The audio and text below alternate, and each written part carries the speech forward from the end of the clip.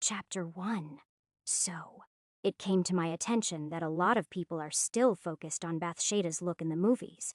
No disrespect to the actress who played her. I even tried to find her name, but had no luck. The thing is, she is not really Bathsheba Babbling. She is just an actress, probably even a background one. Bathsheba is about 27 now, a few years older than Cassian. Anyway, here are some pics of both Cassian and Bathsheba. If you are wondering, Snape is 29 years old as of now. In Harry's first year, he was 31. Chapter 2. Cassian actively tries to learn spells. Most of his mastery progress comes from his own effort and practice. He has to start from scratch, just like a first-year student, learning everything from the very beginning. That is why there is some delay in his spell progression. On top of that, he also needs to catch up on magical history and theory in order to fulfill his role as a teacher. Note: if you are using the Royal Road mobile app, please check the spoiler to view the content properly. I am not sure how to fully adjust the table for mobile yet, but I will look into it. The list below may contain spoilers. The chapters gradually introduce them, so you don't really need the list. But if you'd like to know where Cassian stands, you can check below. Spellbook Lumos Charm. Light-making charm type. Base spell description. Creates a beam of light from the wand tip. Illuminating darkness. Mastery. Max unlocked. TH1 learned ancient variants. Teach 3 Lumos Noctis. Extinguishes all light in the area, plunging it into total darkness. Lumos Spectaculum. Projects detailed moving illusions made of light. Figures, scenes, etc. Incendio. Fire-making charm type. Base spell description. Conjures a jet of flames that could be used to set things alight. Mastery. Max unlocked. Teach 1 learned ancient variants. Teach 11, Cenis, Amisa, summons the ash of a past flame, revealing what was last burned in that place, useful for uncovering lost scrolls or evidence, can only be used once per burned evidence. Pyroclave, stores fire within objects, runes, or text released under specific conditions. Spongify, softening charm type, base spell description, softens the targeted object or surface, making it bouncy and able to absorb impact. Mastery, 2/5 first used. Shach 14 learned ancient variants. Knockback Jinx, Flypendo type.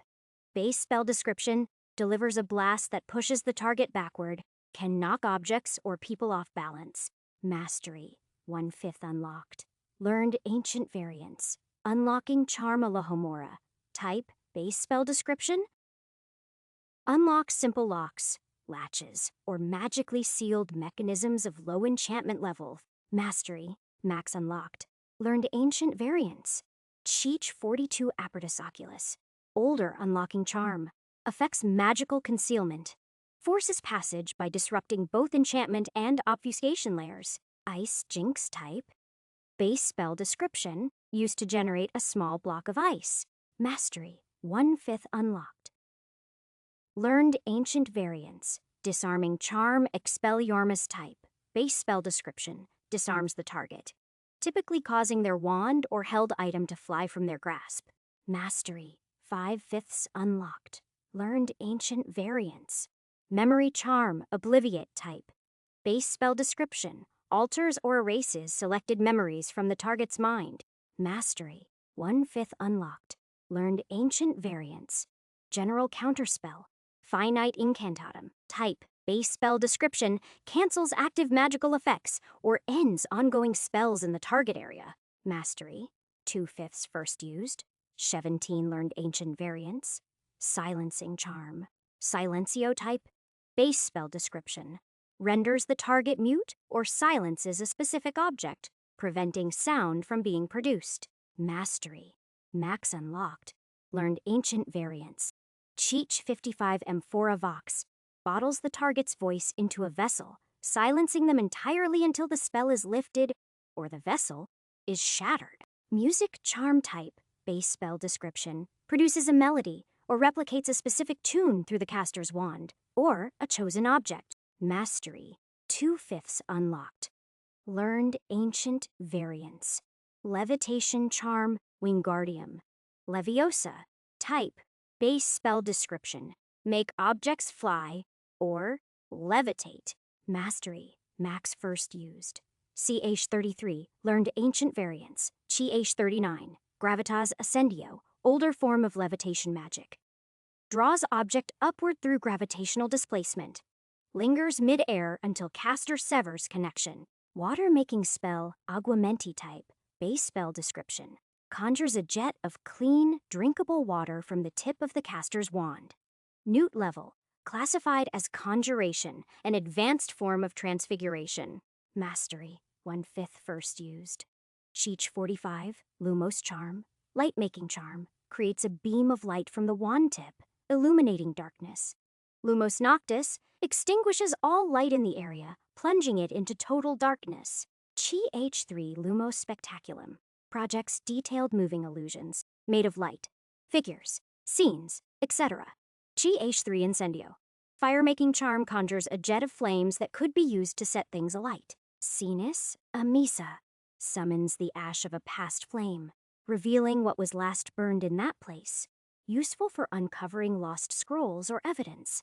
Can only be used once per burned evidence. Cheech 11 Pyroclave stores fire within objects, runes, or text released under specific conditions. Cheech 11 Spongify. Softening charm softens the targeted object or surface, making it bouncy and able to absorb impact. Knockback Jinx. Flypendo delivers a blast that pushes the target backward, can knock objects or people off balance. Unlocking Charm, Alohomora, unlocks simple locks, latches, or magically sealed mechanisms of low enchantment level. Apertus Oculus, older unlocking charm, affects magical concealment, forces passage by disrupting both enchantment and obfuscation layers. Cheech 42 Ice Jinx used to generate a small block of ice. Disarming Charm Expelliarmus disarms the target, typically causing their wand or held item to fly from their grasp. Memory Charm Obliviate alters or erases selected memories from the target's mind. Amphora Vox bottles the target's voice into a vessel, silencing them entirely until the spell is lifted, or the vessel is shattered. General Counterspell Finite Incantatum cancels active magical effects or ends ongoing spells in the target area. Silencing Charm. Silencio renders the target mute or silences a specific object, preventing sound from being produced. Music Charm produces a melody or replicates a specific tune through the caster's wand or a chosen object. Levitation Charm. Wingardium Leviosa. Make objects fly, or levitate older form of levitation magic. Draws object upward through gravitational displacement. Lingers midair until caster severs connection. Cheech 39, water-making spell, Aguamenti, conjures a jet of clean, drinkable water from the tip of the caster's wand. Newt level, classified as Conjuration, an advanced form of transfiguration. Note, Max Mastery means Cassian has passed the threshold of the interface and was awarded with ancient variants. He can now cast those spells wandlessly and non-verbally, including the ancient variants, even if he hasn't reached Max Mastery on the ancient variants themselves. This list will be updated as more spells and ancient variants are revealed. Chapter 3. The Cassian you will be seeing in the first 2 chapters is not the main character of this fic. Get past the 3rd chapter before judging. Thank you. Cassian sat at the grand dining table of the Rosier family, surrounded by relatives who barely tolerated his presence. The long, polished table gleamed under the enchanted chandelier, set with fine silver and delicate crystal, but he could feel their disdain on his skin. They all knew what he was. An embarrassment. A near squib with nothing to offer except a surname. And yet, his father insisted on keeping him at the table, forcing everyone to acknowledge his existence. A house elf scurried up, hands trembling as it placed a plate of pastries in front of him. Cassian didn't bother looking as his boot connected with the elf's ribs. The sharp crack of impact made the creature yelp and skid across the marble floor like spilled wine. "What the hell is this?" he sneered, flicking a piece of pastry off the plate with disgust. "Did I ask for a pile of pastries or a serving of smeared turd?" The elf, Towel, whimpered, scrambling to its feet. But before it could stammer an apology, Cassian's uncle, Armand Rosier, let out a mocking laugh. Such refined taste for someone who can't cast a proper Lumos. Armand drawled, reaching for his wine. You should be grateful the elves even bother serving you." A few chuckles rippled down the table. Cassian's grip tightened on his fork, but he forced a smirk. "Right, because you lot are such culinary experts," he shot back, leaning back in his chair. "Half of you wouldn't know the difference between wine and vinegar if the bottle didn't have a fancy label." His aunt, Viola, wrinkled her nose. "At least we know the difference between a proper wizard and a—" She waved her hand vaguely in his direction. "Well, whatever it is you are supposed to be." Cassian's father, Regulus Rosier, cleared his throat sharply. "Enough!" His tone wasn't sharp or loud, but it was enough to quiet them. "Cassian is still my son, and still a Rosier. He will have his place." Viola gave a delicate sniff and returned to her meal. The rest followed suit, though the occasional smirk and sidelong glance made it clear they weren't done enjoying the moment. Cassian stabbed at his food with unnecessary force, appetite ruined. He knew exactly why his father insisted on dragging him to these gatherings. It wasn't out of affection. It was because Regulus couldn't stomach the idea of his son being a complete failure. No matter how much Cassian botched every lesson, every spell, every single thing he tried, his father refused to give up on the ridiculous notion that he could still be useful. And if there was one thing Cassian despised more than his family's mockery, it was pity. The conversation drifted to more pressing matters. The ministry, bloodline politics, recent dealings with the other Sacred 28 families. Cassian ignored most of it, sipping his wine and watching the way his relatives spoke. His cousin, Damien, was discussing something with his father, Alistair, something about a new law being pushed through the Wizengamot. Mulciber is backing it, but he is an idiot if he thinks it won't come back to bite him. Damien said, swirling his glass. He is pushing too hard. The Bones girl is making a fuss. And for once, the half-bloods are paying attention. Let them whine, Viola murmured. It won't change anything. It does if they start looking into old records, Damien countered. We've been careful, but not careful enough. If they dig, they will find things. Cassian arched a brow. And what exactly are they looking for? Damien shot him a look, half amused, half dismissive. Nothing you need to worry about, right? Of course, Cassian muttered, tipping his chair back slightly, cursing under his breath. Glad you understand, Armand said, smirking over his wineglass. Cassian clenched his jaw but forced out a laugh. This was how it always went. Every meal, every gathering, every moment spent in this house was just another opportunity for them to remind him of what he wasn't. He finished his wine and stood, pushing his chair back with an obnoxious scrape against the floor. As riveting as this has been, I have far more important things to do than listen to you all prattle on about your latest political schemes. Yes, running off to. What is it you do all day? Viola mused. Certainly not practicing magic. Cassian's grin was all teeth, cold and wolfish. Wouldn't you like to know? He didn't wait for a response. He turned on his heel and strode out of the dining room, ignoring the murmurs and the chuckles behind him. The halls of the Rosier estate were as cold as the people in it. Ornate, grand, dripping with wealth, but utterly lifeless. Cassian hated it. He made his way to the small study. His father's, technically, but Regulus rarely used it. He was always in the main study. The fireplace crackled dimly, casting long shadows against the bookshelves. Cassian poured himself another glass of wine from the decanter on the desk and dropped into the leather chair, stretching his legs out. He barely rested for 10 minutes before a low pop signaled the arrival of a house elf after. Master Cassian, your father wishes to speak with you. Of course he does. Cassian exhaled slowly, rolling his shoulders before standing. Fine. He followed the elf back down the hall to Regulus's private office. The door was already open. His father sat behind a heavy wooden desk, fingers steepled, eyes sharp. Sit, Cassian did, not bothering to hide his boredom. What is it now? Another lecture on how I am failing the family name. Regulus ignored the jab. You need a place in this family. I am tired of watching you waste time. You can't duel. You have no talent for business. Politics. He gave a short, humorless laugh. Well, you would be eaten alive. Cassian raised his glass in mock agreement. excellent summary. So what is the point of this conversation? His father leaned forward, fingers still steepled. I will give you one last chance, Cassian. Cassian sighed, swirling the wine in his glass. Lucky me, Regulus ignored him. In a week, during the summer festival, our family is hosting a public lecture for mudbloods, and worse, your cousin Damien was supposed to handle it. But I need you to get something right for once, he exhaled sharply. I don't expect much anymore, but do it for your brother. He has the best chance at inheriting the patriarch seat. Don't embarrass us, Cassian smirked.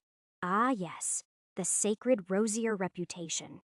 Merlin forbid I stain it any worse than your side ventures already have. Regulus's jaw tightened. You think this is a joke?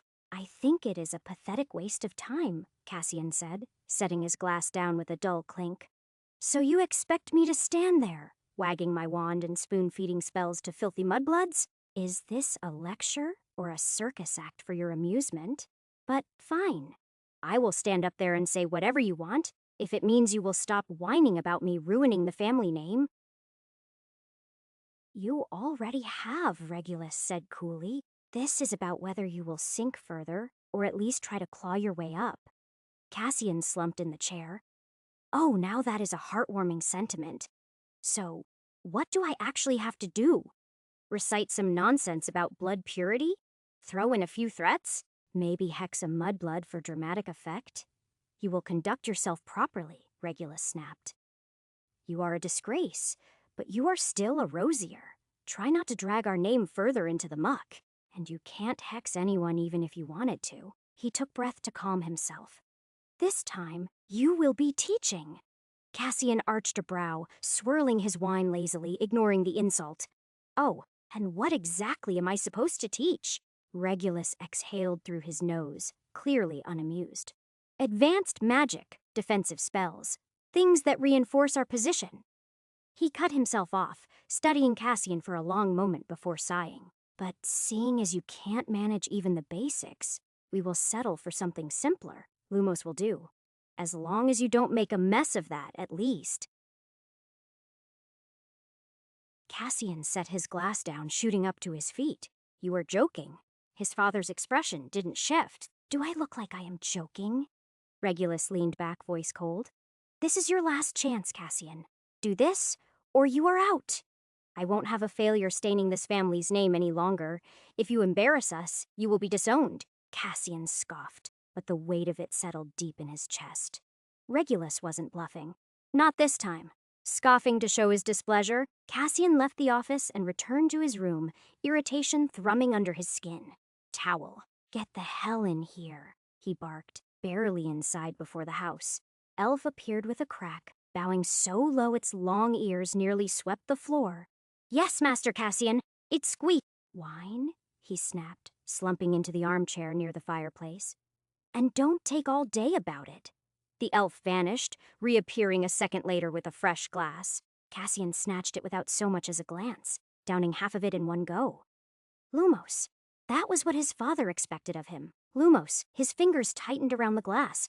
He could barely manage a bloody spark. Regulus knew that. And yet here he was, being paraded around like some trained crook expected to jump on command. He sank deeper into the cushions, watching the fire crackle. The Rosiers weren't known for their patience, and his father had finally run out of it. This was the last chance before they cut him off entirely. No inheritance, no name, nothing. Not that his name had done him any good. The only thing worse than being looked down on was knowing they weren't wrong. The thought soured his drink, and he shoved the glass onto the side table, almost spilling it. A knock rattled the door. What? It swung open, and Damien stepped inside, looking as smug as ever. So, I hear you've been given a grand opportunity, he drawled, shutting the door behind him. Cassian didn't bother to sit up. Must be a slow night if you've come all the way here just to gloat. Damien's grin sharpened. Eyes glittering, he leaned against the doorframe. I don't need to gloat, Cassian. You do all the work for me. A lecture. On magic? You? He laughed, shaking his head. I am almost impressed, almost. Cassian rolled his eyes. It is called delegating, cousin. I will stand up there, say a few words, and then make one of the elves do the demonstration. No one actually expects me to teach anything. Damien's grin stretched wide, all teeth in amusement. Oh, Cassie, if it were that easy, do you think Uncle would have sent you? He stepped further into the room, lazily dragging a finger along the edge of the desk, eyes flicking over the clutter, as if Cassian's very existence was some kind of personal joke. Dear Uncle wants Lucian to take over the family, and to do that, he needs some backing. But, how fate is cruel. His youngest son is a squib. He fought grandfather over this, you know. Took away my public appearance just to shove you onto the stage.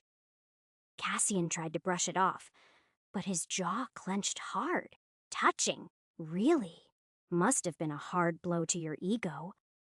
Damien chuckled, shaking his head. Oh, I am magnanimous, cousin. If you screw this up, when I take over the family, I might spare you a room. Maybe even feed you 3 times a day if I am feeling generous. What do you say? Because, let's be honest, I doubt Lucian would even offer that much. Cassian reached for his glass and took a sip. Sour as it was, he would rather drown in it than listen to Damien sober. You've really thought this through. Should I be flattered or concerned? Damien laughed. Slow and cold, the kind that came from someone who knew they were winning. He pushed off the desk and crossed the room in a few lazy strides, plucking up a book from the shelf. I don't need to think it through, Cassian. It is obvious. You are a failure.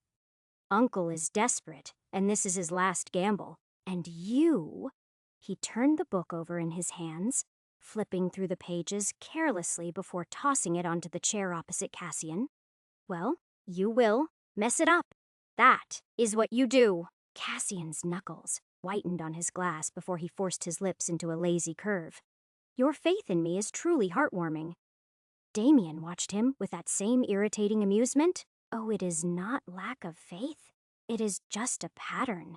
You've spent your whole life failing. Why should this be any different? Cassian exhaled through his nose, setting his glass down. Are you done? Or did you come here just to hear yourself talk? Damien's smirk didn't waver, just making sure you know what is at stake. Uncle might be keeping you around for now, but if you embarrass him at the lecture, you will be out for good. No inheritance, no name, nothing. You will be a nobody. Cassian let out a derisive huff. Oh, the horror. Whatever will I do without my adoring family? Damien shrugged. That is the thing, isn't it? You've got nothing else. No skill, no allies, not even a shred of magic worth a damn. The moment they cut you loose, you are done. He turned and strolled toward the door. Enjoy your wine, cousin. It might be the last good thing you will ever have.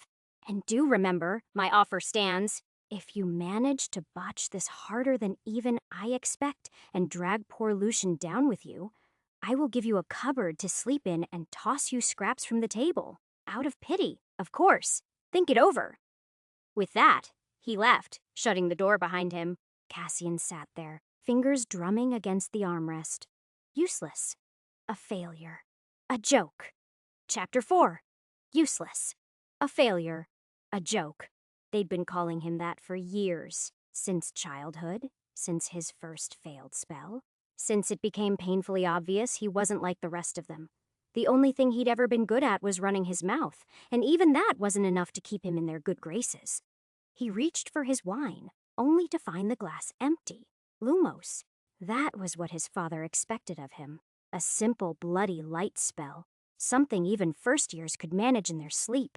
His teeth ground so hard it made his jaw ache. He could do this. He had to. Or he was out. And no matter how much he hated them, no matter how much he sneered at the whole twisted, self-important mess that was his family, he wasn't ready to be nothing. The next few days were spent locked in his room, staring at his wand, like it was some kind of puzzle he couldn't quite solve. Come on, you useless twig, he muttered under his breath, flicking it sharply. Lumos. A pathetic flicker of light sparked at the tip, then fizzled out almost immediately. Cassian gritted his teeth. Again. Lumos? Nothing. He sighed through his nose and began stalking the room like a caged animal. This was ridiculous. He wasn't an actual squib. He had magic. He just wasn't good at it. That wasn't the same thing. Another flick? Another failure? The next flick sent the wand clattering against the wall. R? Cassian raked a hand through his hair and paced harder. Fine. If magic wouldn't work, he would do what he did best. Bullshitting. The day of the lecture arrived faster than he would have liked. Cassian stood in front of the gathered crowd.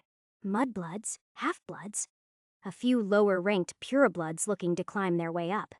His father sat in the front row, watching with sharp, expectant eyes. Damien lounged beside him, smirking.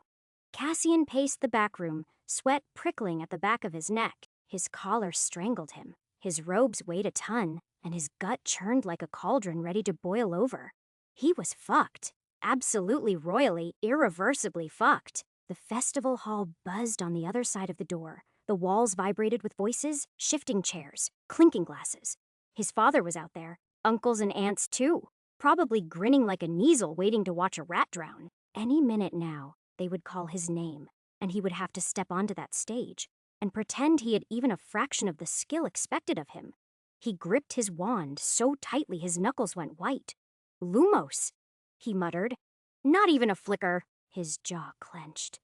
He shook out his wrist, tried again. Lumos.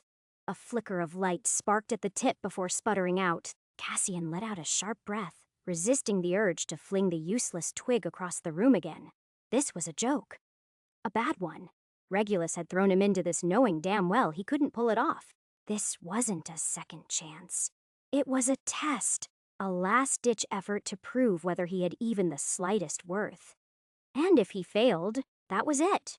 No more dinners at the family table, no more inheritance, no more anything. He would be cut off completely, left to rot in some dingy back alley with nothing but his name, and even that would mean fuck all once they disowned him. Cassian smacked his thigh, hissing under his breath, hoping the pain would jolt his drowning mind clear. Should I just run? I got some gold. Could live in the Muggle world or something. The thought was stupid. He would be dead in a month, probably less. He knew jack shit about Muggles. Besides what little they taught at Hogwarts to mock them, and he was about as capable of surviving on his own as a flobberworm in a drought. But staying here meant walking onto that stage, holding up his wand and proving, again, just how much of a failure he was. I would sooner hex myself into oblivion than grovel with those filthy Muggles. His fingers curled around the useless bit of wood in his hand. Lumos, he muttered. Nothing. His eyes pulsed, hot and tight in their sockets, his breath coming short and shallow. He'd never actually panicked about magic before. He'd been angry, humiliated, pissed off at the universe for making him a rosier with all the magical talent of a sack of potatoes. But he'd never felt like this. Like something inside him was clawing at his ribs, trying to get out. A sudden, splitting pain tore through his skull. His vision blurred, the world tilting, collapsing inward. Then, silence. For a moment, there was nothing. No stress, no fear, no sneering relatives waiting for him to humiliate himself. Just a hollow void, stretching endlessly. Then, a jolt, felt being yanked forward by invisible hands. Cassian's eyes flew open as if someone had doused him in ice water, but the wary focus behind them was unmistakably different. The first thing he noticed was the floor, black marble, polished to a high shine, reflecting the dim glow of candlelight. The second thing was his own hands. Pale, thin, unfamiliar. What the fuck? Cassian, or whoever the hell he was now, stared at them, flexing his fingers, feeling the odd disconnect between thought and movement. He reached up, running a hand through his hair, finding it longer than he was used to. His heart pounded against his ribs, confusion surging like a tidal wave. Then the memories hit. A flood of thoughts, images, emotions that weren't his. Except they were. A grand dining hall, mocking laughter, a father's cold disappointment, a wand that barely sparked. Like pieces of a puzzle he had no interest in solving, memories filled his vision. Cassian Rosier, that was his name, his life. His problem now, the realization slammed into him like a brick wall. He wasn't supposed to be here. He was. Where? Back on Earth? A teacher. A normal fucking person? He was alive, living his completely unremarkable life. And now, magic. He was in a fucking magical world. A sharp knock rattled the door. Master Cassian, a voice called. It is time. His stomach twisted. Time for what? He scrambled through the borrowed memories, trying to piece together what the hell was happening. A lecture. Magic. Lumos. Oh, fuck. He didn't know how to do magic. He just learned magic was real. Panic clawed up his throat. The old Cassian was barely capable, but at least he knew how to try. He didn't even have that. He had no clue how wands worked, no idea if he was supposed to feel something or channel something, or... The knock came again. More panicked. Urgent this time. Cassian. No, he had to stop thinking like that. He was Cassian now, whether he liked it or not. He took a shaky breath and forced his legs to move. One step, then another until he reached the door. His hand hovered over the handle. Breathe. Just fake it. You are good at that. He opened the door. A house elf stood there, hunched and wringing its hands, shivering like it expected a kick at any moment. It didn't even dare to meet his eyes. Ah! Cassian yelped, taking a quick step back. The poor creature flinched so hard it nearly toppled over. Cassian blinked, his mind scrambling. Right. House elves. He recognized this thing now. Memories that weren't his still slotting into place. But that wasn't what rattled him. It was the sheer familiarity of the term. House elf. He knew that. From, oh, for fuck's sake. The Harry Potter discussion. His mates back home had gone on about it now and then. Something about books, films, a world full of magic. But he'd never read the damn things. Never seen the films either. Just nodded along. Maybe made a joke or two about broomsticks up the arse. And now he was in it. He swallowed the rising panic and crouched slightly, eyeing the elf. Sorry about that, Cassian blurted, his words awkward. The apology felt strange in his mouth, like wearing someone else's skin. Didn't mean to startle you. You all right? The creature gasped like he just split reality in half. Wide, bulging eyes locked onto his face, pure disbelief written across every wrinkle. Cassian frowned. What? The elf opened its mouth, closed it, then gave a shaky bow. Master Cassian is... It shook its head violently. Master Cassian must come now. Master Regulus is waiting. Right. That. He took a slow breath and straightened up. No time to deal with whatever the hell that reaction was. He had bigger problems, like stepping onto a stage and pretending he had a single clue about magic. The walk through the hall felt longer than it should have. His mind kept drifting, like he could somehow think his way out of this mess. He needed a plan, a way to fake it. But his thoughts were a mess. Fragments of his own and Cassian's memories colliding. He froze mid-step. Wait. Lumos. That was a phone command in his old life, wasn't it? Something about turning on the flashlight. And Lumos sounded a hell of a lot like lumen, which meant light. That was it. A light spell. He sighed, adjusting his robes. All right, he could work with that. He might not know magic, but he knew light. He could bullshit his way through a lecture about it. The magical world was stuck in the bloody dark ages anyway. Half these people probably didn't even know what electricity was. He could rant about wavelengths, refraction, candle power, whatever. As long as he looked confident, they would eat it up. The corridor stretched ahead, leading to the stage. His father's voice echoed faintly beyond the door, probably introducing him. He picked up the pace, ignoring the way his palms felt a little too clammy. Then something shifted. Not in the room, not around him. Inside. It wasn't a voice, no dramatic whisper in his ear, no deep, ancient presence. Just a feeling, like something in his head had opened. A book. No, not a book. A scroll, endless, unfurling in his mind. A list. Lumos, first-year spell. Insufficient mastery, Alohomora. First-year spell. Insufficient mastery, Wingardium Leviosa. First-year spell, Sufficient mastery, Flipendo. First-year spell. Insufficient mastery. What the hell does first-year spell mean? Cassian frowned. Scanning his borrowed memories, a vague recollection surfaced. Something about learning them in his first year at that oversized medieval castle they called a school. Hogwarts, right? He sighed, sharply, eyeing the strange floating list in his head. Lumos, first year spell, insufficient mastery. A whole menu, just hanging there in his mind like some ridiculous game interface. His mouth twitched. Well, that is bloody weird he focused on Lumos. As soon as he did, more details unspooled in his head, like flipping through a book. Various descriptions unfurled in his mind, as if he were leafing through a guide, reading neatly organized explanations of the spell. Lumos. First year, spell a basic light-producing charm, primarily used to illuminate dark areas. Commonly taught in the first year at Hogwarts School of Witchcraft and Wizardry. Incantation. Lumos. Required wand movement, a small upward flick. Then another layer, like hearing a professor drone on about it. Lumos is the most elementary of illumination charms. A simple spell, requiring minimal magical effort, proper pronunciation and wand movement are key. Any competent wizard should be able to perform it with ease. Cassian nearly laughed. Any competent wizard. Yeah, well, that ruled him out, didn't it? Chapter 5. More descriptions filled his mind as he stepped onto the stage, hundreds of eyes settling on him. Cassian's instincts kicked in. He straightened, letting a grin stretch across his face, scanning the crowd like he wasn't standing on the edge of disaster. He'd taught before. Granted, that had been in a past life, and his students hadn't expected him to perform actual magic, but the principle was the same. Confidence was half the game.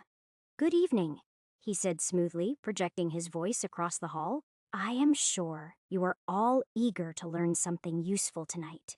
Luckily for you, I am in a generous mood. Some in the crowd perked up at that. Others shifted uncomfortably, likely expecting another rosier lecture about blood superiority. Cassian let the tension stretch for a second before continuing. He glanced at the floating text still lingering in his mind. Clear mental image and intent ease spellcasting. Right? That made sense. Same principle as muscle memory. Visualize, focus, execute. Cassian turned slightly, holding up his wand between fingers like it was the most natural thing in the world. Let's start with something simple. Lumos, the basic illumination charm. Everyone here has heard of it, I assume. The audience chuckled, a few outright laughing. Someone muttered, "He can't be serious, Lumos." At a lecture, they expected theory on high-level dueling, dark magic countermeasures, maybe some ancient rosier spell work. Something that justified sitting through a speech from the family's embarrassment. But Cassian just stood there, completely unfazed, twirling his wand lazily in the air like he hadn't just insulted their intelligence. This is a joke, right? Someone near the back whispered. Cassian let the laughter settle before speaking again, perfectly at ease. I get it. What is the point of talking about Lumos?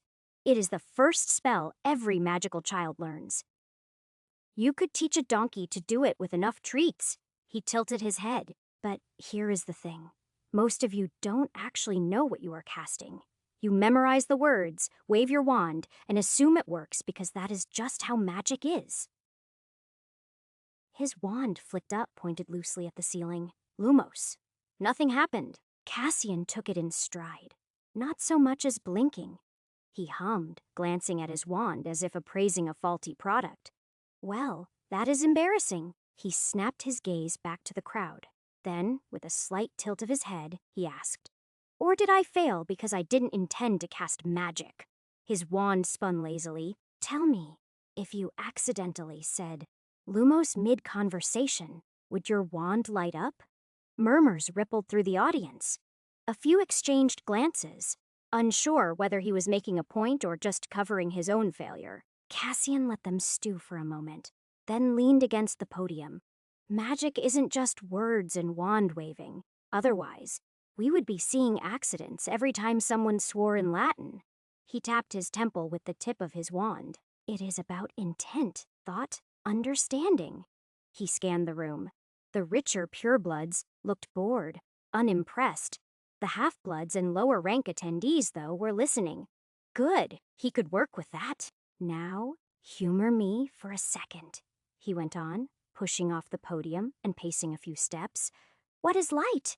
Brows furrowed as whispers spread. Cassian exhaled, shaking his head. You see, that is the problem. You cast a spell to create light, but you don't even know what light is. He pointed at a random wizard in the crowd, some older man with thinning hair and an expensive robe. You, sir? What is light? The man blinked. It is brightness. Wow, Cassian deadpanned. Truly, you've cracked the mysteries of the universe. That earned a few chuckles, and he pushed forward before anyone could interrupt. Light is waves, particles, pure energy ripping through space so fast it could lap the Earth 7 times before you even blink. It bends, it refracts, it changes depending on what it hits. And you think a 2-syllable word and a wand flick makes that happen. Magic follows rules. Just because we don't always understand them doesn't mean they don't exist. And if you do understand them, he whipped the wand skyward. Lumos. A small, steady glow sparked at the tip. Cassian resisted the urge to heave a sigh of relief. Clear mental image and intent ease spellcasting. Right? That. He was going to have to remember that. He lifted the wand higher, letting the light wash over his face. Now, some of you might think, well, that is just magic doing its thing. Who cares? But here is the fun part. Spells change depending on the caster, and not just in strength. The more you know about something, the more it shapes what you are doing. He let the light flicker out and turned back to the audience. Ever noticed how different wizards cast the same spell slightly differently? Maybe someone's Lumos is brighter, someone else's is dimmer. Some glow golden, some bluish. Why? Because magic isn't just memorization, it is interpretation. He leaned forward, lowering his voice, so that the audience had to strain to hear. Lean forward. What happens when someone truly understands light? When they grasp not just the incantation, but the nature of it? He raised his wand again, this time focusing not on just light, but on everything he'd ever known about it. The speed, the wavelengths, the way it bent through glass, the way it could be blinding or soft, warm or harsh. The mental image sharpened in his head. Lumos. The light flared up, brighter than before, not just a simple glow, but a near-blinding white radiance. A few in the front row squinted, shielding their eyes. Cassian tilted his wrist, and the light softened, shifting from sharp white to a golden hue, warm and soft. The floating text in his mind shifted. Lumos. Slightly improved. Interesting. He let the glow linger a moment longer before flicking his wand, letting it die out. See, same spell, different results. He paced the stage, pulling more from the old Cassian's memories. These changes, they are called spell variations. Lumos Solemn, Lumos Duo, Lumos Maxima. Different names, but the core spell is the same. Lumos Light. He pointed at the back wall. The suffix just sets intent, gives it structure, but the real magic, that is all in how you imagine it. He flicked his wand. Lumos Solemn.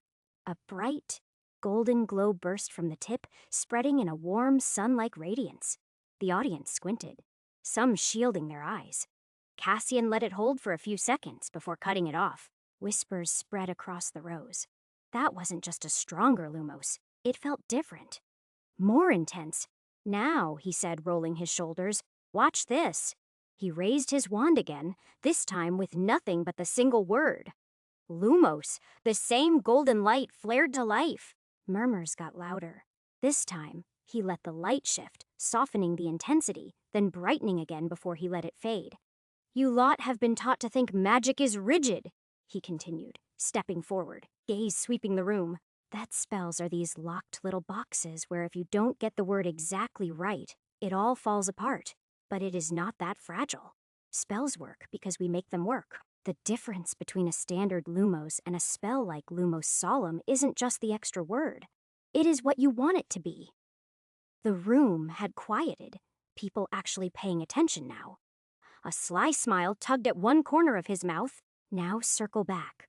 Why is one magic's Lumos a beacon, while another is barely a candle? Wand work and pronunciation help, but comprehension is king. Facing the far wall, he drove the wand forward. Lumos? This time, the light that appeared wasn't a general glow. It was focused, sharper. A near-perfect beam, cutting straight ahead instead of spilling everywhere. I didn't change the incantation, he said, letting it linger for a moment before extinguishing it. Didn't add a suffix. Didn't do anything different on the surface. So what happened? A pause. Then, from somewhere in the middle of the crowd, a hesitant voice. You thought about it differently. Cassian snapped his fingers, pointing toward her. Exactly. I pictured a beam, not just light in general, and magic listened. Cassian carried on, talking about light, how the sun wasn't just a giant ball of it, how it moved through space, how it could bend, scatter, and shift. He threw in a few more spell variations, managing to cast them without making a complete fool of himself. Lumos Maxima flared brighter than expected, nearly blinding the front row. Lumos Duo split into twin orbs, hovering briefly before flickering out. Every time he spoke, he kept it sharp, confident, like this was all part of the plan. An hour passed. The room hadn't emptied. No one had come expecting a bloody lecture on Lumos. If they had, they wouldn't have bothered showing up. And yet, there they were. Silent, actually listening. Cassian could see it in their faces, interest. A few taking notes, a couple of smug purebloods who started out sneering, but now looked vaguely impressed, like they weren't sure how this had happened. His father sat in the front row, arms crossed, face unreadable. Damien, the smug bastard, still had that amused smirk, but it wasn't quite as sharp as before, like he was waiting for Cassian to fuck up, but it hadn't happened yet. By the time Cassian wrapped up, he knew he pulled it off. No disaster, no humiliation. He set his wand down on the podium, looking over the crowd. That is all for tonight. You are welcome. A few laughed quietly. Someone started an awkward applause, but it sputtered and died before it could spread. The second he stepped off the stage, the noise picked up. Conversations, murmurs. Some sounded impressed, others just confused. As he made his way towards the back, Damien fell into step beside him. Well, that was unexpected. Cassian rolled his eyes. Don't strain yourself with the compliments, cousin. Oh, I am not complimenting you, Damien said, trying to sound as arrogant as ever.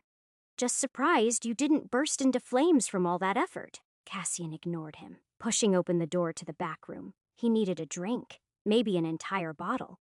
He barely made it to the side table before something shifted. Not in the room, not in the air, in his head. The floating spell list flickered. Right below Lumos, something new appeared. Lumos successfully taught to 563 individuals. 2 ancient variations awakened, and below that, 2 new entries. Lumos Noctis, an ancient variation used by night crawlers to snuff out all light in an area, allowing them to hunt unseen. Lumos Spectaculum, an ancient variation used to manipulate light to form moving illusions, creating lifelike images or recreating historical scenes in glowing detail. Chapter 6. Cassian's breath hitched. The moment he focused on the name, something cracked open in his mind. Not memories, at least not his. Something older, alien. Images stabbed through his mind, cold and jagged, as if glass splintering behind his eyes. A dark forest, thick with mist that clung to his skin like cold sweat. Shapes shifted between the trees. Too fast to follow, too silent to be alive. Blackened. Elongated limbs moved with unnatural grace. Eyes like endless pits stared back. Not glowing, but drinking in light, swallowing it until nothing remained. Around them, the air itself seemed to shudder. Shadows spilled outward, pooling like oil, suffocating the faintest glimmer of light. Stars winked out one by one above the treetops. And even the moon grew dim, its pale glow strangled as if unseen hands were snuffing it from the heavens. The magic here wasn't mere darkness. It wasn't night, or shadow, or anything natural. It was deeper, wrong. It pressed in, heavy and absolute, an endless suffocation. Each breath came harder, thinner, as though the air itself had been bled dry. And beneath it all came sounds. Bones snapping like brittle twigs, the wet tear of flesh, and something else. A low hum, almost inaudible vibrating in his teeth? Cassian's heart slammed against his ribs. It felt like death approaching. Not the clean inevitability of time, but something hungrier, a devouring force that would leave no trace of him behind. Cassian flinched, yanking himself out of it. The room spun for a second. Before settling, he let out a slow breath, gripping the edge of the table. All right. That was horrifying. Also new, but mostly horrifying. His fingers twitched. He glanced at his wand. He knew better than to try it here. Whatever the hell Lumos Noctis was, it wasn't a party trick. Still, a cold feeling curled at the base of his spine. Not fear, just the sharp awareness that something had shifted. Something had changed, and he wasn't sure if it could be undone. Cassian took a slow breath. What the hell was that? No answer, obviously. The room was as quiet as it had been a moment ago. The only sound was the faint crackle of the fireplace. He rolled his shoulders, trying to shake the lingering unease from whatever the hell that was. The second spell was still there. Lumos Spectaculum. He focused on it, expecting another weird vision. Instead, images formed in his mind, smooth and clear, like flipping through a book he hadn't realized he'd read. Scholars, illusionists, teachers, people weaving light into shapes, using it to tell stories, record history, even recreate battles in shimmering detail. No creeping dread this time. No black-eyed creatures lurking in the dark. Cassian pressed his fingers against his temples, softly rubbing. All right. So apparently, he could now pull ancient magic out of thin air. Lovely. That wasn't concerning at all. Someone knocked on his door again. Not hesitant this time, or impatient. Just the usual, get your arse moving sort of knock. Cassian straightened. What? His father entered first, his mother following close behind. Regulus clapped a firm hand on Cassian's shoulder, his expression a rare approval and relief. That was well done, son, he said, nodding. I knew you wouldn't humiliate us. Cassian arched a brow. Not exactly a glowing review, but from Regulus Rosier, it might as well have been a standing ovation. Son, the word landed heavier than it should have. The man in front of him was technically his father now, but it was like hearing a stranger claim him. He fought the instinct to flinch, instead leaning into the performance.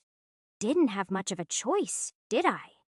He said, shaking off Regulus's grip with a casual roll of his shoulder.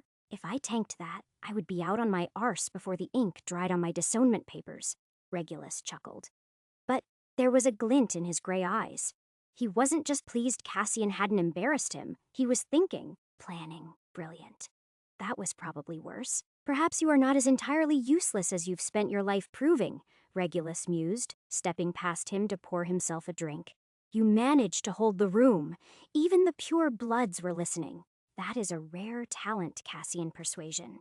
Cassian chuckled coldly, more like they were too shocked to leave thought. They were tricked into a remedial class. Regardless, it worked. Regulus took a slow sip. Your ability to explain magic, even something as simple as Lumos, held their attention. That is valuable. Valuable, right? Cassian could practically hear the wheels turning in his father's head. There was always a use for things in Regulus's world. Money, power, reputation. Everything was leverage, including people. And now, somehow Cassian had made himself leverage. Ophelia, who had been standing near the door with her arms crossed, finally spoke. Pity you couldn't muster half that effort back when it might have mattered, she said, her tone as dry as an empty cauldron. Cassian turned to her, flashing a sharp grin. Ah, but mother, if I had, you would be out of excuses to act disappointed in me. Her expression didn't so much as twitch. You assume I need an excuse. Regulus set his glass down, giving Cassian a long, assessing look. I will arrange a teaching job for you at Hogwarts. Cassian blinked. You will? What? Regulus didn't repeat himself. He simply held Cassian's gaze, as if daring him to argue. A laugh bubbled up before Cassian could stop it. Oh, that is brilliant. Absolutely bloody brilliant. The school that chucked me out because I couldn't manage first-year spells. Now you want me teaching there. You remember that I graduated with a lot of favors, right? He gestured vaguely. What, exactly? How to disappoint your entire bloodline before 30. His mother huffed sharply, adjusting the cuffs of her robes like she would rather be anywhere else. Language. Cassian. Right. Sorry. Wouldn't want to scandalize the fine. Upstanding rosier name with my vulgarity. He turned back to Regulus. But seriously, what the hell makes you think anyone at Hogwarts would let me within a mile of a classroom? Regulus didn't even blink. Dumbledore has been more open to outside hires. And your cousins won't stop complaining about how dull history of magic is with that ghost. I believe you could make it interesting. Cassian almost laughed. Seriously? History again? In this life, too. He barely wrapped his head around the fact that he was in a magical world, and now he got his job back. Right, of course, he drawled, slumping into a chair and stretching his legs out. Because I am such a respected academic. What exactly do you think I would be teaching them? How to dodge responsibility and disappoint their parents? Regulus ignored the sarcasm. You held their attention today. That is more than most of their professors can manage. That is because they were waiting for me to humiliate myself. And yet, you didn't. Cassian's smirk twitched, but he kept his expression amused. You sound almost impressed, Father. Careful, you will ruin your reputation. Regulus didn't look amused. You will take the job, he said. It will give you status, and it will put this family in a position to shape the next generation of wizards. I always thought that mind of yours would get you killed before it amounted to anything. But today, you proved me wrong. Cassian let out a slow, exaggerated sigh, slumping further into his chair. He flicked his fingers in a lazy mock toast. So, what now? I pack my bags for Hogwarts and pretend I have a clue what I am doing. Regulus sat back, fingers tapping against the armrest. You wouldn't be the first, Cassian snorted, comforting. Returning home after the festival, Cassian pushed open his bedroom door and slumped into the chair by the window. His head hit the backrest, eyes shutting for a moment. The fresh breeze did little to ease the exhaustion settling into his bones. He pulled it off, somehow, against all odds. He hadn't humiliated himself in front of half the bloody aristocracy. His father hadn't ripped into him, and Damien hadn't gotten his victory laugh. But instead of relief, all he felt was a dull sort of emptiness. A quiet pop snapped him out of it. A house elf stood by the door, small hands wringing together. The creature barely lifted its head, voice trembling. Do you wish anything, Master Cassian? Cassian blinked, rubbing a hand over his face. He glanced at the elf towel, wasn't it? And shook his head. No, I am fine. Thanks, Silence, he glanced up. The elf was staring at him, mouth slightly open, eyes wide with something between awe and terror. Cassian frowned. What? Towel flinched and quickly shook its head. Nothing, Master Cassian. It bowed so low its long ears nearly touched the floor. Cassian squinted at it. That was the second time tonight an elf had reacted like he'd just grown a second head. The first had been before the lecture, when he apologized for startling one. The longer he looked at Towel, the stranger it felt. The thing was still shivering, its hands clenched so tight the knuckles had gone gray. Cassian didn't get it. Sure, elves were skittish, but this was different. The unease tightened in his gut. He didn't want to, but he reached into the memories of the other Cassian, the one who belonged in this body before him. A flood of images hit him like a punch to the teeth. Kicks, punches, the sound of bones cracking, a twisted laugh. The sight of an elf curled on the ground sobbing, while Cassian, no, not him, the old Cassian, loomed over it, a stick pointed like a weapon. He swallowed, throat tight. Bloody hell, this bastard. No wonder Towel looked like it was waiting to be skinned alive. His stomach turned. What a bastard! His fingers curled into the armrest, jaw tightening. He wasn't a saint, but this was pathetic. Kicking around creatures that couldn't fight back, who flinched at the mere sight of him. Towel still stood there, visibly shaking. Cassian forced his expression into something neutral, though it took effort. You can go. The elf hesitated, eyes darting up to meet his before snapping back down. Then, with another pop, it vanished. He raked a hand through his hair. Fucking brilliant. He was stuck in the life of a sadistic little shit with a reputation worse than his magic. He leaned forward, elbows on his knees, staring at the rising moon. The sight did nothing to take the edge off. Sleep didn't come easy. His body was exhausted, but his mind kept circling back to everything.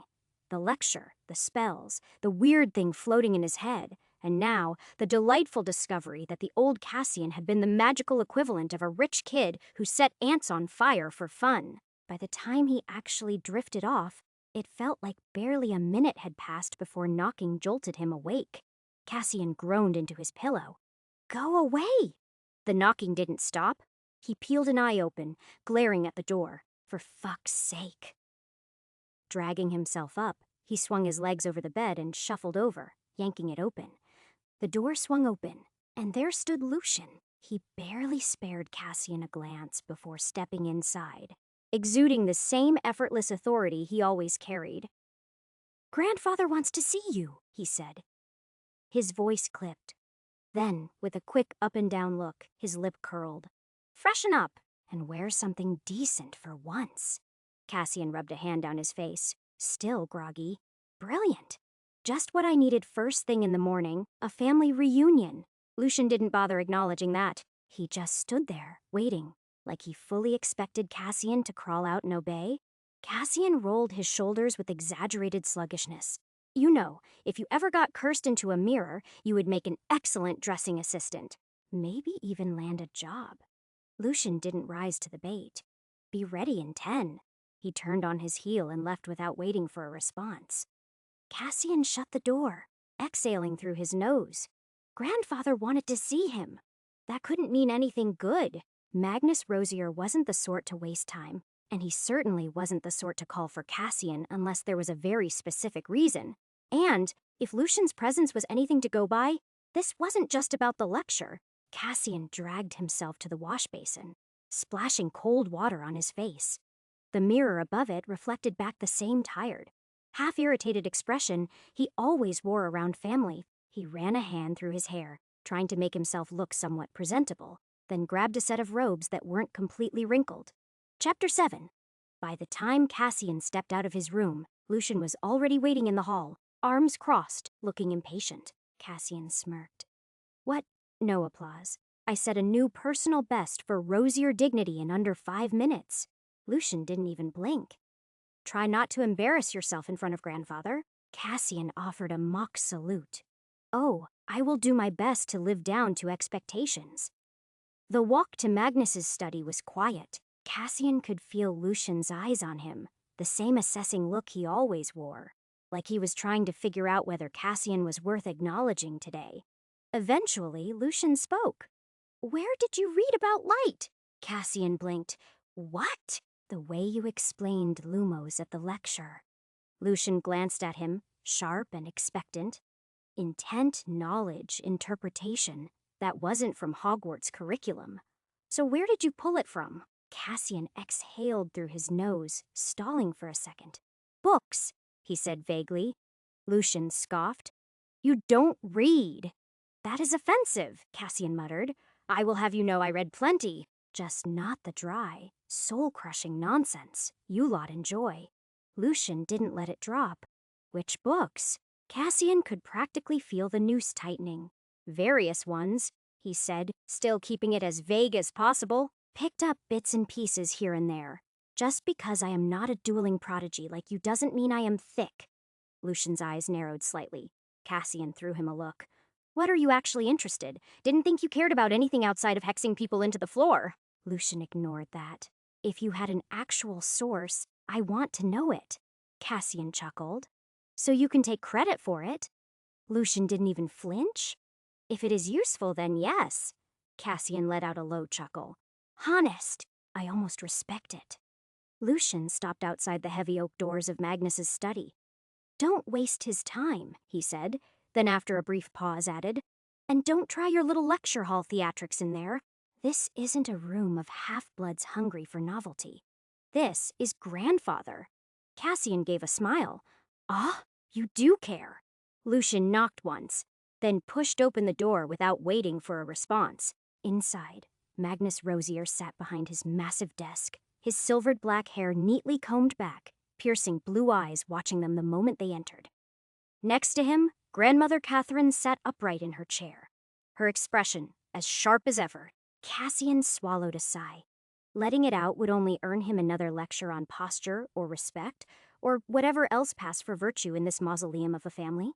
"Grandfather," Lucian said smoothly, stepping aside to let Cassian in first. Magnus gestured to the chair across from him. "Sit," Cassian did, slouching slightly just to be irritating. "Your lecture," Magnus said, studying him. "Was unexpected," Cassian spread his hands. "I like to keep people on their toes." Magnus wasn't amused. "Where did you learn that approach?" Cassian felt Lucian's eyes on him again. He shrugged, keeping his expression loose.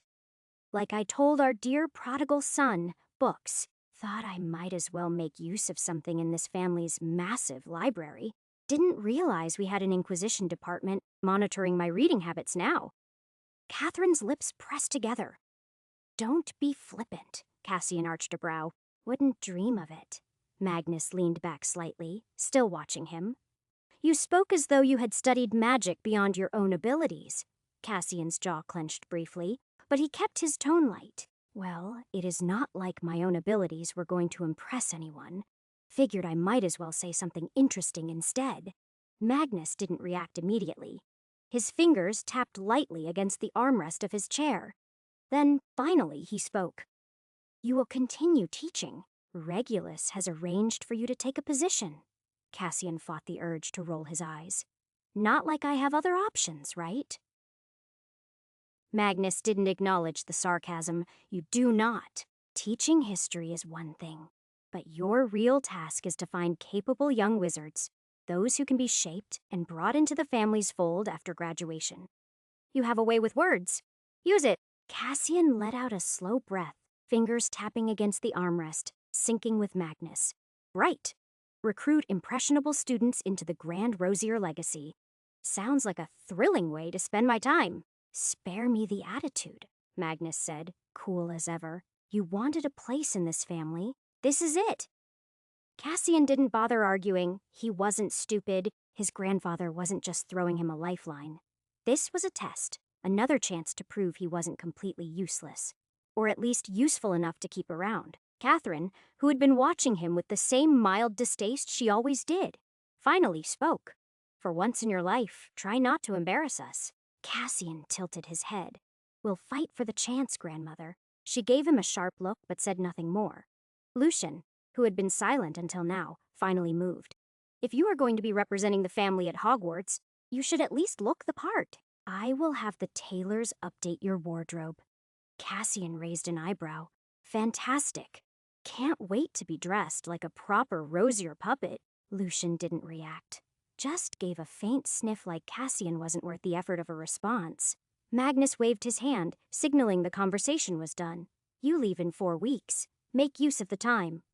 Cassian gave a lazy salute. "Understood. Grandfather." His grandfather watched him a moment longer, then nodded. Dismissed. Cassian didn't need to be told twice. He got up and strolled out, Lucian following a step behind. "You can stop looming," Cassian muttered as they walked down the hall. Lucian ignored that. "Do you even understand what is being given to you?" "Oh, absolutely. The grand privilege of lecturing brats, while keeping an eye out for promising blood." Lucian's jaw tightened slightly. "Try not to make a mess of it. You are representing all of us, whether you like it or not." Cassian shot him a look. "Touching concern, coming from you." Lucian said nothing, just shook his head and walked off, leaving Cassian alone in the hall. 4 weeks. Then he would be shipped off to Hogwarts to play professor. Brilliant. The days leading up to his departure were filled with the usual suffocating routine. Dinners, where his existence was barely tolerated, endless reminders of what was expected of him, and the occasional passive-aggressive remark from Lucian about how not to disgrace the family. Cassian avoided his family as much as possible in the weeks before he left. His father had handed him a stack of history books, mostly propaganda, rewritten to make the Rosiers and their allies look like untouchable legends. He barely glanced at them before shoving them into a drawer. If he was going to teach history, He needed real books, ones that didn't read like a pureblood recruitment pamphlet. So, he went to Diagon Alley. Flourish and Blots had the usual drivel. But he managed to find a few decent volumes on wizarding history, tucked between the more politically acceptable narratives. That wasn't enough, though. He spent hours in libraries, digging through anything he could get his hands on. Old magical treaties, battle records, even a few dusty scrolls no one had touched in decades. History had been his bread and butter in another life. Lecturing, debating, digging into dead men's mistakes until even the dullest room woke up. He wasn't about to half-arse it, now just because there were wands involved. Magic left marks. On places, on people, on history itself. Wars weren't just fought with swords and spells. They were fought over bloodlines, old alliances, curses woven into family trees. This world had a past that most people barely understood, and he wanted to know it. Not that he had much time for quiet research. His family found plenty of ways to make his life miserable. His mother, Ophelia, never said much to him, but the few times she did, it was just to remind him not to make a fool of himself. Lucian, as usual, was a constant shadow, watching him with that same cool disapproval, like he was waiting for Cassian to do something ridiculous. Regulus, at least, was satisfied. Not pleased, but satisfied. That was the best Cassian was going to get. His father had arranged his teaching position, and now it was on him to make it work, or fail and be cast out completely. When the day finally came, Cassian packed what little he actually cared about. A few books, a decent stash of money, and, for some godforsaken reason, the old Cassian's wand. He thought about leaving it behind. It wasn't like it had done him much good, but something about it felt important. Like throwing it away would be admitting something he wasn't ready to face. Lucian and Damien were waiting by the flue. "Try not to disgrace us too quickly," Damien said, smoothing his robe. "Give it a week at least. Maybe 2. Cassian flashed him a grin. "Don't worry, cousin. I will make sure my first scandal is truly spectacular." Lucian only shook his head, handed him a small envelope, and strode away. Cassian opened it and found a simple letter, stamped with the Hogwarts crest. "Professor Cassian Rosier," he huffed a quiet laugh. "Looks official." Lucian gave him a look over his shoulder. "Don't waste this." Cassian met his gaze. Then he stepped into the flue, tossed down the powder, and muttered, "Hogwarts." The world twisted, blurred, and then he stepped out into Dumbledore's office. The place was as strange as he expected, full of odd, whirring contraptions, shelves lined with books, and an air of controlled chaos. Behind the massive desk, Albus Dumbledore himself sat, hands folded, blue eyes twinkling with that infuriating knowing look. "Professor Rosier," Dumbledore said warmly. "Welcome to Hogwarts." Cassian shook the old man's hand, offering a polite smile. "Thanks for the warm welcome." Dumbledore's grip was firm but light, his expression unreadable except for that usual twinkle in his eye, like he was in on some joke no one else knew. Cassian was sure he recognized the name, but the details were a mess. Old Cassian's memories painted him as a big deal, someone important, but from his own past life. The name barely rang a bell. Just another figure he hadn't paid attention to. Dumbledore studied him, that knowing look still in place. Cassian ignored it. If the old man wanted to play his little games, fine. He wasn't going to be the first one to flinch. "So, Professor Rosier," Dumbledore said, settling back in his chair, "it has been some time since you last walked these halls." Chapter 8. "So, Professor Rosier," Dumbledore said, settling back in his chair, "it has been some time since you last walked these halls." "Not nearly," Cassian muttered before catching himself. He cleared his throat, forcing a smile. Yes, a while." Dumbledore's lips curled upward. "You were quite the student. If I recall correctly, your attendance record was creative." Cassian tilted his head. "I prefer to think of it as prioritizing." "Of course." The twinkle in Dumbledore's eye brightened. "And now you've chosen to return in an entirely new capacity, a fascinating turn of events." "Chosen is a strong word," Cassian said, getting comfortable in his seat. "Let's say I was strongly encouraged." "Ah," Dumbledore mused, fingers steepled. "Family expectations, I presume." Cassian scoffed. You could say that.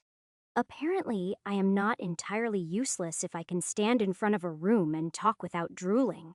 I suspect there is more to it than that, Dumbledore said, his tone light but watchful. Your summer festival lecture caused quite a stir. Professor Rosier, many experienced wizards understand the importance of intent, visualization, and mental imagery when casting spells. But your take on spell variation, relying on mindset rather than suffixes, was new to me as well. I must admit, I've always used incantation modifiers for variations. But after your lecture, I tested your theory. And, as you pointed out, the extra words were unnecessary. Cassian bit back a grin.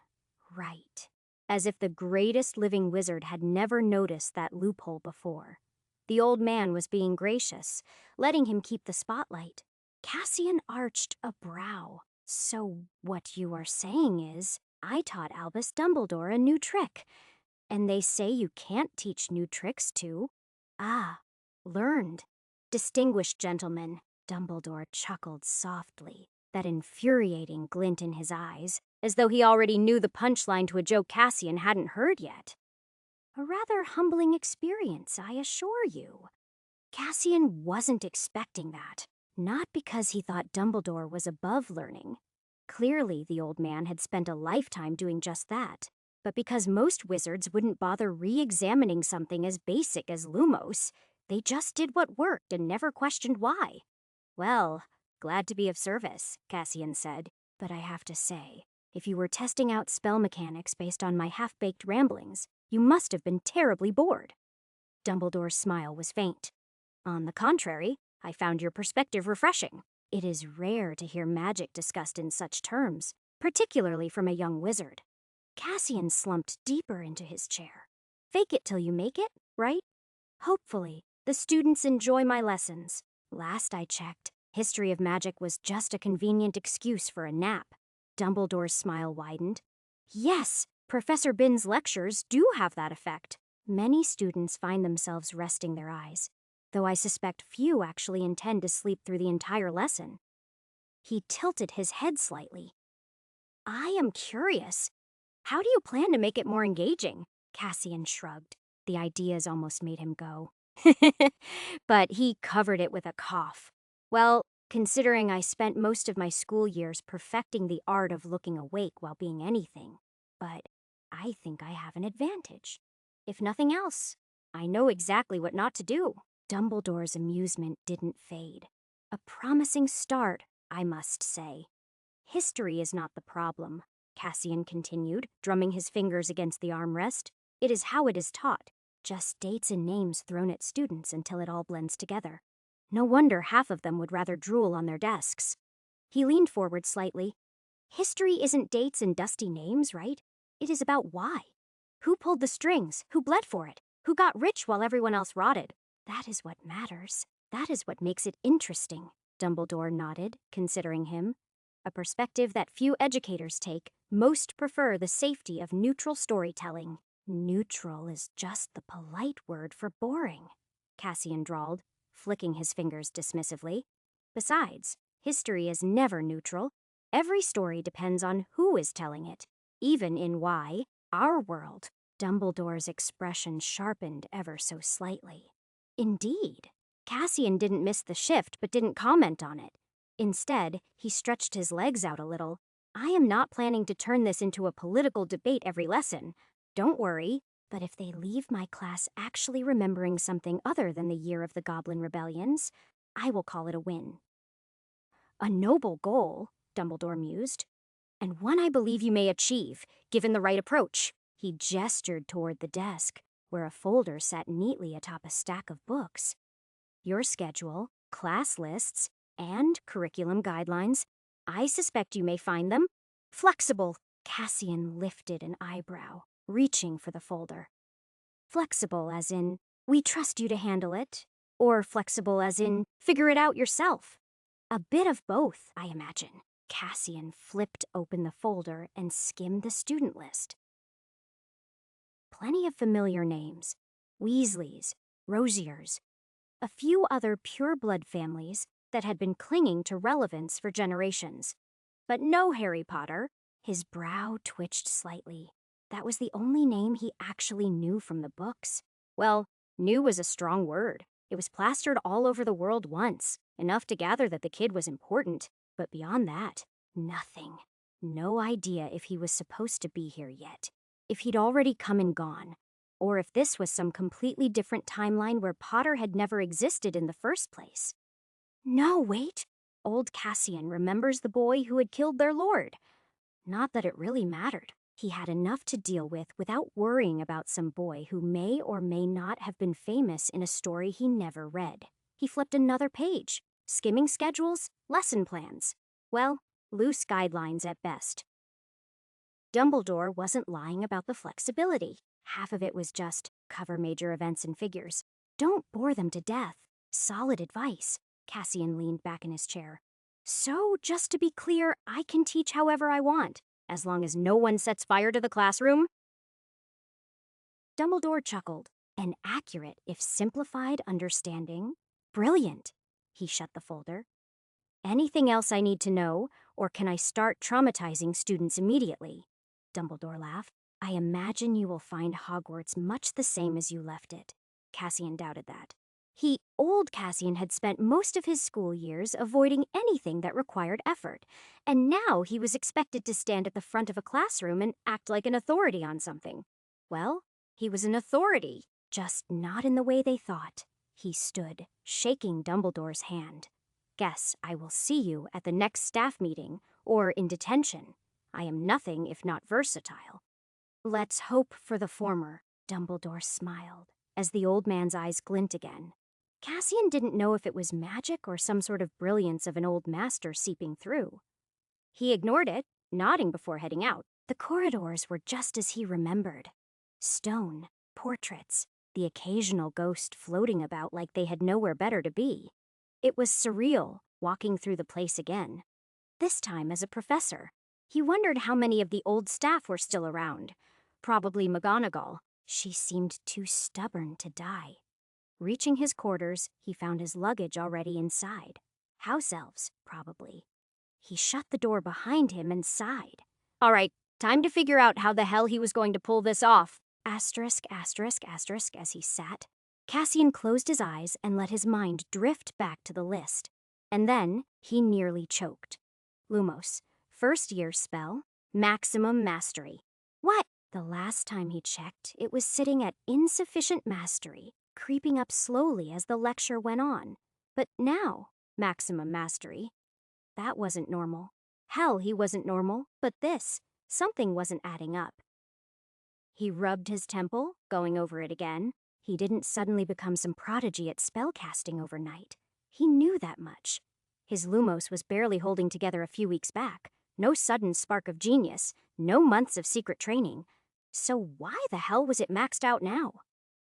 Unless his mind jumped back to the lecture, the crowd, the way they'd been hanging on to every word, actually trying the spells. Could it be that? Cassian frowned. He never heard of magic working like that. Normally, if someone taught a spell, the student got better, not the teacher. That was just common sense. But here he was, staring at undeniable proof that something weird was going on. Maybe it was some kind of shared effect. Magic responding to the fact that over 100 people had learned Lumos through him? It didn't make much sense, but neither did half the things he'd seen in this world so far. He tapped his fingers against the armrest, thinking, if that was the case, then what? Every time he taught a spell and someone learned it, he mastered it completely. That was ridiculous. But so was waking up in a body that wasn't his. So was pulling lost spells out of thin air. So was everything. He took a deep breath. If it was connected to teaching, then he had a way forward. An advantage. He just had to figure out how far it went. Would it work on any spell? Did the number of people learning matter? If one person learned a spell from him, would that be enough? No way to know without testing it. And lucky him, he had an entire school full of students about to be forced to listen to him. Cassian snorted, shaking his head. Well, guess I am about to be the best history of magic professor this place has ever seen. Chapter 9. A sharp knock at the door dragged him back to reality. "Enter," he called, stretching his legs out. The door swung open, and a familiar, unwelcome face strolled in. "Professor Rosier," Severus Snape said, voice dripping with something between mild disdain and professional disinterest. Cassian took his time responding, giving the man a once-over. Snape looked exactly as he remembered. Tall, sallow-skinned, perpetually pissed off at existence. "Professor Snape." Cassian gave a mock shiver, then grinned wide. Old Cassian had despised Snape, and the feeling had been very much mutual. But now they were colleagues. Equals. If that wasn't the funniest thing to happen all year, he didn't know what was. How money could change things. He, the absolute failure of his generation, who had bribed classmates to do his homework, paid off exam boards, and spent a small fortune making sure his Owl S and Newt S weren't a complete disaster, was now a professor at Hogwarts. Cassian Rosier, the student who barely scraped by, was now expected to teach the next generation about history. Utterly absurd and delightful. Snape, of course, wasn't amused. He stood in the doorway, black robes hanging like a funeral shroud, arms crossed, looking at Cassian like he was an unpleasant stain on his floor. "Professor Snape," Cassian returned, throwing himself back into his chair, arms draped over the armrests like he owned the place. Wait, he did. What an absolute pleasure. I was just thinking, what is missing from my day? And then, poof, here you are. Snape didn't react, didn't frown, didn't sneer. Just looked at him, the way someone might look at a particularly unremarkable insect. "I see Hogwarts has lowered its standards." Cassian barked out a laugh. "Oh, Severus, don't be so dramatic. We both know standards were never the issue, just connections." He crossed one ankle over the other, settling in. "You and I both know I didn't get this job because of my, academic brilliance." Snape's lip curled ever so slightly. "No, I suspect not," Cassian smirked. "Good to see we understand each other." Snape stepped further into the room. "Regardless of how you obtained this position, you are expected to behave as a professor. That means no gambling, no drinking in the Great Hall, and no corrupting the students." Cassian placed a hand over his chest, looking scandalized. "Severus, please. I would never." He let his hand drop and chuckled. "Besides, let's not pretend you haven't benefited from a bit of nepotism yourself. Last I checked, you were quite close to the Dark Lord. And now, head of Slytherin. It is almost like connections matter, isn't it?" Snape's expression didn't change, but Cassian didn't miss the sharp flicker of irritation in his dark eyes. Old Cassian had known, of course. His father made sure the family was well aware of Snape's place in the hierarchy, how he had been favored, how every Rosier was expected to keep on his good side. Not that Cassian particularly cared about the man's past allegiances. He just enjoyed being a pain in the arse. Snape folded his arms, unimpressed. "Whatever advantages I have, I earned through skill, not family favors." Cassian drummed a fingertip on the armrest. Sure, and I am here purely on merit. Let's both pretend, shall we?" He gave an exaggerated wink. "Now, since I doubt you came here just to welcome me with open arms, what do you actually want?" Snape's nostrils flared, the closest he came to admitting a mistake. "I came to remind you that while you may have fooled the headmaster into believing you are competent, you will not disrupt my house with whatever nonsense you think passes for teaching." Cassian smiled brightly. "Oh, don't worry. I have no interest in corrupting your precious Slytherins. Unless, of course, they ask nicely." Snape's lip curled. "Just stay out of my way, Rosier." He turned on his heel, black robes billowing dramatically as he made for the door. Cassian couldn't resist. "Severus." Snape paused, shoulders stiff. Cassian tilted his head. "All fake innocence. Did you practice that robe thing in the mirror, or does it come naturally?" Snape left without another word, but Cassian swore he saw his fingers twitch, like he was resisting the urge to hex him on the spot. Once the door shut, Cassian let out a slow breath. Right, that was one reunion down. A whole castle full to go. He leaned back in his chair, staring at the ceiling. Teaching at Hogwarts. It still didn't feel real. The last time he was here, he was the least promising Rosier in generations. A near squib. A failure. And now, somehow, he He was supposed to stand at the front of a classroom and act like he knew what he was doing. It would have been a joke, except he wasn't actually bad at teaching. Not in his last life, and not at the festival.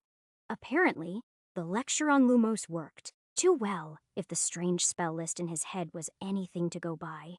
He closed his eyes and focused. Lumos, first-year spell. Maximum mastery, still there. Still maxed out, and those two variations, the ones that came from nowhere. He didn't dare test Lumos Noctis yet. Whatever that spell was, it didn't come from a friendly place. But Lumos Spectaculum, that one had possibilities. Cassian tapped his fingers against the armrest. If the interface, or whatever it was, really did boost his mastery every time he taught a spell, then that meant he had a way to improve. A way to actually become competent at magic. He just had to keep teaching. A slow grin spread across his face. Oh, this was going to be fun. In the evening, a house elf appeared and informed Cassian that the students were arriving. He was expected at the staff table. He rubbed a hand over his face. Right? Time to go play professor. He set aside the book he had been flipping through and stood, stretching out the stiffness in his shoulders.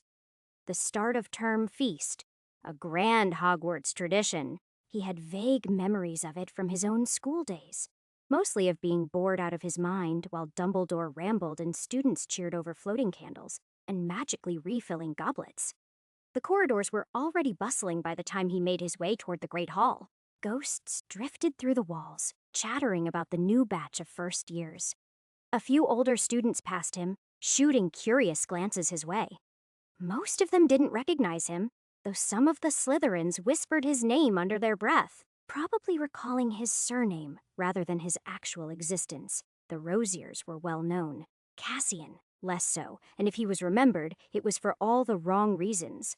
The doors to the Great Hall were open, light spilling into the corridor. Inside, the long house tables stretched beneath the enchanted ceiling, which mirrored the twilight sky. The buzz of conversation filled the space, students settling into their seats while staff were already gathered at the high table. Cassian slipped in, ignoring the way a few heads turned his way. He dropped into his assigned seat, which, because of course it was right between Severus Snape and Professor Bathsheba Babbling. Snape barely acknowledged his existence, which suited Cassian just fine. Babbling gave him a polite nod before returning to her conversation with Professors Vector and Sinistra. Cassian remembered all three from his student days. Dumbledore sat at the center, surveying the hall like some ancient deity overseeing a feast. Beside him, McGonagall's seat was empty, probably out preparing students for the sorting to begin. Cassian watched as the doors opened once more. The first years trickled in, looking appropriately overwhelmed. Their gazes darted between the floating candles, the house banners, the vast enchanted ceiling. The sorting hat sat at the front, waiting.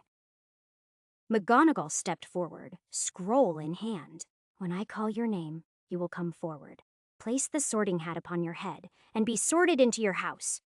The process began. One by one, names were called, and the nervous 11-year-olds shuffled forward. The hat announced their fates, and each house erupted into cheers accordingly. Angelina Johnson, Gryffindor. Adrian Pusey, Slytherin. Cedric Diggory, Hufflepuff. Cassian watched, only half interested, until the last student was sorted. The hat was removed. McGonagall returned to her seat, and Dumbledore rose to give his traditional welcome speech. Welcome, welcome to our returning students, I say. Welcome back. To our new students, welcome to Hogwarts. The start of term is always a time of great excitement, and this year shall be no exception.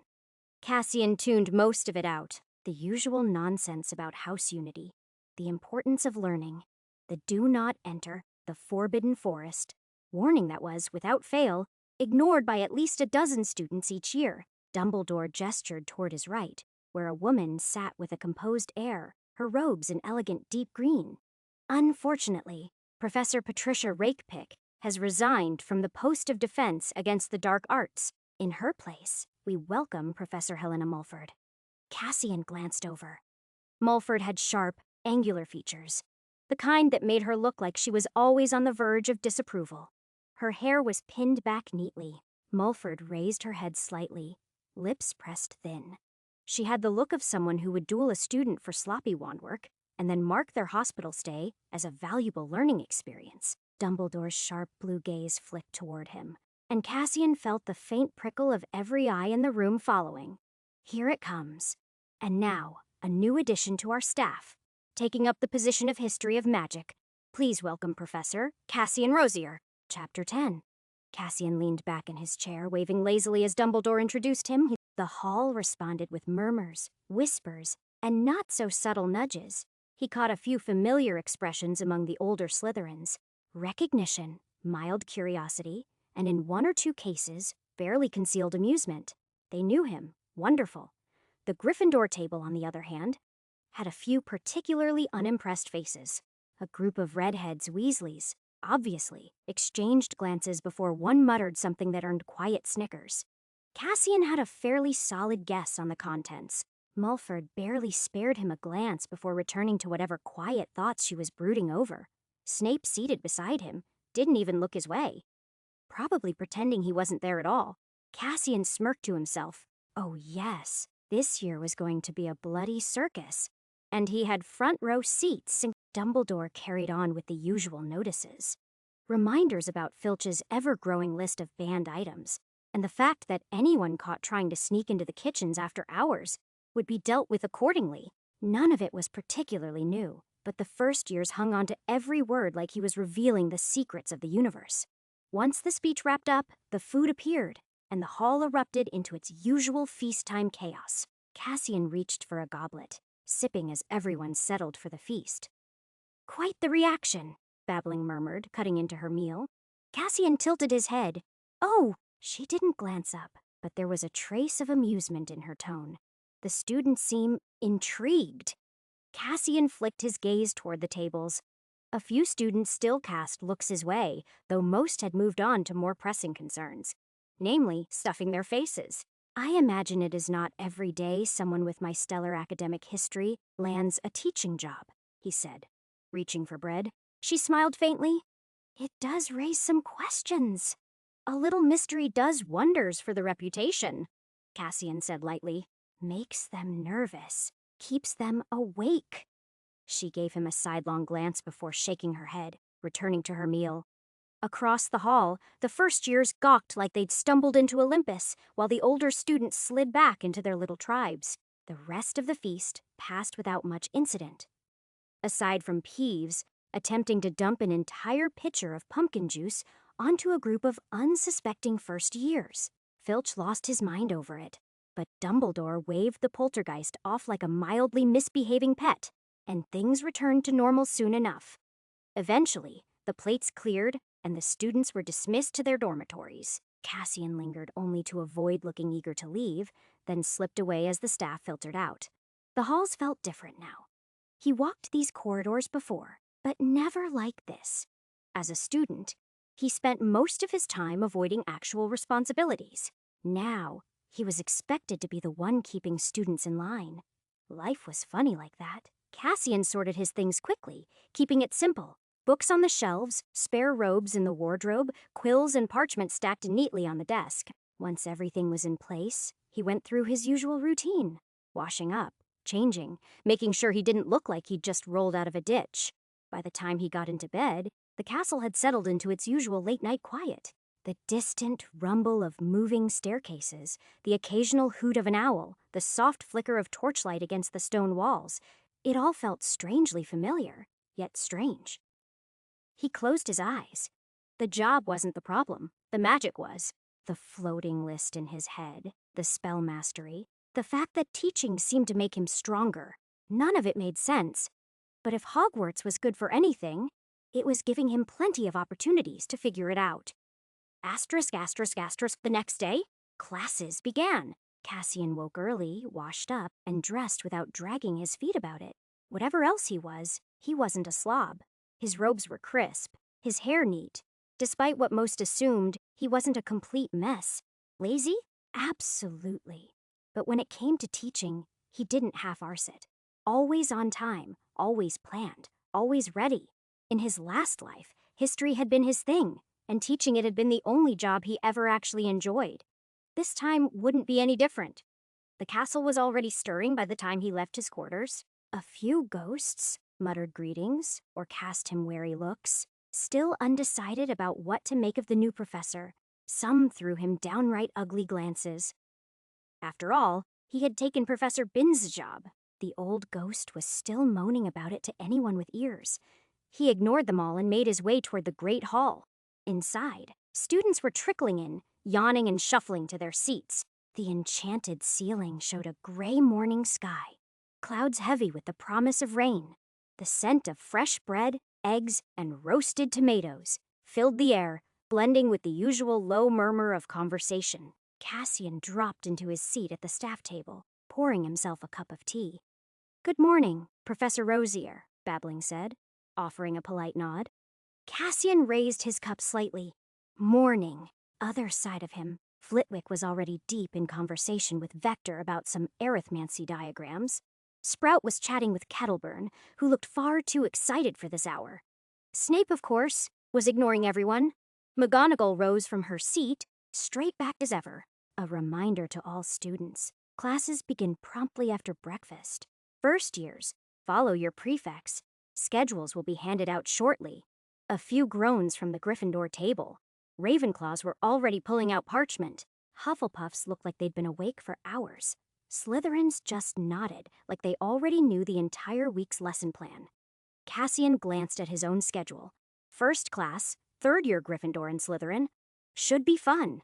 Breakfast went by quickly. As the students started filing out, Cassian downed the rest of his tea and stood.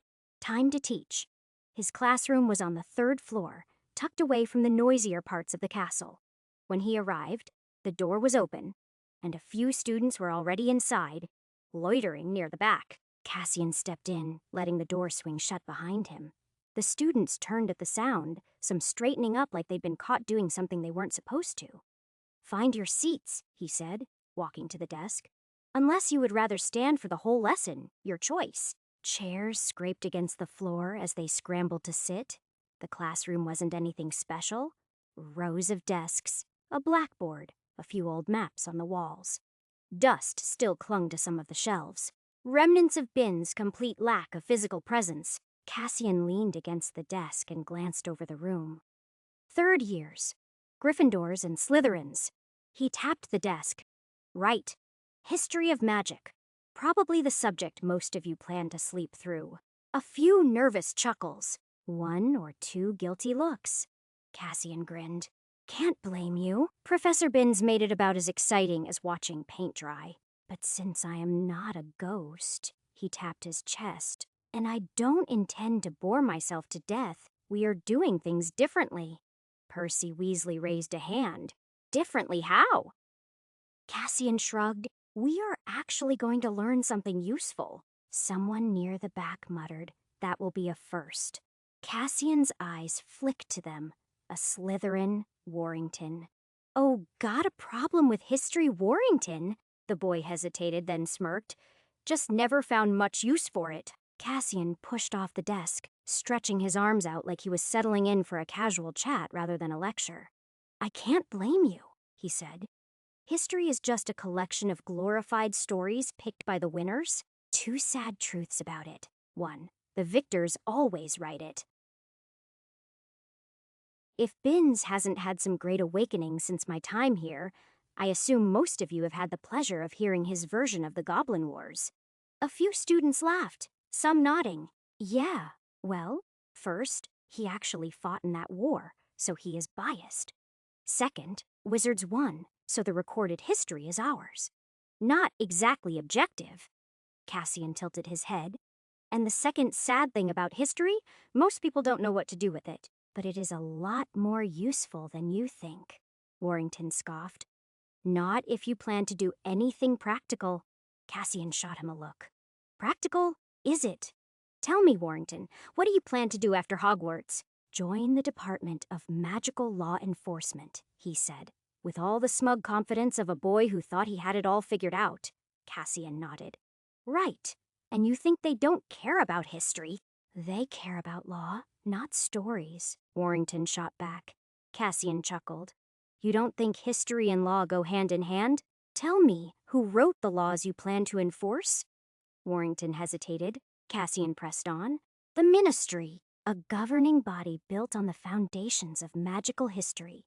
Every law, every policy, every bit of legal precedent you will be studying. It all comes from historical events, conflicts, and shockingly, winners deciding what gets remembered. You walk into a courtroom waving a law around, and if you don't know why it exists, you are at the mercy of someone who does. You think the best orers, the best lawyers, the best enforcers don't study history? They eat it for breakfast, because knowing where something comes from means knowing how to bend it. Silence. Cassian let them stew for a second before continuing. That is just law. What about business politics? Healing? Even bloody Quidditch? He pointed at Oliver Wood, who blinked, hiding the pitch book under his desk. You lot ever wonder why some teams have rivalries going back centuries? Why certain games are more brutal than others? Why some teams refuse to hire players from specific regions? Wood hesitated, brow furrowed. I mean, it is just tradition, isn't it? Cassian grinned. Right, tradition. And what is tradition? Wood blinked again. History, Cassian said simply. Every so-called tradition is rooted in some event, some grudge, some deal made 100 years ago that people are still clinging to. You think Quidditch teams play rough just because they feel like it. Some of those grudges are older than this castle itself. A few more students looked intrigued now, leaning in just slightly. Good. Cassian turned back to Warrington. Still think history is useless? The boy muttered something under his breath and looked away. Cassian clapped his hands together. Right. Now that we established history isn't just bedtime stories for dusty old wizards, let's start with something simple. He leaned back against the desk, scanning the class. Who is the greatest wizard in history? A few students blinked, as if trying to figure out if this was a trick question, but the answer was obvious. Merlin, they called out. Nearly in unison. Cassian nodded. Right, Merlin. Cassian's wand flicked, and threads of golden light wove themselves into the air. Nodding, twisting, the students' murmurs turned to stunned silence as a moving image appeared before them. Merlin, robed and bearded, standing beside a golden-armored Arthur. It wasn't still like a painting, nor choppy like a wizarding photograph. It flowed, smooth and lifelike, a silent projection of a scene straight from legend. He didn't know what Merlin had actually looked like. No one did. Well, perhaps Sorting Hat, but he wasn't about to let that stop him. His mind pulled from the only references he had. Those grainy television shows and old illustrations from his past life. Close enough. Chapter 11. Cassian was using Lumos Spectaculum. Silently, of course. The interface had bumped his mastery to maximum, so no need for incantations anymore. The moment he saw the spell, he knew exactly what to do with it. His classes, threads of light, twisted and knotted in the air, resolving into crisp details. Merlin's robe rippling in a phantom wind, Arthur's sword catching a golden gleam. The illusion breathed, moved, smooth as flowing water. The students stared, slack-jawed, some leaning forward, knuckles white against their desks. What? Someone started. That is not a painting. It is like a Muggle film. He gave them a second to soak it in before he spoke. Now, who is Merlin? And why did he side with Arthur? The projected image of Merlin flickered slightly. The aged wizard standing beside a golden-armored Arthur, his expression thoughtful, almost amused. The Weasley boy, Percy, had that eager academic gleam in his eye. Come on, this isn't a trick question. Everyone says Merlin is the greatest wizard of all time. Why? A Slytherin girl raised her hand. Because he was the most powerful wizard of his time? Cassian tilted his head. That is the usual answer, yeah. But let's dig into that. What made him powerful? She hesitated, then said, his magic? Cassian clicked his tongue. Obvious. But power alone doesn't make someone great. Grindelwald was powerful. So was Voldemort. Didn't make them saints, but it sure made them memorable. Power alone doesn't write history. It is how you wield it. A few students stiffened at the name, but he ignored them. Merlin wasn't just powerful. He was influential. He didn't just hoard magic for himself. He shaped how magics interacted with muggles, his alliance with Arthur. That set the foundation for magical secrecy centuries before the Statute of Secrecy even existed. Without Merlin, the whole wizarding world might look very different today. He let that sit for a moment. So, let's flip the question. What would history look like if Merlin hadn't been around? Silence. A few exchanged looks, clearly trying to figure out if he was really expected them to answer. Percy Weasley sat up a little straighter. Well, if he hadn't pushed for cooperation with Muggles, maybe wizards would have stayed completely separate, or taken over. Cassian pointed at him. Now we are getting somewhere because wizards always had the upper hand, right? More power, longer lifespans, all that. If history had gone another way, we could be the ones ruling them instead of hiding. A few Slytherins looked interested at that. But, Cassian continued, Merlin didn't push for dominance. He believed in balance. He thought wizards should guide, not control. And because of that, Arthur's reign. One where magic and non-magic work together became legend and legends. They stick. With a casual twist of his wrist, the scene morphed. Arthur and Merlin faded, replaced by a battlefield. A clash of two forces, warriors standing on either side. The scene wasn't from any wizarding history he knew, but something borrowed from his past life. A distant figure in gray robes stood at the front, staff raised, holding back the charge of an overwhelming enemy. The faces were too far to make out, but that was the point. It looked grand, mythical, something straight out of a legend. He chuckled, glancing at the class. Of course, no matter the era, people had opinions, and strong opinions tend to lead to conflict. He flicked his wand again, bringing the focus to a lone figure opposite the gray-robed leader. A woman, dark-haired, standing defiantly as flames curled around her hands. Morgana Le Fay, he said. A witch as powerful as Merlin, but standing on the other side of history. And, honestly, can't say I blame her. A few Slytherins straightened in their seats. Some of the Gryffindors looked uneasy. The name Morgana carried weight. Dark witch, enemy of Camelot, all that nonsense. But Cassian wasn't here to spoon, feed them bedtime stories. Now, you lot have heard the usual Merlin, the noble advisor, champion of Muggle-Wizard unity. Morgana, the bitter, vengeful sorceress, enemy of progress. But let's think for a moment. He pointed at the illusion. Merlin had power, influence, and, more importantly, the backing of a king, Morgana. She had none of that, and in the Dark Ages, being a woman was already difficult.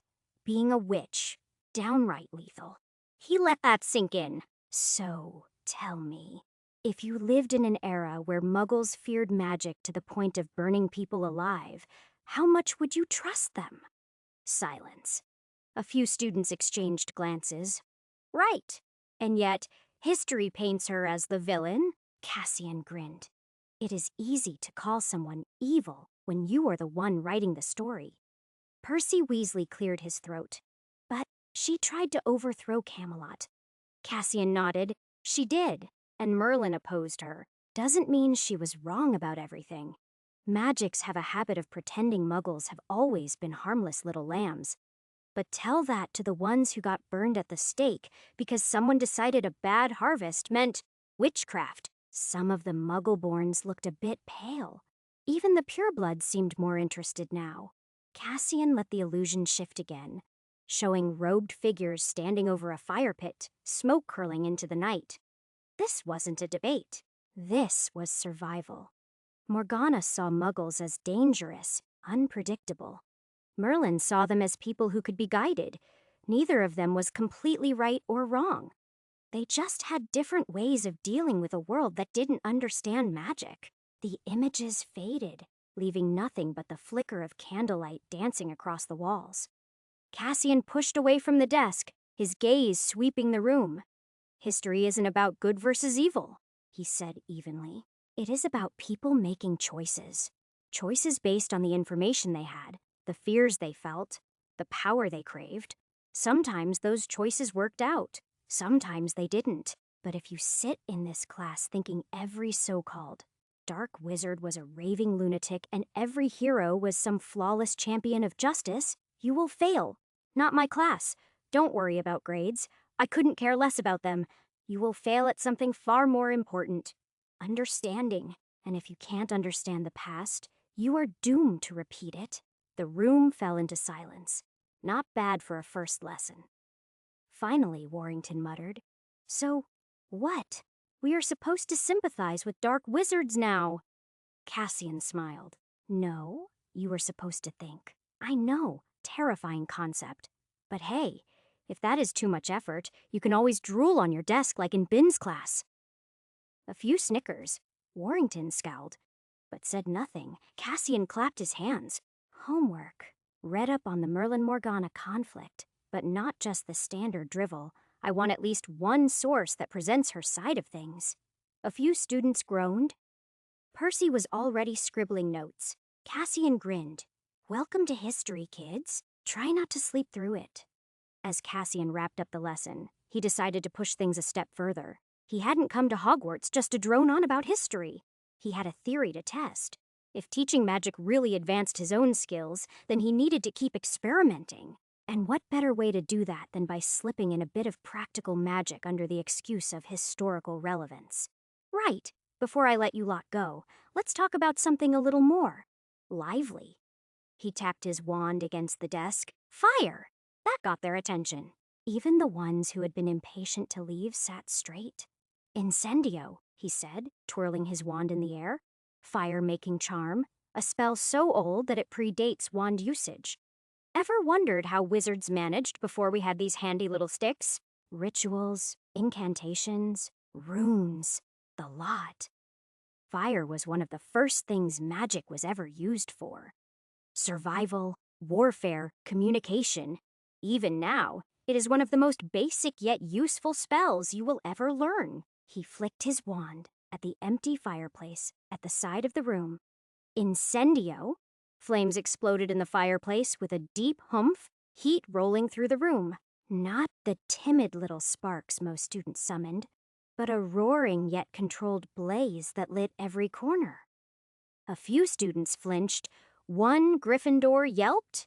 Cassian let the fire burn for a few seconds before lowering his wand, and the flames shrank down instantly, flickering lazily in the hearth. After playing around with Lumos, he figured out something interesting. When he actually put effort into visualization and intent, even the most basic spells became a lot more effective. Seemed obvious in hindsight. But then again, most wizards didn't bother thinking about magic beyond waving their wand and hoping for the best. He turned back to the class, tapping the edge of the desk. Starting now, at the end of every lesson, we will go over a spell. How it was used, why it was important, and how it shaped wizarding history. He let his gaze sweep over them, because magic isn't just about throwing spells around. It is about understanding why we have them in the first place. Eyebrows arched around the classroom. He gestured toward the fire. Take this one. Incendio. Simple spell, right? Makes fire. But fire isn't simple. It is survival. It is power. It is the reason witches ended up on stakes and kings ended up in history books. But this spell is so old that it probably predates every known record we have. And if something's been around that long, it means it was needed. He leaned back against the desk. So, as historians, we ask questions. Why did wizards need it? What were their circumstances?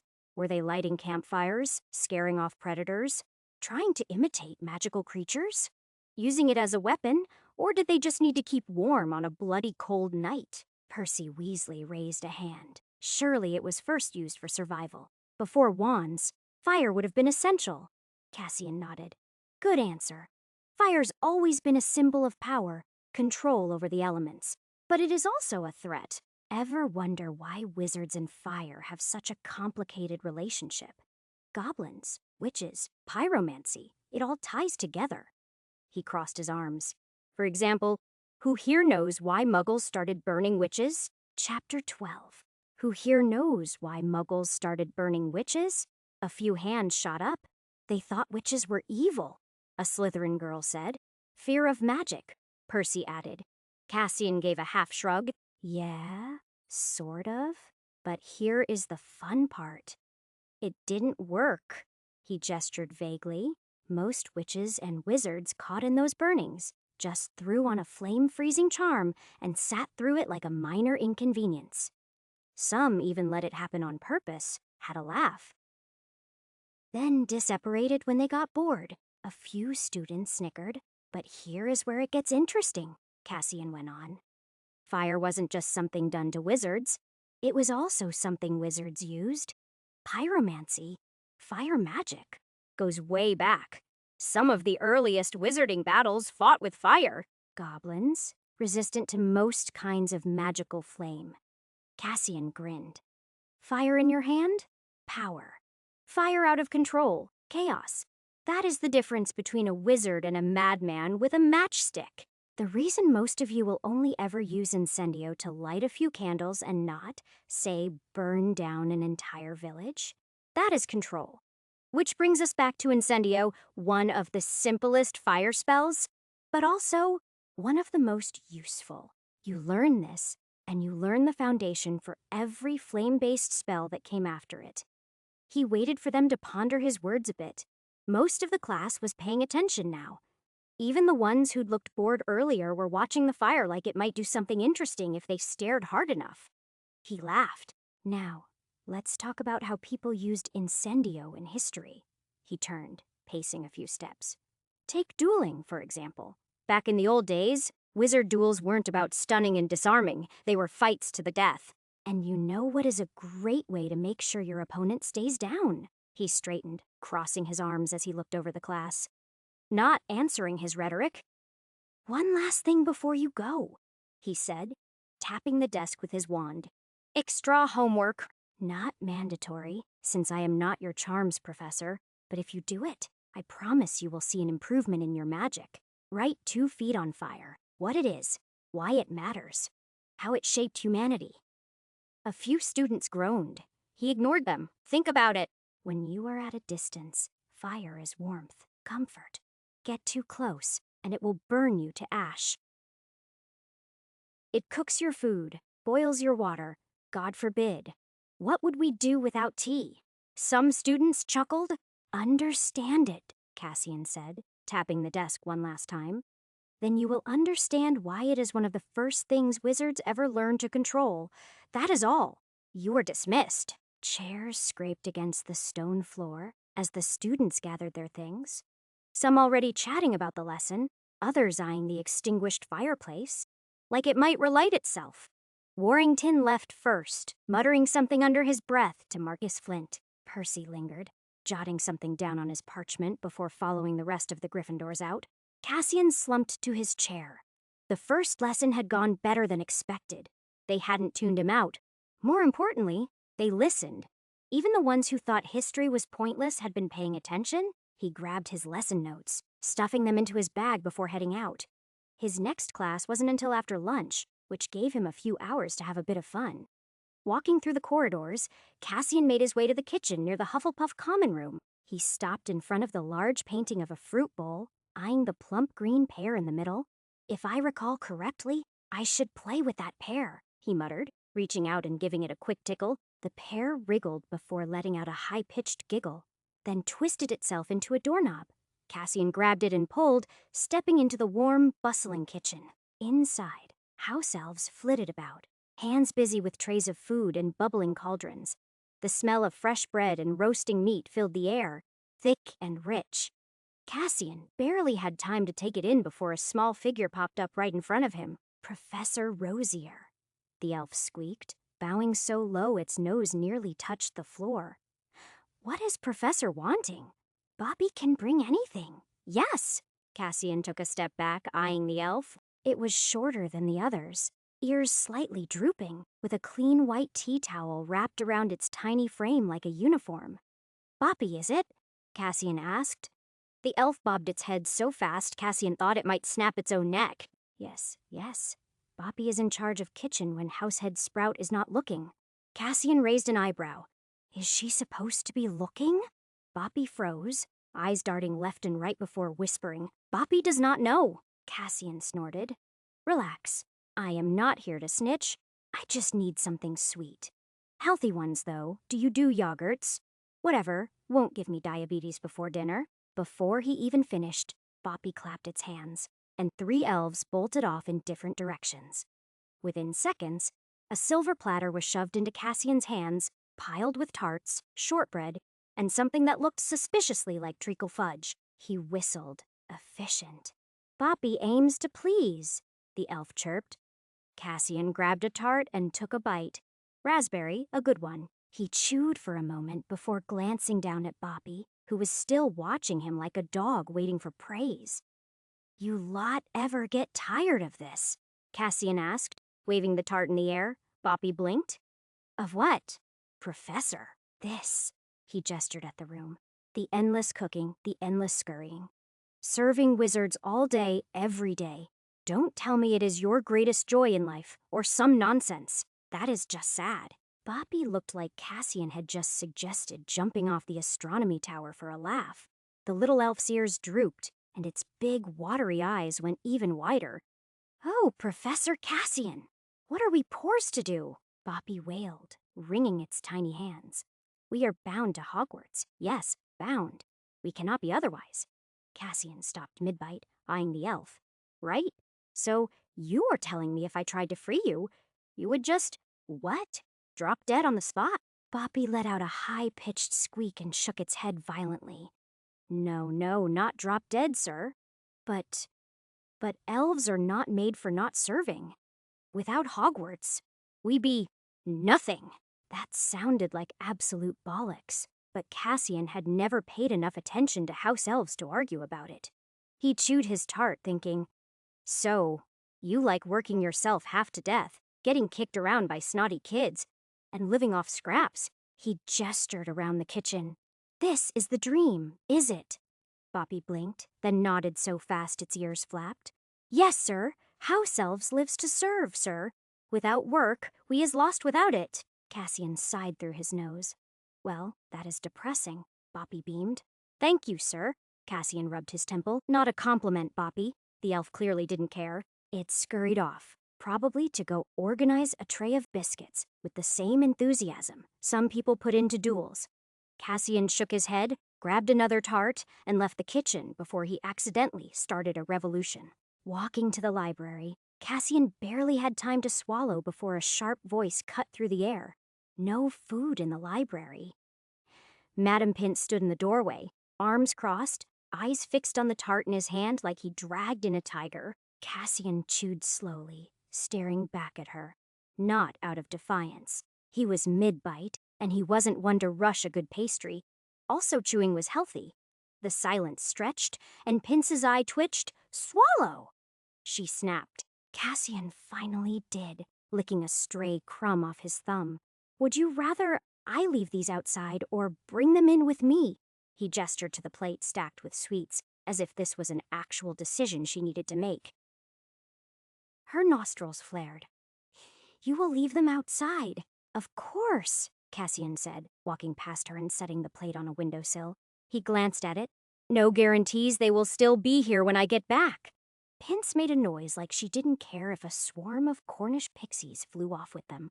Cassian strolled in, hands tucked into his robes, scanning the shelves.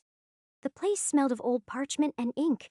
He headed for the history section, dodging a couple of Ravenclaws hunched over a shared textbook. He plucked a tome from the shelf, Magical Conflicts of the 14th Century, and flipped it open, leafing through the contents. Goblin revolts, territorial disputes, an entire section on how a wizarding duel led to a 2-week reign of fire over Lancashire.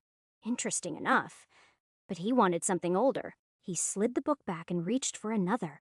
Ancient wizarding cultures, the lost arts, when a voice interrupted. You are actually reading, Cassian sighed, already knowing who it was before he turned. Anything I can do for you, Mr. Rosier? Leander Rosier leaned against the bookshelf, arms crossed, looking far too entertained for Cassian's liking. Just making sure my dear cousin isn't completely lost, Leander said, gold-brown eyes glinting. Cassian Rosier in a library. Merlin, did I die and step into some parallel world? Cassian snorted, slipping the book off the shelf. Scandalous, I know. I can actually read, Leander smirked. That is up for debate. Cassian flipped through the pages lazily. Shouldn't you be off cursing tombs or whatever it is you are pretending to do with your summers? Leander tapped a finger against the nearest book spine. Aspiring cursebreaker, Cassian. It is a respectable line of work. Cassian hummed. That what we are calling grave robbing these days? Leander laughed. And teaching is a noble pursuit, is it? Compared to looting, yes, Cassian said, shutting the book with a snap. This family reunion is charming, but I've got real work waiting. Leander didn't move. You are actually taking this seriously, aren't you? Cassian gave him a look. What gave it away? Leander tilted his head, studying him like he was something new and mildly interesting. The Cassian I remember barely made it through school. Now, you are here throwing around lectures on history like you actually give a damn. Cassian grinned sardonically. Must be a phase, Leander chuckled. Or maybe you've stumbled onto the one thing in life you don't actively loathe. Cassian didn't respond to that. Instead, he tucked the book under his arm and stepped past Leander. Therapy hour is over. Deadline is calling. Leander let him go, but not before calling after him, try not to set the school on fire, yeah. No promises, Cassian said over his shoulder, pushing out of the library. Why does everyone say the same thing? Chapter 13. The following days followed a rhythm. Every class started with Cassian flicking his wand and letting Lumos Spectaculum do the heavy lifting. The walls of his classroom came alive with battles, duels, rebellions, and ancient rituals. Students, who came expecting another dull hour of names and dates, found themselves watching history move before their eyes. Merlin arguing with Arthur, goblins clashing with wizards, witches standing at the stake with smirks as they pretended to burn in the flames. Once the students were hooked, he would move on. Each lesson ended with a spell, not just recited but dissected, stripped to its bones. Cassian made them see it, feel it, build it in their heads before even touching a wand. Magics were casting long before wands became fashionable, and he intended his students to know why. Half the time, Hogwarts taught students to memorize spells like a list of ingredients in a potions book. Cassian wanted them to understand what they were doing. He didn't want parrots mumbling Latin. He wanted them to understand. Because magics who understood were magics who survived. And it worked. By the end of the first week, History of Magic had stopped being the school's designated nap time. Now, students actually looked forward to it. Even the ones who usually coasted through lectures sat up when the lights dimmed and Cassian let history unfold in glowing illusions. Slytherins, Gryffindors, Ravenclaws, Hufflepuffs. It didn't matter. No one liked missing class when they would be the only one who didn't see Charlemagne duel a rogue alchemist, or a medieval wizard set fire to an entire castle with a single curse. Of course, not everyone got to have fun. First years weren't ready to be playing with fire yet. Quite literally, Cassian made that clear on their first day. He wasn't their charms professor, nor was he in charge of defense against the dark arts.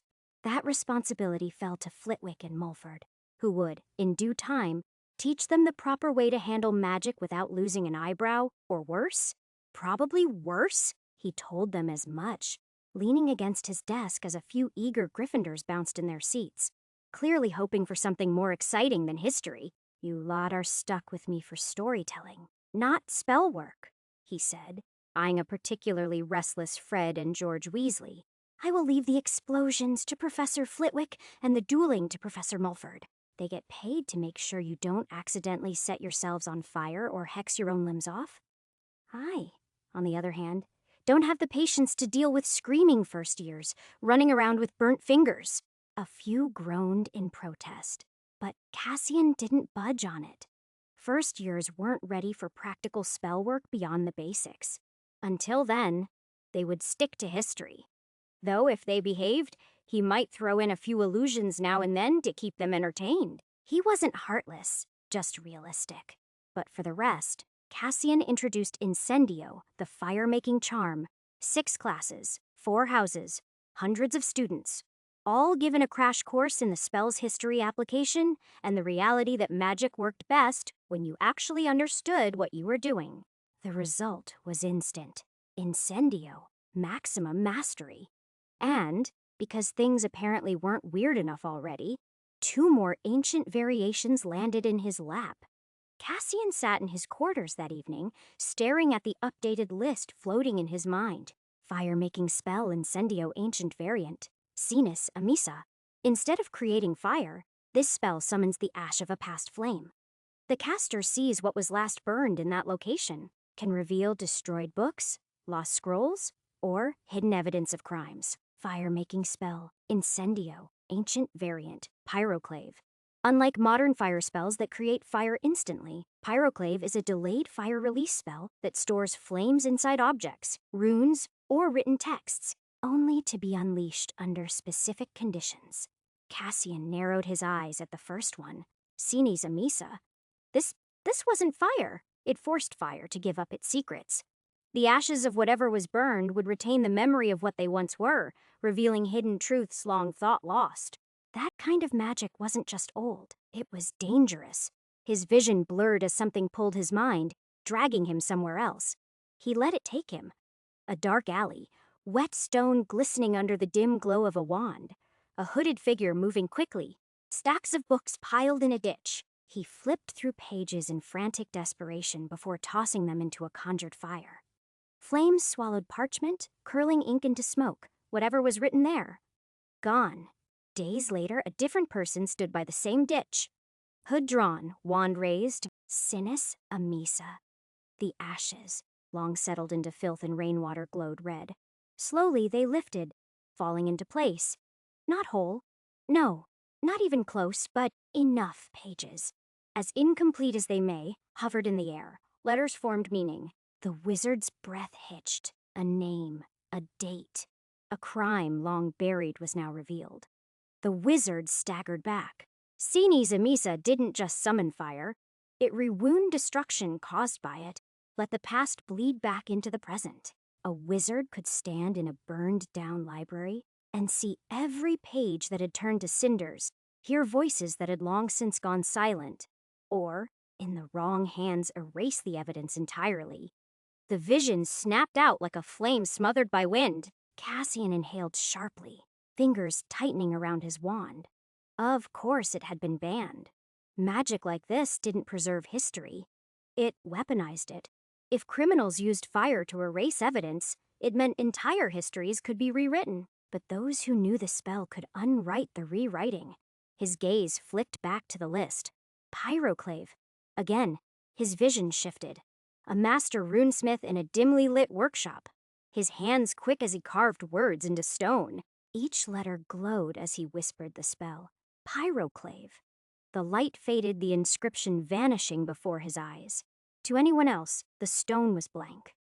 But the fire was there, waiting. Centuries passed. A thief, careless and greedy, stumbled into the abandoned ruins. His fingers traced over the old stone, rubbing at the surface, as if searching for treasure. The moment his palm rested fully against the inscription, it ignited. Fire roared to life from the once invisible words, consuming him in a flash of heat and screaming embers. Later, the runesmith's apprentices stood before the charred remains of their master's workshop. The knowledge was too dangerous. They agreed. It had to be destroyed. One by one, they set fire to the scrolls detailing Pyroclave, swearing the spell would die with them. Magic designed to last. Magic that carried intent across generations. Cassian rested his head against the back of his chair, staring at the ceiling. What was he supposed to do with this? These weren't just lost spells. They were remnants of something older than Hogwarts itself. Magic that had shaped history before history was recorded. And now, for whatever reason, they were resurfacing. His grip on his wand loosened. Interesting. Cassian stepped into the headmaster's office, greeted by the sight of 4 house heads already seated. Dumbledore sat at his desk, fingers steepled, while McGonagall, Sprout, Flitwick, and Snape occupied their usual spots. Professor Rosier, Dumbledore greeted with a soft smile. I trust your first few weeks have been enlightening. Cassian folded his arms. That is one way to put it. McGonagall adjusted her spectacles. I believe revolutionary would be more accurate. I've had no fewer than 20 students tell me that history of magic is now their favorite subject. Flitwick beamed. Quite right. I've seen students practicing spells from your lessons in the corridors. Been years since I've seen such a genuine enthusiasm. Snape snorted sharply through his nose. Yes, quite the marvel. Teaching history through elaborate illusions and, correct me if I am mistaken, practical spell work. He didn't mask his disapproval, nor his constant disdain for Cassian. So the board hired you to teach spells now, did they? Shall we all start treading on each other's subjects? Cassian enjoyed his expression for a few seconds, just staring before saying, God forbid we make history interesting. Next thing you know, students might start thinking for themselves. McGonagall cut in before Snape could fire back. The issue, Professor Rosier, is that your methods, while undeniably effective, blur the lines between subjects. First years expect spell work in their history classes, and while I appreciate your enthusiasm, it does complicate matters. Cassian smiled lightly. He long knew his methods would raise some questions. I assure you all, my intention is to teach and nothing more. I know my appointment here isn't exactly based on merit, and I understand the concerns that might raise, but I take my responsibilities seriously. McGonagall studied him over the rim of her glasses. That much is clear.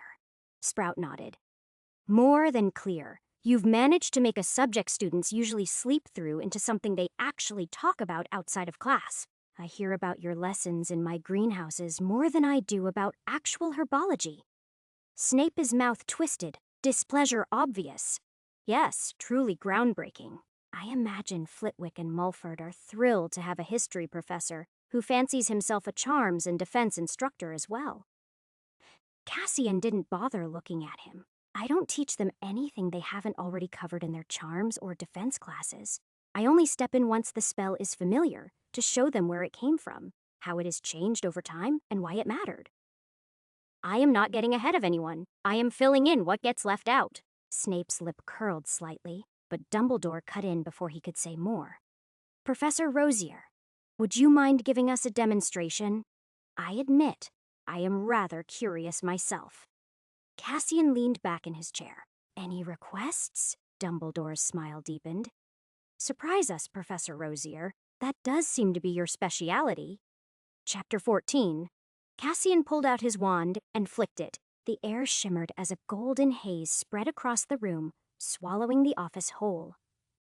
The walls of stone vanished, replaced by a vast battlefield under a storm-dark sky. Wizards in ancient robes clashed with glowing blades of raw magic. Smoke curled from the ground where curses had struck, and above it all, a woman stood. Morgana stood tall, her cloak pooling behind her like spilled ink in the mist. She raised her hands, and the storm above obeyed. Lightning cracked, splitting the battlefield apart, and with a single command, her forces surged forward, cutting through the enemy ranks like fire through parchment. It was war, but not the version in children's tales. This was blood chaos, and magic wielded for ruthless ambitions. Cassian let it linger for a moment before flicking his wand again. The vision faded. The room settled back into itself, though the silence stretched. McGonagall's lips pressed thin, hands clasped tighter than necessary in her lap. Flitwick looked impressed, Sprout thoughtful. Typical, Snape murmured, his voice dripping with disdain. A Rosier glamorizing a witch who despised muggles. How refreshing. Dumbledore tilted his head.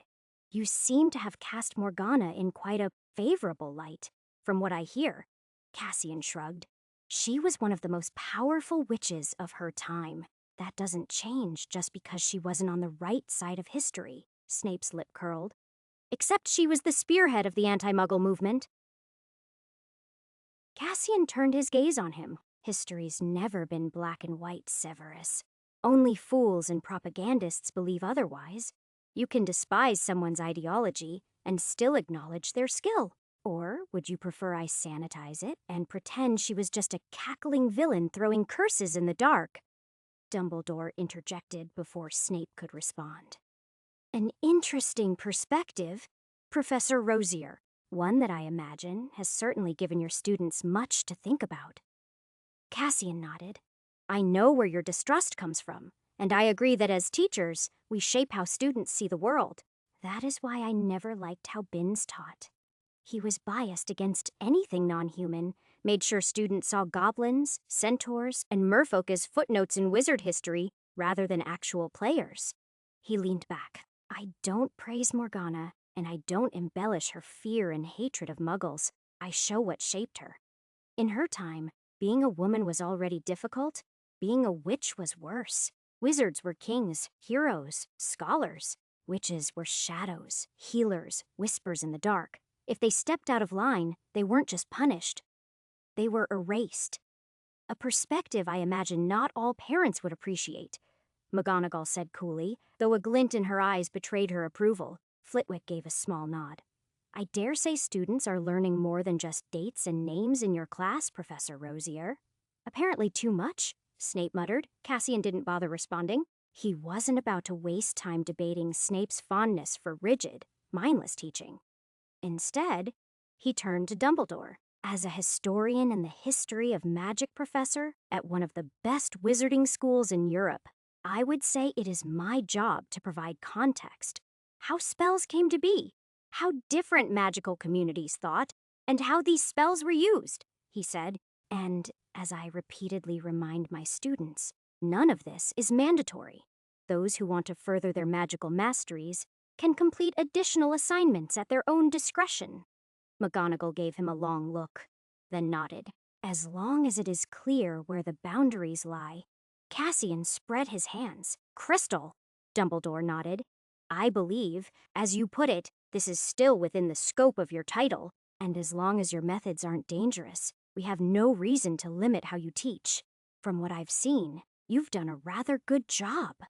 Cassian smiled wryly. Glad we are in agreement. They went over a few more things. Cassian pointed out something he had already covered in his summer festival lecture. Magic wasn't just about flicking a wand the right way and rattling off a bit of Latin. The more clearly a wizard understood and visualized their magic, the more they could shape it. He had demonstrated that with Lumos, showing how intent alone could alter its brightness, color, or even direction. In his first few weeks, he had taken the same approach with Incendio, and everyone in the room had to admit, grudgingly in some cases, that they had seen a sharp increase in students' mastery over the spell. McGonagall tapped her fingers on the desk. I had fourth years in Transfiguration applying your method to their own spell work. It seems your lessons have encouraged them to think beyond rote memorization. Flitwick nodded, a rather commendable result. If students truly understand the magic they wield, they are less likely to misuse it. Snape, predictably, looked unimpressed. Or perhaps you are encouraging a generation of children to play with fire, and we will be the ones cleaning up the ashes. Cassian leaned back. If they understand what they are doing, they won't have to rely on waving their wands around hoping for the best. I would argue that is safer than the alternative. Better they burn their fingers in here than set the world alight, because no one taught them properly. Snape gave him a look, but didn't argue. The discussion moved on to other matters. Disciplinary concerns, upcoming events, and the usual bureaucratic nonsense Cassian had little interest in. When it was finally over, he left the office without bothering to glance at Snape, who looked as though he had just swallowed a lemon. Asterisk, asterisk, asterisk the next day, Cassian's class was with the fifth-year Slytherins and Ravenclaws. At the front of the room, his cousin, Selena Rosier, sat with the same innate grace she always carried. Unlike most of their family, Selena wasn't an idiot. She actually had a brain and used it. Their relationship had never been particularly close, but she didn't look at him like he was a complete waste of air, which, considering the Rosier name, was saying something. Cassian waved his wand, and a globe hovered in the air, its surface shifting until it showed a single unfamiliar continent. Cassian leaned back against his desk, arms crossed. How many of you know how the world was created? He asked Silence. A few glances were exchanged. Some students looked suspicious. A Ravenclaw, Lenny Pindlebrook, spoke first. Mythologically or magically? Either. both?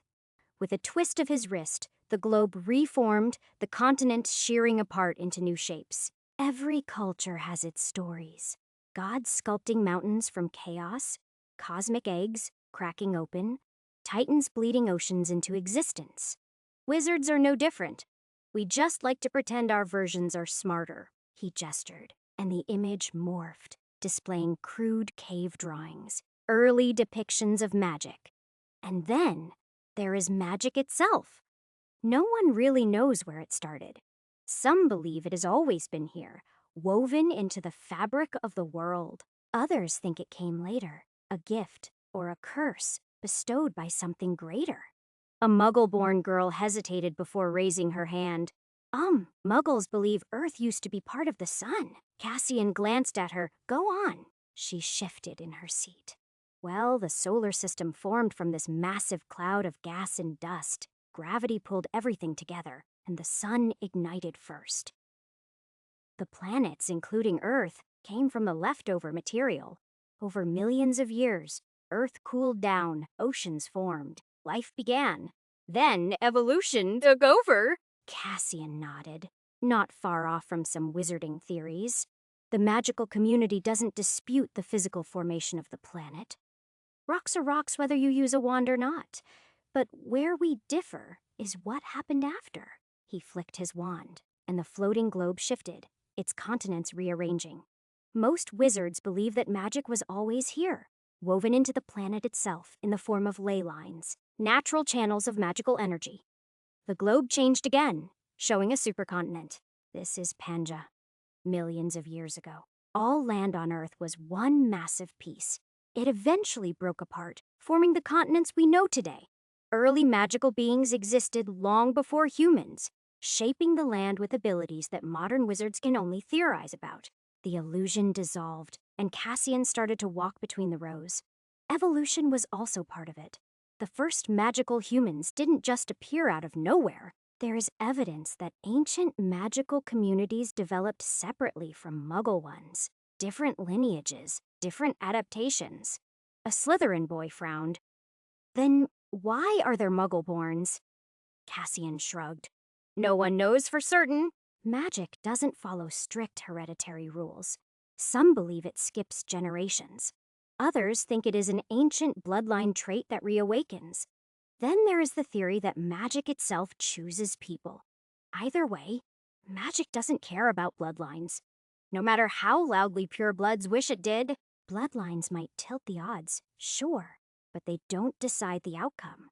That is the part they never admit. He let that settle before continuing. Now, history. Who can tell me the earliest recorded magical civilization? Selena Rosier raised her hand. The Sumerians. Cassian nodded. Correct. The Sumerians were among the first to document magic in writing. Their clay tablets detail rituals, spells, and magical laws, some of which evolved into modern incantations. He gestured, and glowing symbols floated in the air. These are proto-runes, early attempts at codifying magic. Before wands, before structured spellwork, witches and wizards relied on runes, spoken incantations, and raw willpower. Lenny lifted a hand again, brow furrowed. What about Egyptian magic? He tapped the air. Runes melted into elegant hieroglyphs. Ancient Egypt took magical practice to another level. Their spells were so tightly woven into daily life that it was impossible to separate magic from religion, governance, or even medicine. Wards, protective enchantments, preservation magic. They pioneered it, a Slytherin girl muttered. And grave curses. Cassian smirked. Oh, plenty of those. Egyptian curse magic was exceptionally advanced, layered with intent-based spells that didn't just activate when disturbed, but actively sought out trespassers. That is why tomb raiding is such a spectacularly bad idea, though some still insist on testing their luck. A few chuckles. Leander Rosier's aspiring cursebreaker, ambitions were well known in the castle. To hear his cousin say this, well, gossip was bound to spread. Cassian let the discussion continue, nudging students to consider how early magical societies influenced modern spellcasting. Eventually, he brought them back to the present topic. Now, on to something practical. He tapped the board, and the words softening charm, Spunify, appeared. This spell was historically used for cushioning falls, making terrain easier to traverse, and even altering the consistency of objects for various purposes. A Ravenclaw scoffed. Sounds useless. Cassian raised a brow. Does it? The Ravenclaw, clearly unimpressed, shrugged. I mean, bouncing off the ground doesn't seem that useful compared to, I don't know, actual spells that do something. Try falling 30 meters off a broom. Then tell me Spongify's useless. Selena drawled without looking up. Cassian grinned. Exactly. Funny how the simplest spells suddenly matter when you are plummeting face first into the ground. He tapped his wand against the board, and the words shifted, highlighting different uses throughout history. Cassian looked at the class. The first recorded use of this spell dates back to the Sumerians. They are believed to have used it in construction and spell carving. Chapter 15. Cassian pulled a rough chunk of stone from his desk, placing it in front of him. Then, from his robes, he pulled a small knife. Without warning, he stabbed the blade into the rock. A sharp crack echoed through the room as dust scattered from the impact. Stone is rigid. Push hard enough, and it shatters. That is true of rocks, bones, even kingdoms, he said, dusting off the handle and set it down, instead pulling his wand. Now, watch, he muttered. Spungify. A faint shimmer passed over the stone's surface. Cassian grabbed the knife again and slammed it down hard with the flat side. Instead of cracking, the stone compressed slightly, absorbing the impact like thick rubber. The blade bounced off harmlessly. A few students leaned forward, intrigued. Others glanced at each other, eyebrows raised. Professor, could you really use it to jump off a tower without splattering? A Slytherin asked, half joking. Cassian tilted his head. If your goal is to bounce like a deranged quaffle, sure. But you would better hope your aim is flawless. Miss the spell by a hair and all they will find is a very squishy crater that needs cleaning. A few students laughed nervously. Anyone else want to suggest launching yourselves off towers? Or shall we try for a question that won't make me lose faith in magic's kind? A Ravenclaw raised her hand timidly. Could it be used on armor to soften incoming blows? Now that is a proper question, Cassian said, nodding. It was used as such, especially before shield charms became widespread. Though if you are softening armor, make sure you undo it before someone stabs you. You won't like how it feels when a blade sinks through like butter. In medieval times, softening charms were common in dueling instead of dodging spells. Some wizards softened even their own skin to absorb impacts without injury. Healers used them for setting bones. Less risk of fractures snapping completely. And, of course, thieves loved them. Made locks easier to break. Floors quieter to walk on, and walls less of a barrier if you knew where to cast. Though, keep in mind, it is effective against blunt objects, but not so much against sharp ones. After making sure there weren't more ludicrous questions, he continued, softening charms aren't just for making the floor more comfortable when you fall on your arse off your broom, Cassian said. They were used in ancient construction to shape stone before wizards had precise transfiguration. They made carving easier, moving material simpler, and even dampened vibrations to prevent buildings from collapsing during earthquakes. He gestured to the board, where the words shifted. Applications through history. A student tilted her head. And in modern use? Cassian thought of explaining how the same spell could be used in many ways in the modern age as well, but felt it would cause more confusion. Instead, he said, magic shifts with time. What started as a battlefield spell ends up a convenience charm. Give it a century, and someone will use it to make sofa cushions fluffier. What was practical 1,000 years ago might seem pointless now, until you need it. He flicked his wand, and the illusions vanished, along with the floating words. Optional homework, non-mandatory. You can write a 2-foot essay on practical uses of the softening charm outside of duels. Think beyond the obvious. What does softening actually mean? What happens when a rigid structure loses its hardness? Apply it to anything. Materials, magic, even history. Stretch your brains. If you remember how. And no, don't cast Spongify on your brains to stretch it. As always, These are optional. I am not your charms professor. A few students scribbled notes. Others exchanged glances, weighing whether the effort was worth it. Cassian had already figured out who would bother with the assignment and who would pretend it didn't exist. That is all for today. Unless you want to spend the rest of class staring at me, you are free to go. Chairs scraped against the floor as students packed up. Some left immediately. Others lingered, discussing the lesson. Selena Rosier tapped her quill against the desk, watching him like he was some particularly strange puzzle she was trying to figure out. After a moment, she smiled softly. Glad you found your passion, cousin. Cassian chuckled, tucking his wand back into his sleeve. Took a while, but I suppose it is in the blood. He gestured toward her notes. How is spell creation treating you? Selena leaned back, crossing her arms loosely. Better than expected. Master Goshawk actually acknowledged my last submission, said it had potential. Cassian furrowed his brows. That was no small feat. Miranda Goshawk wasn't just any spell theorist. She was the spell theorist. If she thought something had potential, it meant something. Impressive. What does it do? Selena looked away, probably considering if it was safe to say. She must have decided it was, as she said, it is a stabilization charm. Works on unstable enchantments. Wards, runes, experimental spells that are on the verge of collapse. Cassian frowned slightly. Wouldn't that make it ridiculously easy to reverse engineer other people's work? Her lips curved. Exactly. He huffed a laugh. Dangerous. She shrugged. So is half the magic we use daily. He couldn't argue with that. Magic had never been safe. It just depended on who was wielding it. When do you start the apprenticeship? Next summer. It is not official yet, but Master Goshawk hinted she would take me on if I keep up my work. Cassian nodded. That was very official in Miranda Goshawk terms. Guess we will have to toast to your inevitable world domination then. Selena grinned. Naturally! She glanced around, checking the empty classroom before leaning in slightly. Was it all an act? Before, when you were... Cassian snorted a laugh. Almost a squib, Selena sighed, unimpressed. That, and the rest. Kicking elves, torturing servants, acting like you own the world. Cassian sighed through his nose, running a hand over the worn cover of the book on his desk. How was he supposed to explain that the old Cassian was gone? That a different soul had taken his place? It wasn't something he could say.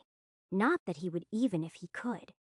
The Rosiers weren't known for being forgiving, and obliterating someone's soul out of sheer offense felt entirely within their capabilities.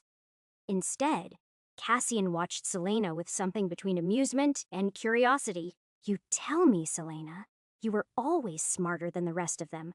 Are you not supporting our dear family's cause? Blood purity? Dark Lord? Hating muggles and halves? Selena drummed her fingers on the desktop, faked a shudder. You sound like Aunt Viola. Tragic, Cassian muttered, feigning a shudder. I would hate to be mistaken for her. Selena smiled but didn't rise to the bait. I've never been one for blind tradition. Just because our ancestors worshipped idiocy doesn't mean we have to light the same candles. That is practically heresy, Cassian said, deadpan. Great-great-great-great-grandmother Surfia is going to crawl out of her grave and hex you for that one. Selena rolled her eyes. Oh, please. Grandma Surfia would have burned half the family for being incompetent bootlickers. She rested her chin on her hand, gaze locked on him. You didn't answer my question, though. Were you faking? Before? Cassian shrugged. Would it make a difference? She studied him for a long moment, as if weighing his words against what she remembered.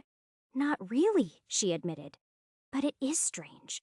You used to be, I don't know, an arse. I was going to say a spoiled, arrogant waste of potential, Selena said, smiling mischievously. But yes, that too, flattering, Cassian said.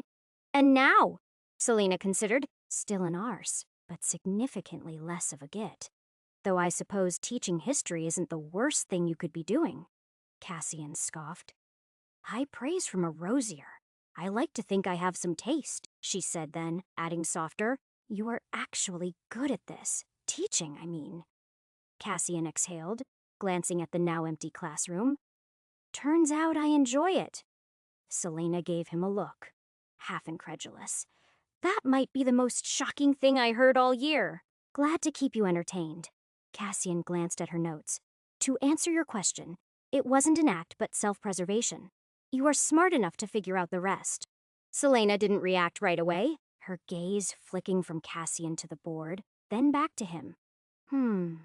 It wasn't agreement, but it wasn't disbelief either. Disappointed? She chuckled. No, just intrigued? By what? Selena tapped the end of her quill against her chin. You've changed, cousin. It is not just the teaching. It is like you woke up one day and decided to be someone else. Cassian chuckled. Must have hit my head.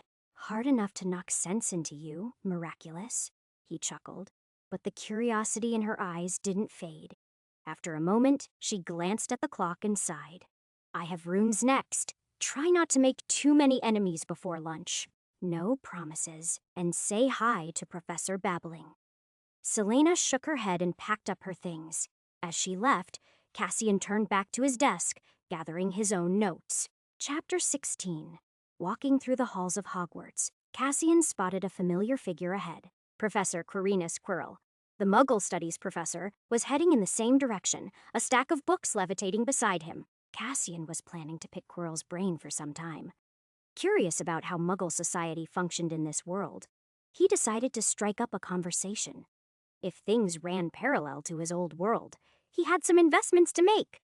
Bitcoin, Microsoft, Apple, Amazon. Magical history was fascinating, but knowing how the Muggle world operated could be just as useful. He picked up his pace. Professor Quirrell, he called. Catching up. Got time for a chat. Quirrell glanced over, adjusting his grip on the book at the top of his floating pile. Professor Rosier, he said, surprised. A chat? Cassian nodded to the nearest staircase. Tea? Maybe. I have questions about your subject. Quirrell hesitated, then nodded. I suppose I can spare some time. They made their way to the staff room. It was practically empty at this hour. A house elf had already set out a tea tray. Hogwarts enchantments running like clockwork to cater to its inhabitants, all the time. Cassian poured them both tea while Quirrell arranged his books into a neat stack, watching him curiously. I was hoping to ask a few questions about Muggle society, Cassian said, adding a splash of milk to his tea. I have a general idea of where they stand, but I want to get a clearer picture of the recent situations. Quirrell raised an eyebrow. Well, are you really interested in Muggle world? No offense, but your family.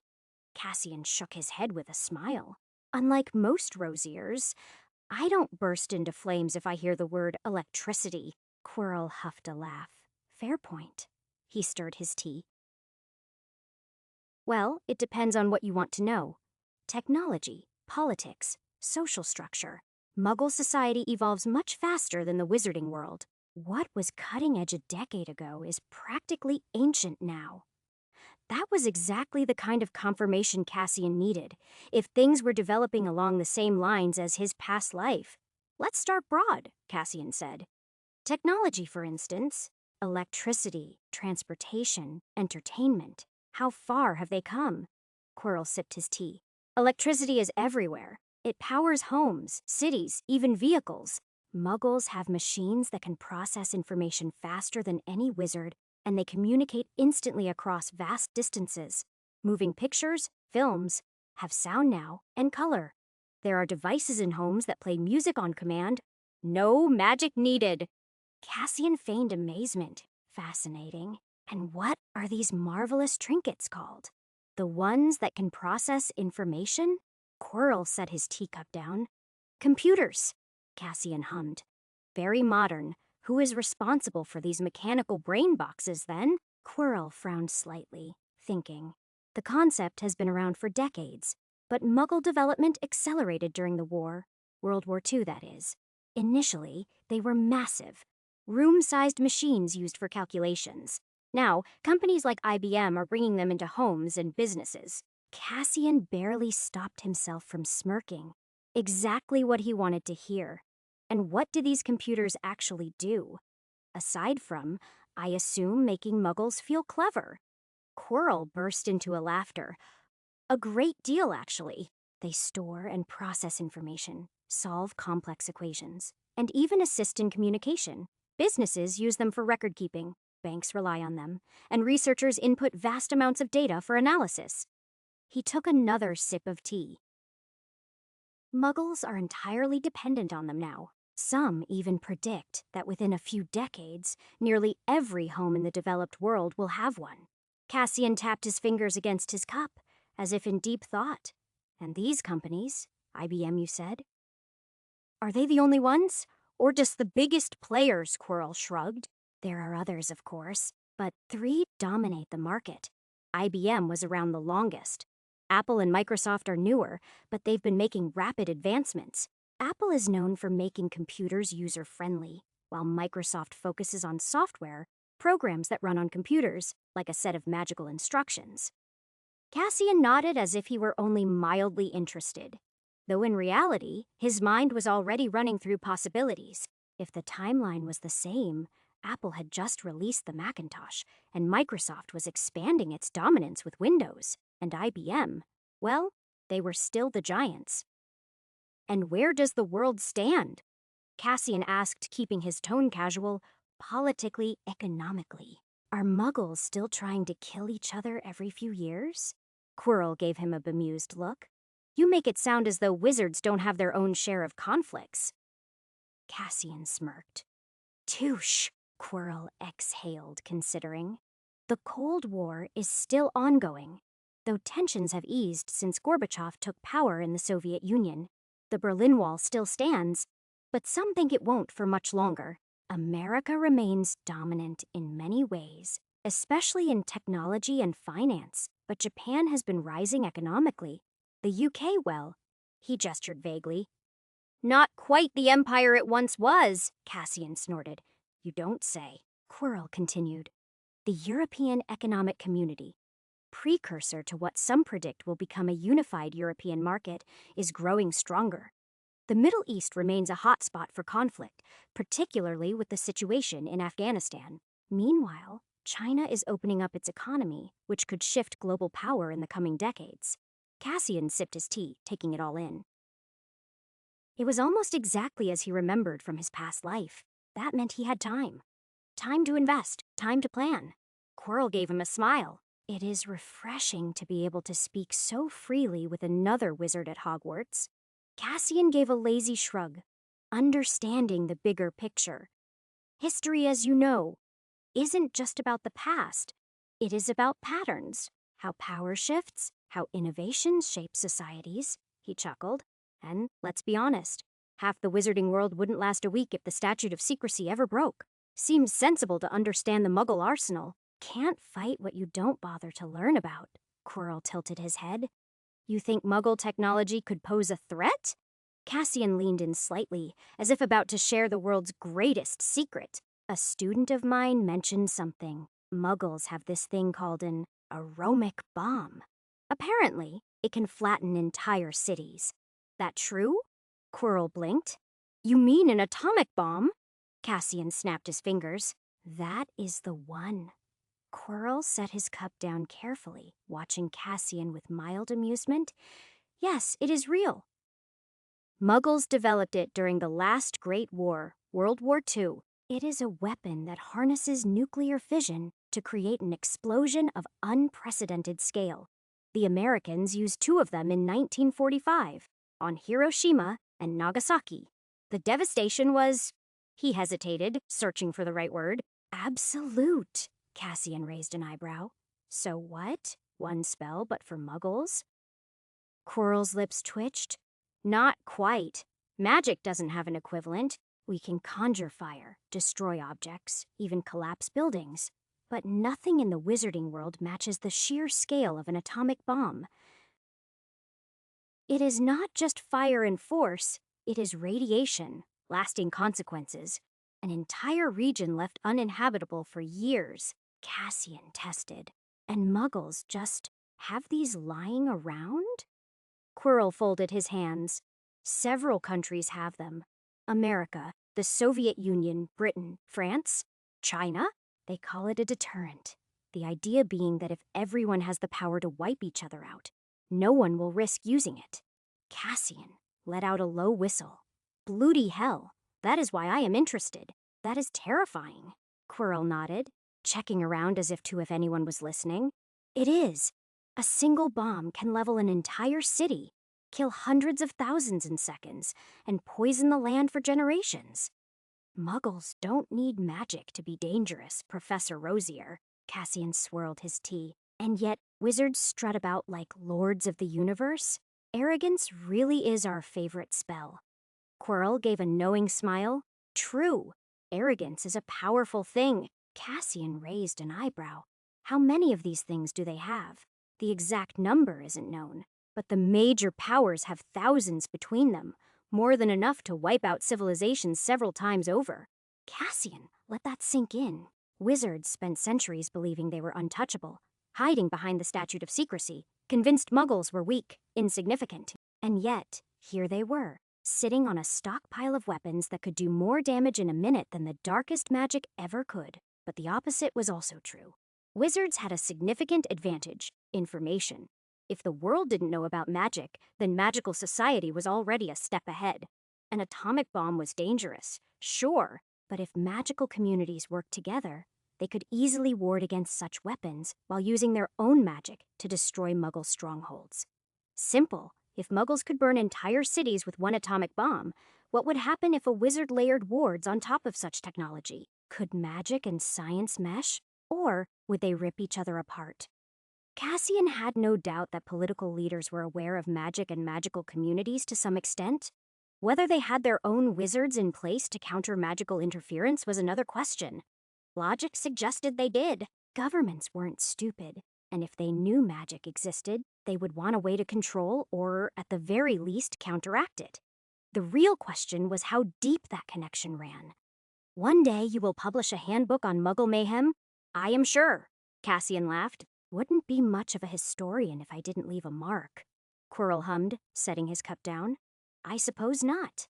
Chapter 17. Days passed in much the same way. Classes, paperwork, the occasional meeting where Snape glared at him like he was some particularly stubborn bit of dirt that wouldn't scrub off. Cassian kept his lessons lively with illusions and demonstrations.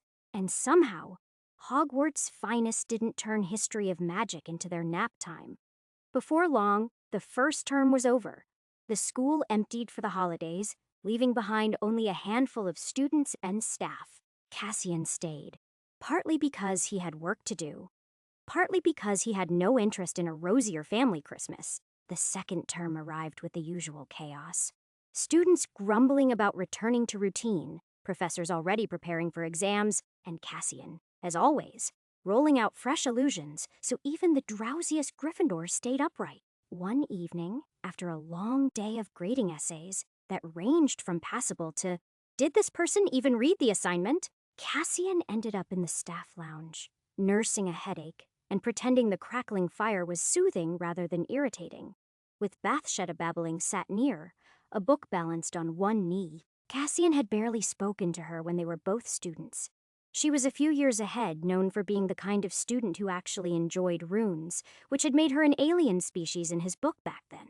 Oh, and a different house. Now, though, they shared the same workplace, and over the past few months, they somehow fallen into the habit of sitting together in moments like this, silent, companionable, each lost in their own reading or paperwork. He dropped into the armchair opposite her with a sigh, setting down his stack of essays. Bathsheba glanced up. That bad. Cassian picked up the top essay, skimmed the opening paragraph, then flipped it over and let it drop onto the table so she could see for herself. Some of them make me question if literacy is actually a requirement for Hogwarts admission. She chuckled. If they struggle with English, I dread to think how they will manage ancient runes. Cassian smirked, flipping through another essay. You might be underestimating their creativity. I had one student cite a reliable source for an assignment. When I asked what source, she said, my uncle. Bathsheba snorted, shutting her book.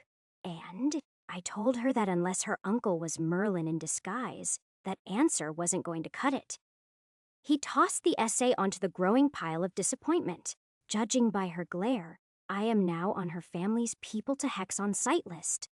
Clearly a flaw in your teaching, she said with a smile. Obviously. Next time, I will accept my mum said so, as solid historical evidence. She shook her head, amused, and took a sip of her tea. The fire crackled, filling the comfortable silence between them. The staff lounge was mostly empty. Sinistra was hunched over her papers like the constellations themselves had betrayed her, Quill scratching furiously, and Vector had stormed out earlier, muttering about bloody numbers rebelling again, like arithmancy was a sentient enemy. Cassian filled his cup, taking a sip. How is your lot handling their work? Bathsheba hummed, considering. Not terribly, though translating runes still gives some of them a headache. Half the class thinks they can just memorize them like spell incantations. They think they can brute force a language. They're trying, she said, setting down her cup. One poor Ravenclaw attempted to wing it on a translation exam. He guessed half the meanings and confidently informed me that an ancient Norse inscription meant, "May your fields be fertile and your goats obedient." Cassian barked a laugh. Please tell me that wasn't an actual rune. Sadly, no. The real translation was closer to honor the ancestors, lest they forsake you. But I appreciate the creativity. Points for effort. I gave him points for making me laugh, she added with a laugh. The door swung open, and Quirrell stepped in, looking mildly surprised to see them. Oh, good evening, Cassian nodded in greeting. Quirrell, Bathsheba glanced up. Quirinus! Quirrell hesitated, then grabbed himself a cup of tea before sitting down across from them. I assume the students are being particularly disastrous if you are both here complaining about them. Not complaining, Cassian said, nudging his stack of essays, merely appreciating the depths of their academic struggles.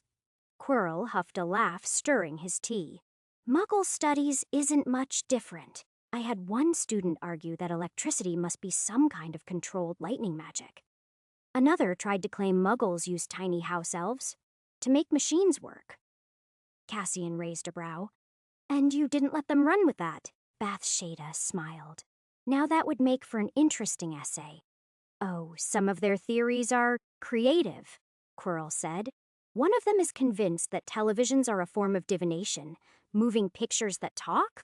Obviously, Muggles are peering into the future. Cassian snorted. Right, and telephones are just enchanted mirrors, but worse. Quirrell sipped his tea. I do wonder, though, how long before the wizarding world is forced to acknowledge that Muggles aren't as clueless as we like to think? Cassian tapped his fingers. Probably when Muggle technology advances to the point where they start asking the right questions. Cassian missed this part of teaching, sitting around, complaining about students with other professors. In his past life, it had been the only real catharsis in chaotic schools. Hogwarts wasn't much different. After a while, Quirrell finished his tea and excused himself. Sinistra already left earlier. That left just Cassian and Bathsheba, the fire casting flickering light across the room as she stifled a yawn. Excuse me, she said, stretching slightly. It is getting late. Cassian waved a hand. Let me walk you to your quarters, milady, she chuckled, shaking her head. My, what a gentleman. They left the staff lounge, stepping into the quiet corridors of Hogwarts. Most of the castle was still awake. Students sneaking in last-minute common room chatter, prefects making their rounds, Filch lurking in some shadowy corner with Mrs. Norris. Cassian spotted the sixth years sneaking down the corridor, completely unfazed by his presence. The girl even smiled at him. You know I should punish you for breaking curfew, right? He said, stopping just short of crossing his arms. The Hufflepuff girl grinned. Come on, Professor R. I thought you were cool. Cassian let out a chuckle. Did they really think he would cave just to be cool? Off to bed before I actually start caring enough to deduct points. The girl booed, and the boy, Charlie Weasley, slumped with a groan. Okay, sir. Cassian shook his head as they turned back. At least they weren't the worst offenders. He caught fifth years last week trying to hex Filch's mop so it would clean on its own. Not a bad idea, really, but also not his problem. Beside him, Bathsheba watched with an amused glance. You are surprisingly lenient. They weren't causing real trouble. Let them think they got away with something, Cassian said. Keeps them from pushing further. Bathsheba hummed, unconvinced but not arguing. They kept walking through the dim corridors, the distant echo of laughter, and moving staircases, filling the castle's usual nighttime quiet. "You ever think about taking on an apprentice?" she asked. Cassian raised a brow. "Why? You looking for a career change?" She laughed. "Hardly. But the way your students talk, you might as well be building a cult." Cassian snorted. "Good to know I am Hogwarts' latest cult leader. What do you think those two were up to?" Cassian shot her a look, raising an eyebrow in a very Dumbledore-esque way. "I believe we both know what two very hormonal teenagers were up to." Bathsheba chuckled. "Probably. You ever sneak around after curfew when you were a student?" she asked. Cassian smirked. "Wouldn't you like to know?" She rolled her eyes. "That is not an answer. I plead the fifth." Bathsheba huffed a laugh. "Wrong country, wrong government, same principle." She glanced at Cassian, who met her gaze with a smile. "I do recall a certain older witch back in my school days," he mused, tilting his head slightly. "Always busy, always on some errand. The serious type, intimidating even. But, according to the older boys in my house, quite the heartbreaker." His smiled suggestively. "I heard more than a few grumbling about failed attempts to invite you to Hogsmeade." Bathsheba raised a brow, clearly unimpressed. "That was what they told you. That and a few tragic tales of rejection," Cassian said, stretching out the last word like it was some great tragedy. "Apparently, you left a trail of disappointed suitors in your wake. Please." Half of them were insufferable. "That sounds about right," he said. Bathsheba glanced at him. "What about you?" "I don't remember you being particularly—" Cassian rolled his eyes. "You can say it." "I wasn't liked." She gave sympathetic smile. "You weren't exactly popular, no." Cassian shrugged. She gave him a knowing look. "Didn't stop you from getting attention." Cassian shrugged. "Not in a good way. I could barely cast a spell, but I had an ego the size of a divine." "Not the best combination," Bathsheba snorted. "Merlin, you must have been such a git." "Oh, I was," he said, stretching his arms. Arrogance without the talent to back it up. "A nightmare. I think half the staff wanted to hex me on sight." "Only half?" He chuckled. "I was a rosier. Half of them assumed I would grow into the arrogance eventually. The other half probably expected me to be handled before I embarrassed the family too much." "How reassuring," he shrugged. "I imagine there were some wagers placed. Would I end up disgraced, disowned, or dead before 30? The odds must have been thrilling." She studied him for a moment. "Yet here you are, terrorizing students with history lectures instead. Shocking, I know." Cassian shook his head. "I can only imagine the family disappointment." Bathsheba grinned. "They must be devastated." He chuckled. "Not as much as they would be if they realized I actually enjoy teaching." That made her pause. Not because it was surprising. Anyone with half a brain could see Cassian wasn't just going through the motions. It was the way he said it, like he was only just admitting it to himself. "You should," she said simply. "You are good at it." Cassian tilted his head. "Not bad. Coming from the runes professor." Bathsheba rolled her eyes. "If I didn't think you were, I wouldn't bother humoring these conversations." He grinned, his eyebrow dancing. "So I should be flattered immensely." As they reached her door, Bathsheba stopped, one hand resting lightly against the frame. Cassian raised an eyebrow. "What? No invitation. I am wounded." She shook her head with a laugh. "I am saving you from the agony of watching me sort through 20 essays on the philosophical applications of runes. Sounds riveting." She gave him a deadpan. "You would lose interest the moment someone tried to argue that runes have innate energy, rather than being conduits." "Always so cruel to a humble historian." "I am very invested in the academic brilliance of Hogwarts. Finest." "Right. I am sure you don't have an entire pile of half-read essays collecting dust somewhere." "Not collecting dust," he corrected. "Actively mocking me from my desk." She shook her head, half amused, half exasperated. "You should go before I start thinking you are stalling." "Me? Stalling?" Cassian placed a hand over his heart. "I would never." Bathsheda's lips twitched, obviously suppressing a laugh, and reached for the door handle. "Good night, Cassian." He gave her a lazy salute. "Try not to dream about cursed runes," she hummed, pushing the door open. "And you try not to fail half your students," Cassian smirked, stepping back. "It will be difficult, but I shall." The door clicked shut behind her, leaving him alone in the corridor. Cassian sighed through his nose, shaking his head as he turned away. Chapter 18. The rest of the year passed in a blur. Cassian went through the curriculum, covering everything from the first-year spells to subjects that weren't technically his responsibility.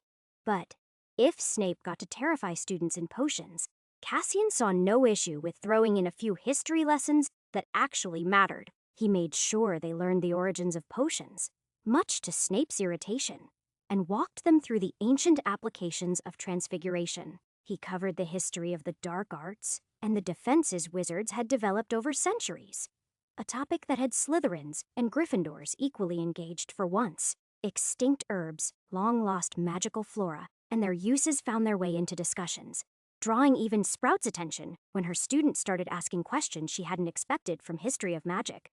Through it all, he earned a few more variations. Every time he awakened an ancient variation, his mind pulled him into the past. A flicker of something ancient, a spell that had been lost, and then a memory that wasn't his. Spells formed in his thoughts, knowledge settling like it had always been there, waiting. He never experienced the same sensation he felt with Lumos Noctis, though. Whatever had caused that first shift, the eerie pull, the weight of something waking up, never happened again. But the memories didn't stop. By the end of the year, Cassian had a growing list of spells that technically shouldn't exist anymore, glimpses of magic that had shaped history long before wizards had formalized it. Some of it was dangerous, but most of it was just forgotten. A casualty of time, of shifting priorities, of magic being simplified and sanitized for modern use. Not that he was going to hand this knowledge over to the Ministry on a silver platter. Hogwarts carried on as it always did. Students whining about assignments, Gryffindors picking fights with Slytherins, Filch chasing after rule breakers with Mrs. Norris at his heels. The castle remained the same, but for Cassian, the way he saw it had changed. Magic wasn't just spells and wand work. It was history, woven into stone and air, stitched into the very foundations of the world. The final weeks of term were the usual mess of exams, last-minute panic, and students trying to squeeze in extra credit. Cassian wasn't about to play nursemaid for last-minute panics. His exam was easy. Insultingly so. If anyone failed, that was Darwinism at work. "Professor R," said a voice behind him. He looked up to see Nymphadora Tonks flopping into the chair opposite his desk, her hair flickering between bubblegum pink and electric blue like a mood ring that couldn't decide. "You are here to negotiate points, aren't you?" Cassian said flatly. "Me?"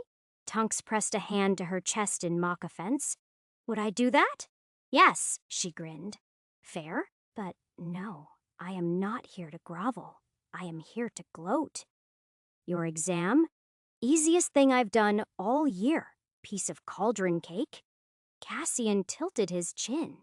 "Are you saying my beautifully crafted test didn't crush your soul? I must be losing my edge." "I am saying even a troll with a hangover could pass it." Cassian smirked. "Good. Maybe next year I will replace you with one and see if it improves the quality of answers." Her hair shifted to a smug shade of neon pink as she leaned back in the chair, balancing it on two legs. "Not my fault you asked baby questions. Pick any spell and explain its history and how it was used outside of current trend. Give your original answer on how it can be used differently. Even my mom could answer those, and she doesn't care about history." "Most of your classmates didn't find them so baby," Cassian said, flipping through a stack of essays.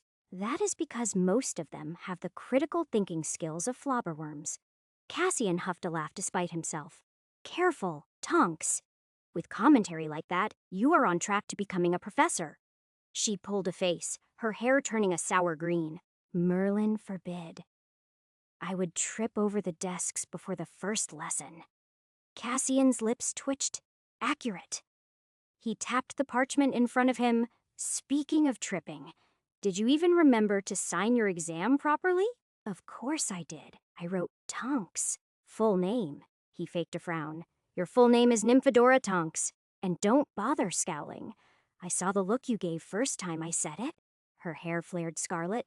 Professor, Tonks is my full name. The other one is a cruel joke inflicted on me by my parents? Nevertheless, Cassian said with infuriating calm, that is the name Hogwarts keeps on record, which means if you want credit for the exam, you will rewrite it properly signed, unless you want me to give all your points to Miss Tonks, whoever she may be. Tonks groaned dramatically, throwing her head back so far she nearly toppled her chair. You are evil, true. Fine. But if I die of embarrassment writing Nymphadora at the top of my paper, my ghost is going to haunt you, and not even in a fun way. I will rearrange your bookshelves out of spite. Sliding her parchment across the desk, Cassian added with a smile. Looking forward to it. Now off you go. Leave me in peace to grade the rest of these essays before I start questioning why I teach at all. Tonks stuck out her tongue and snatched the parchment, signing with 3 hateful underlines.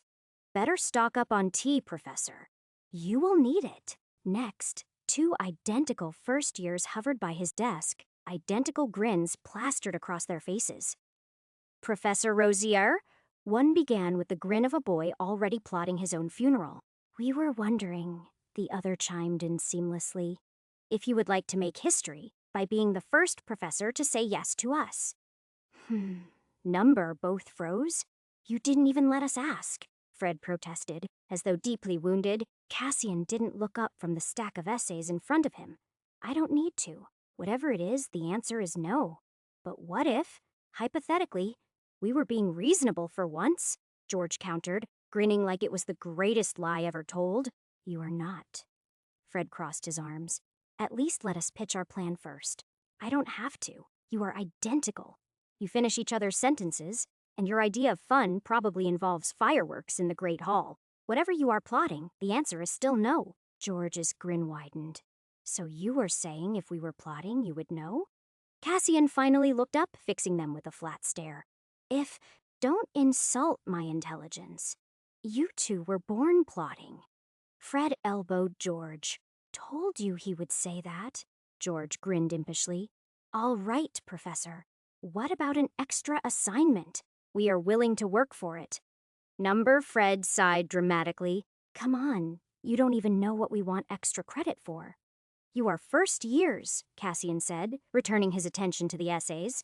There is nothing you could possibly want extra credit for that wouldn't involve some ill-advised scheme or a prank I would have to clean up later.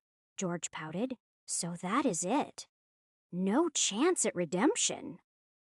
Cassian didn't even glance up.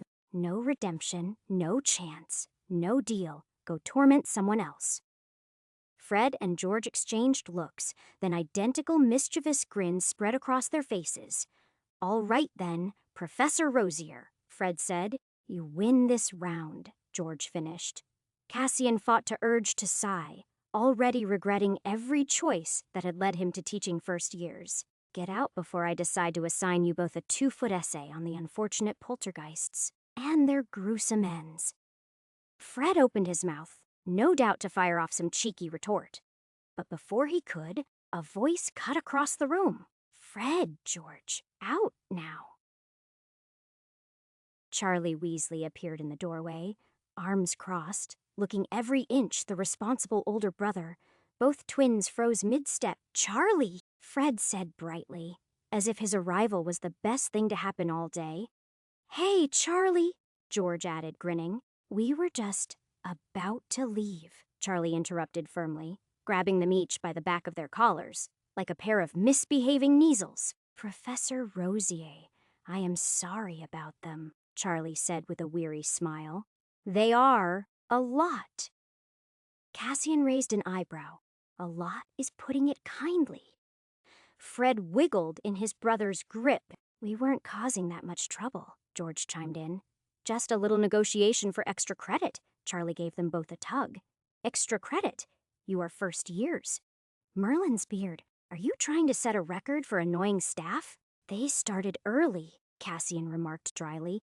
At this rate, they will have half the castle hexing them by third year. That is what we are afraid of, Charlie said with a sigh. He tightened his hold on the twins and gave Cassian an apologetic look. Sorry again, Professor. I will keep them out of your hair. Cassian chuckled. Good luck with that. Those two were born to get into people's hair and set it on fire for fun. True, Charlie admitted, dragging the twins toward the door. Bye, Professor R. Fred called cheerfully. Don't miss us too much, George added. Cassian raised a hand lazily. I will try to cope. Charlie herded them out, the sound of the twins bickering fading down the corridor. Cassian shook his head and muttered, Hogwarts really doesn't pay me enough for this. With the worst of the grading out of the way, Cassian stretched and leaned back in his chair. He enjoyed teaching, but if he had to read another essay where someone tried to claim Merlin invented every spell in existence, he might actually set something on fire. Merlin invented every spell in existence. He read aloud, as if that would make it less ridiculous. It didn't. A knock at the door made him glance up. Bathsheba, babbling, leaned against the frame, arms crossed, survived. Barely. Cassian shut the last essay with a sigh. Please tell me ancient runes essays are better than this. She smiled softly. Marginally. No one tried to claim Merlin invented runes, at least. Lucky you! She stepped into the room, glancing at the pile of parchment. Planning to spend the holidays buried under all this? Cassian stacked the essays into a neat pile. Better than spending it with the Rosiers! Bathsheda's eyes brightened as she leaned forward. I got an invitation to a dig site. They uncovered an ancient runic language. One no one's seen before. Thought you might be interested. She watched him expectantly. Cassian raised a brow. You want me to tag along while you poke at old rocks? She huffed, unimpressed. They are not just rocks. This could change everything we know about magical linguistics. Dangerous words. Half the field loses their minds when you suggest anything older than the Egyptian hieroglyphs. Exactly. She sat near him. Figured you would enjoy the chaos. You seem to thrive in it. He tapped a finger against the desk, considering. The truth was, he was interested. Anything predating established magical history was worth looking into, and if the language was truly unknown, it meant magic older than modern spellcraft. That, and though he wouldn't say it outright, he enjoyed spending time with her. Over the months, their relationship shifted. They weren't quite friends, not in the way most people meant, but there was an ease between them now. A habit of finding each other in the staff lounge, sharing drinks in Hogsmeade, or staying up late discussing their work. Neither had put a name to it, and Cassian saw no reason to. Whatever it was, it worked. Where is the site? Norway, just outside Trondheim. She watched him, waiting. Well, he smiled, I would love to. Bathsheba lit up. We leave a week after term ends. Chapter 19. Sitting in the great hall for the end-of-year feast. Cassian looked up at the green banners stretched all the way up to ceiling. Slytherin had taken both the House Cup and the Quidditch Cup. Their table roared with celebration. The other houses put up with it, some more patiently than others. Ravenclaws weren't really bothered. Hufflepuffs clapped politely, of course, and Gryffindors sulked like someone had personally insulted their ancestors. It was a familiar sight, but Cassian had no real attachment to it. The old Cassian was a Slytherin, but that had nothing to do with him. If he was sorted now, he doubted he would end up in the same house. Most likely Ravenclaw. Something Bathsheba had pointed out more than once in passing conversation. I am still not convinced you weren't meant for my house, she had said during one of their staff room chats. Slytherin ambition aside, you are far too invested in knowledge to have survived among them. Cassian had just laughed and shrugged. A shame, then. Could have saved your lot from turning into glorified human encyclopedias. Now, watching the Slytherin table roar with triumph, while the rest of the hall resigned itself to another year of them, lording it over everyone, he found himself mildly grateful for his current position. Teaching had its headaches, but at least he didn't have to deal with house rivalries like a 15-year-old with something to prove. Dumbledore stood, raising a hand for silence, and the hall gradually settled. The usual speech followed. Congratulations, reminders, well wishes for the summer. At some point, Cassian's mind drifted to Norway. He had no idea what exactly they would find at the dig site, but if it was enough to get Bathsheba excited, it had to be worth the trip. After the feast, the students scattered to their common rooms. Cassian lingered over his tea, enjoying the rare quiet and the absence of students screaming about house points like it determined their immortal souls. Most of the staff had already left, save for McGonagall, who was speaking with Flitwick near the doors. Snape had vanished almost immediately after the feast ended, no doubt retreating to wherever he spent his free time being unpleasant. Bathsheba lingered nearby, glancing over at him. "Still in one piece after your first year teaching?" Cassian smirked. "Barely. I am convinced some of these students are actively trying to kill my enthusiasm," she chuckled. "Consider it a test of endurance. Perfect. Just what I dreamed of as a child. On the bright side, you survived, and now you get a summer away from it." She tapped her fingers against the back of his chair. "Thou, instead of resting, you decided to spend it knee-deep in ancient runes. Rest is overrated," Cassian said. "Besides, this is the first interesting thing to pop up in a while." Bathsheba raised an eyebrow. "Glad to know our company is so engaging." Cassian grinned. "You know what I mean. Hogwarts is fascinating, but it is still a school. The past year has been spent wrangling teenagers into caring about things that happened centuries before their great-great-grandparents were born." He leaned back slightly. "It will be nice to get out and see something older than castle walls and hormonal dramas." She hummed. "Fair enough. Just don't complain when you are stuck translating runes in the rain. I will suffer through it." The conversation moved on, drifting between speculation on the dig site and the general absurdities of the past year. By the time they left the hall, most of the castle had gone quiet, students either asleep or making the most of their last night before heading home. Cassian didn't bother returning to his quarters immediately. Instead, he took a slow walk through the corridors, passing by empty classrooms and torchlit hallways. Hogwarts at night had a different feel, less bustling, more ancient, the weight of history pressing in through every stone. He found himself by the library without meaning to. The doors were closed, but he knew Madame Pince was still inside. He could hear the faint sound of pages turning, the occasional rustle of fabric as she moved about. For a moment, he considered knocking. He had a few books to return, but decided against it. But just as Cassian turned to leave, a sharp scream cut through the quiet. He was moving before he even processed it, legs carrying him forward as he shoved open the library doors. The sound had come from the restricted section. He didn't bother being quiet as he moved. The tall bookshelves were blocking his path like a literary maze, and then he saw her. Professor Helena Mulford lay sprawled on the ground, her body stiff, her skin darkened. Not burnt, but twisted by some curse. Cassian dropped to a knee, gripping his wand tight. Finite, a standard counter curse, but he forced as much power into it as he could.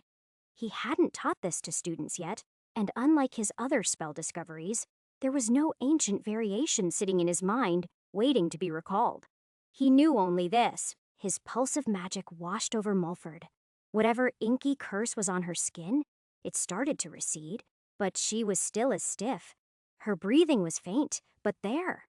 Thankfully, she was alive. Cassian swore under his breath. "Pince," he called.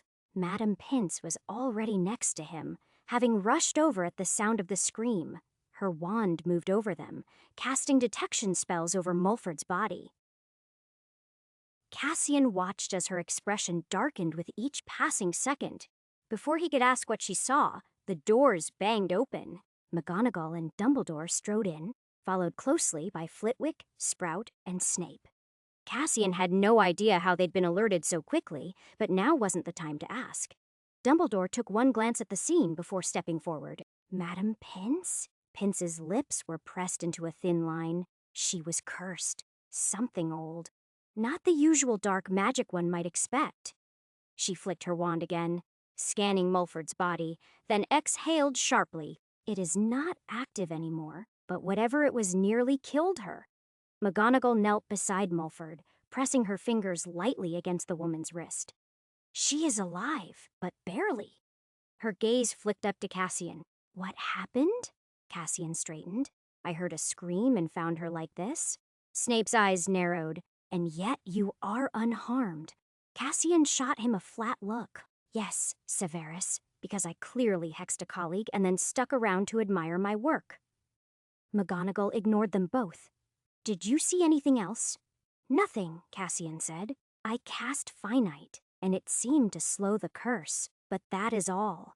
Flitwick had been inspecting Mulford closely, muttering under his breath.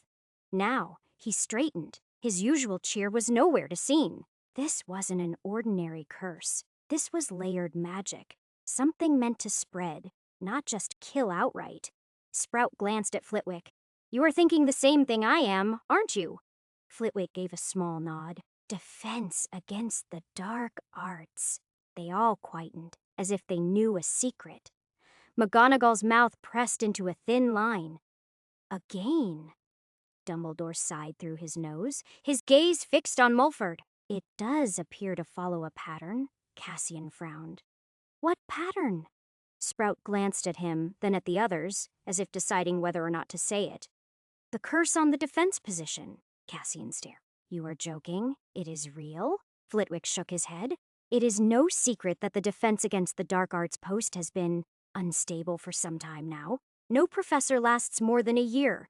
McGonagall adjusted her spectacles. And now, this. She gestured at Mulford's unconscious form. Cassian resisted the urge to swear. You are telling me there is a bloody curse on the job itself. Dumbledore met his gaze evenly. That is the prevailing theory. He snorted out a breath. Right. So, let me get this straight. Hogwarts has had a cursed teaching position for at least a decade, since I remember professors coming and going every year, and no one thought to fix it. Snape scoffed. You think fixing ancient curses is as simple as waving a wand and reciting a nursery rhyme? Cassian gave him a look. I don't know, Severus. Maybe don't keep tossing professors into the meat grinder and hoping for different results. Do you even inform them before recruiting them to their possible deaths? McGonagall pinched the bridge of her nose. Enough. She turned to Pince. Can she be moved? Pince hesitated, then nodded. The curse isn't active anymore. Madame Pomfrey should be able to stabilize her. Dumbledore flicked his wand, and Mulford's body lifted gently into the air. Minerva, if you would accompany me to the hospital wing. McGonagall gave a nod and followed as Dumbledore guided Mulford out of the library. The rest of the staff lingered, their gazes still on Cassian. Flitwick frowned. No sign of the attacker, then? Cassian shook his head. Nothing, just her. Sprout sighed, rubbing her temples. Then there is little else we can do tonight. Snape huffed, wonderful. Another year. Another cursed defense professor. Asterisk, asterisk, asterisk, Cassian left the library, hands in his pockets, walking the dim corridors toward his room. The curse on the defense against the dark arts position. He heard about it during his school days. Well, the other Cassian's school days, but he assumed it was just the usual nonsense students spread around. A way to make Hogwarts sound more dangerous than it already was. But seeing Mulford barely breathing on the library floor, that wasn't a theory. Every year, the professor in that position either dropped dead, vanished, or was forced out under increasingly bizarre circumstances. It was cursed. Literally, he clenched his fist. At least no one would bother cursing the history of magic position, he muttered. Not that it would have made much difference. History wasn't exactly a high-risk job. Nobody got themselves killed explaining goblin treaties. Oh wait, Binns did, but that was on him. At worst, he would bore someone to death. Probably Snape. Chapter 20. Year ended, and Cassian took the train from Hogsmeade with the students. Not because he had to, but because apparating was beyond him, and calling a house elf just to fetch him home was too much effort. Besides, he liked trains. The steady rhythm, the muted conversations, leaking between compartments, the scenery flashing past. It was oddly grounding. A quiet simplicity magic never managed to replicate. The Hogwarts Express was loud, as always. Younger students chattered excitedly about summer plans. Older ones slumped in their seats, exhausted from exams. A few prefects made a half-hearted attempt to maintain order, but no one cared. The term was over, and discipline was left behind at the castle. Cassian sat with a couple of second ears in his compartment, flipping through a book he borrowed from the library. One he conveniently forgotten to return before leaving. Madam Pince would probably lecture him about it later, but it wasn't his fault. The night he was deliberating whether to return them, Mulford was cursed. The train pulled into King's Cross, and Cassian stepped onto the platform, blending easily into the flow of students reuniting with their families. Lucian was waiting near the exit, looking as well put together as ever with his dark robe. His younger cousin, Odette, stood beside him, hands tucked into the pockets of her cloak. Her blue eyes flicked to Cassian, unimpressed, before she turned her attention back to Lucian, as if he was the only one worth acknowledging. Arriving at the waiting cluster of rosiers, Cassian lifted a hand in an easy wave. "You lot, go ahead! I will take public transport." Lucian raised a brow, unimpressed. What, the night bus? Feeling adventurous? Selena looked intrigued for half a second, but seemed to decide against commenting. Odette, however, wrinkled her nose in that particularly disdainful way only a 12-year-old could manage. "The elves are here, cousin. Don't be difficult."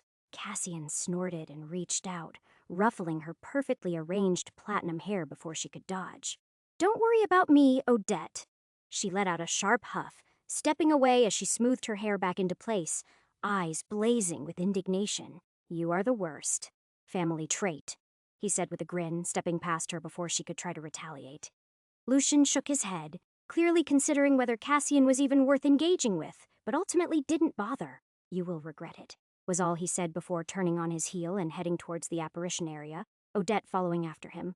Selena lingered, studying Cassian with something between amusement and curiosity. "Muggle buses and trains, really?" He shrugged. "Why not? Hogwarts Express was fine. Might as well complete the experience." Selena smiled softly. "Just don't get lost. You've spent most of your life being apparated around.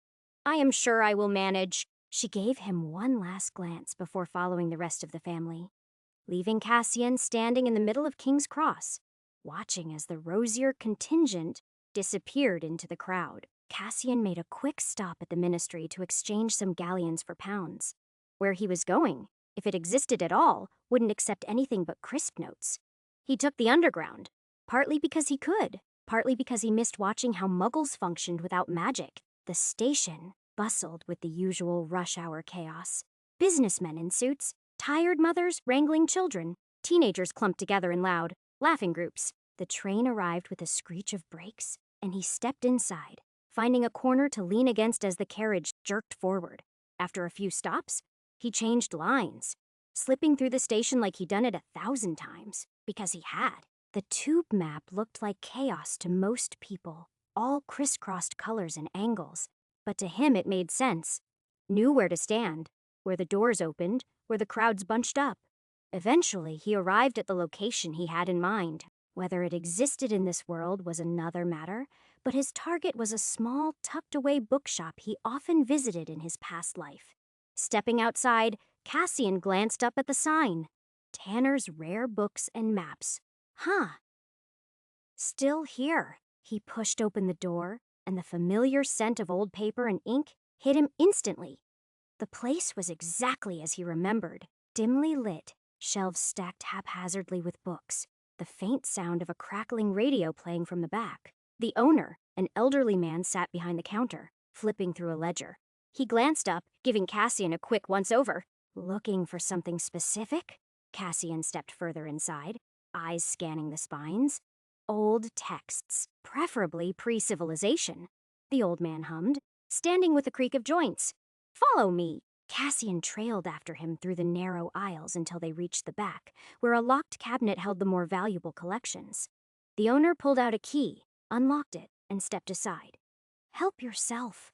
Prices aren't negotiable." Cassian nearly blurted out, "I know, old man," before catching himself. He had to remind himself that, in this life, this was his first time meeting Johann Tanner. Still, it was a shock to see him looking just as ancient as he had a quarter of a century later in Cassian's past life. How old is he? Cassian wondered, but he let it go. Probably best not to question it. He turned his attention to the books instead. The titles on the shelves were familiar. their worn covers and spines bringing back memories of long nights spent reading in another life. Seeing them here, unchanged, solidified a strange truth. History seemed to have played out the same way, despite the existence of magic. No butterfly effect. No rewritten past. He chuckled to himself. Magic must have decided history wasn't worth tampering with. Shaking his head, Cassian reached for a book. History of Ancient Magic. Not an actual magic book, of course, just a historical fiction novel about the myths and beliefs surrounding magical practices in different cultures. He read it in his past life when it had been nothing more than speculation. But here, it might actually hold something real. Good choice, Johann muttered, watching him as he flipped through the pages. That one's been around for a while. Cassian glanced up. How old is this copy? Johann scratched his chin, thinking, that edition? About 80 years. Cassian whistled. Not bad. He kept flipping through, scanning for anything that might stand out. If nothing else, it would be interesting to compare this world's historical interpretation of magic with what he knew from before. Johann leaned back against the counter. You, a historian? Cassian smirked. Something like that. Good. Means you might actually appreciate the books rather than just collecting them for show. Cassian closed the book with a quiet thump. You would be surprised how many people think owning a shelf full of old books makes them an expert, Johann huffed. More than I care to count. After a few more minutes of browsing, Cassian gathered a small stack and carried them to the counter. Johann Tanner glanced up from his ledger, eyes narrowing slightly as he checked the books.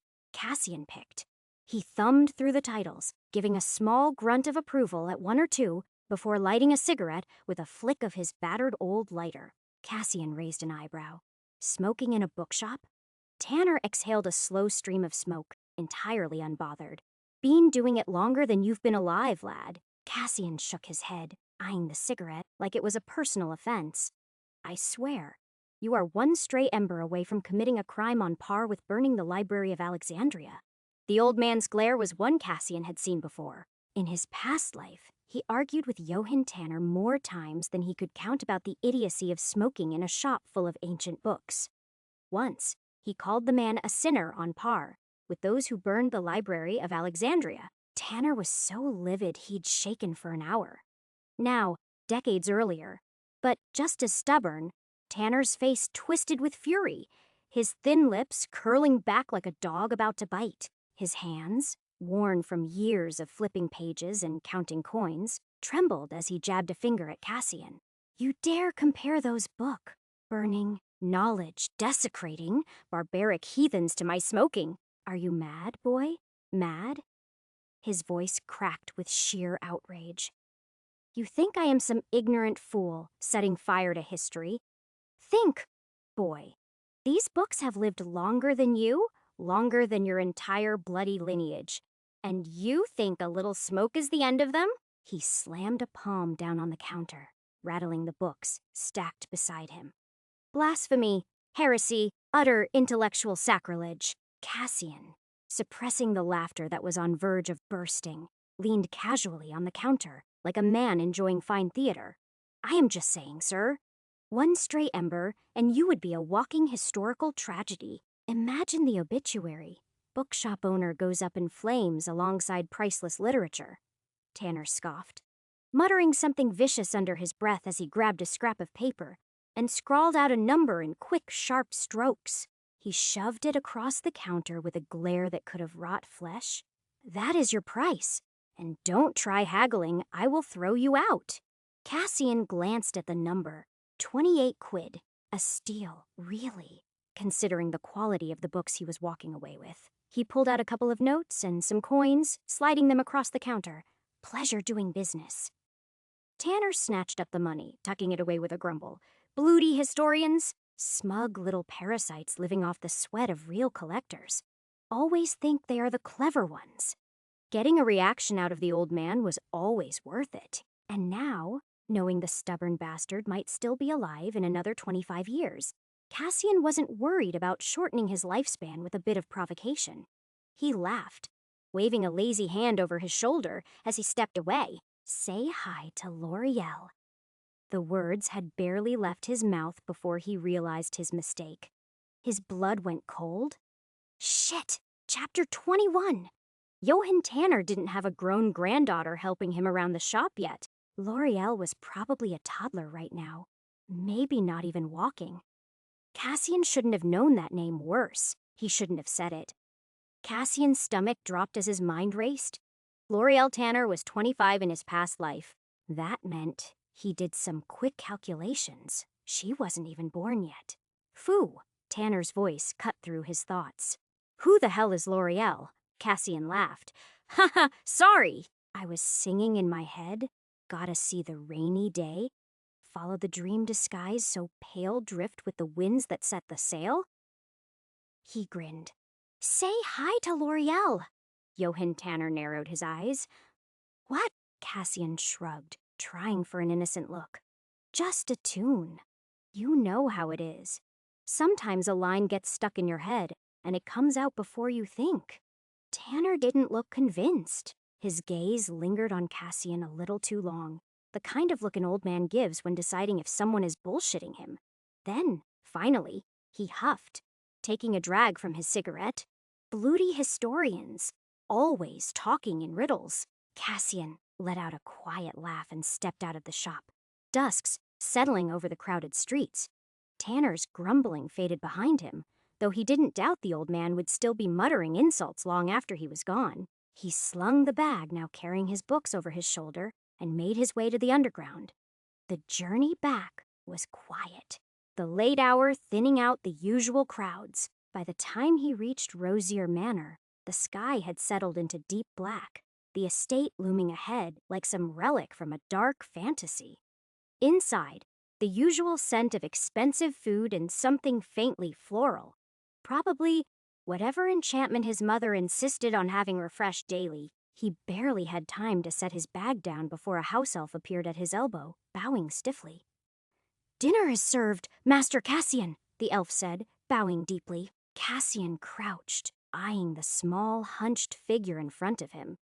How are you doing, Towel? It has been a while. The house elf flinched at being addressed, his large bat-like ears twitching as he kept his gaze firmly on the floor. Cassian sighed. The old Cassian had terrorized the poor creature so much that a simple smile or kind word was met with wariness, as if a kick might follow at any moment.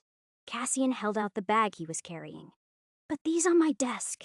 Towel took them quickly, his thin fingers curling around the strap as he scurried away without a word. Cassian watched him go. He shook it off and walked towards the dining table. Another elf appeared at his side, silently helping him clean his hands with magic before he sat down. The entire Rosier family was gathered tonight, as expected for the first meal after the school term ended. The long dining table stretched before him, lined with polished silverware and pristine plates. Cassian slid into his seat, taking a look around. His grandfather, Magnus, sat at the head of the table, his sharp blue eyes scanning the room like a man still used to holding power, despite his retirement. His grandmother, Catherine, perched beside him, thin-lipped and stiff, always radiating omni-disapproval. His father, Regulus, was in a hushed conversation with Lucian, likely discussing some ministry business Cassian couldn't be bothered to care about. His mother, Ophelia, sat across from him, elegant as ever, though her attention was fixed on her plate, as if even looking at Cassian might be a waste of time. The rest of the family filled the seats in their usual places. Uncles, aunts, cousins, each one with their own ambitions, each one knowing exactly where they ranked in the unspoken hierarchy of the Rosiers. Cassian, as always, was at the bottom. Dinner began, the house elves moving seamlessly through the room. Cassian ate without rush, half listening to the murmured conversations around him. Armand, his stocky, broad-shouldered uncle, broke the relative quiet. Lucian, I hear you handled the Selwyn incident well. Didn't even leave a trace. Lucian lifted his head, his usual self-satisfied smirk tugging at his lips. The Aurors never even got a whiff of it. Armand laughed. Good. The last thing we need is more ministry oversight. Cassian speared a piece of roasted pheasant, taking his time chewing before he spoke. Shame. I was hoping for a thrilling scandal to read about in the Prophet. Lucian lightly scoffed, unimpressed. It is a family matter, Cassian. Something you wouldn't understand. Cassian chuckled. You are right. I can't say I have much experience in covering up whatever it is you lot get up to these days. Spare us your ignorance, Viola, his aunt, cut in, sharp eyes locking onto him like a predator finding weak prey. You've been playing professor for a year now, haven't you? Tell me, how does it feel to be surrounded by children who probably surpass you in magical ability? Cassian swirled his tea lazily. Not as humiliating as watching you desperately cling to relevance in a family that has already moved on from you. A faint snort came from somewhere down the table, possibly Selena, though she covered it well by taking a sip of her drink. Viola's lips pressed into a thin line, but she didn't rise to the bait. Instead, she turned to Magnus. It is a wonder you still allow him to waste the family name like this, father. Magnus silenced Viola with a sharp glance before turning to Cassian. His placement at Hogwarts was decided by Regulus and me, and from what I hear, he has done well. Teaching students to question the so-called friendship between wizards and muggles. That alone makes his presence there worthwhile. Cassian kept his expression neutral, taking a slow sip of tea. He had no doubt Magnus had sources feeding him reports, but it was amusing how the man had twisted his approach. Teaching history properly, without whitewashing, without simplifying, wasn't the same as pushing pureblood superiority. This was his task to begin with. Regulus and Magnus had placed him at Hogwarts with a clear expectation, subtly reinforced the rosier worldview. From the outside, it looked like he was doing exactly that. He taught history with all its uncomfortable truths, questioning the so-called harmony between wizards and muggles. But what he was actually doing was pushing them to think for themselves, to question everything. It wasn't about feeding them a new ideology. It was about making them realize there wasn't just one. Cassian basked in Viola's face and let Magnus believe whatever he wanted. A necessary perspective. His grandfather continued, nodding slightly. The younger generation is too quick to accept revisionist history. They need to be reminded of the past as it truly was. Viola forced a smile. Then at least he is serving some purpose. Cassian turned his head lazily towards her. That is right. You should be thrilled. For the first time in my life, I am actually useful. Regulus ended the conversation before anyone else could comment on it. Your position at Hogwarts is valuable, Cassian. You did well. Cassian's lips curled faintly, lifting his glass in mock toast. For now, he played along, letting them think he was exactly where they wanted him, guiding young minds in the right direction, reinforcing the rosier worldview.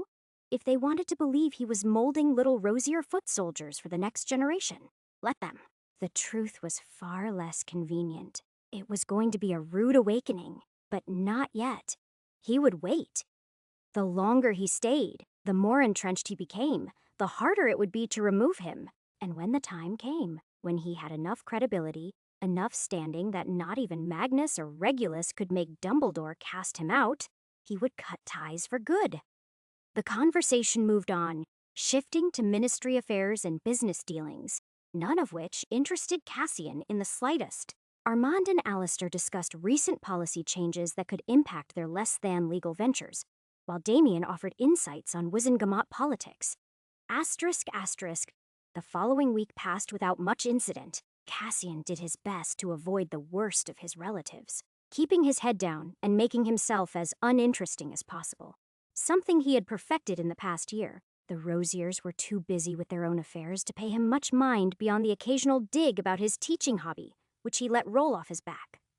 By the time he was ready to leave, he had to go through the usual performance of asking for permission, which was mostly for show. Magnus barely acknowledged it beyond a vague nod, and Regulus only cared enough to remind him to represent the family properly. Cassian assured them he would, though they probably wouldn't be thrilled with his actual plans. With that, he left Rosier Manor behind, making his way to meet up with Bathsheba.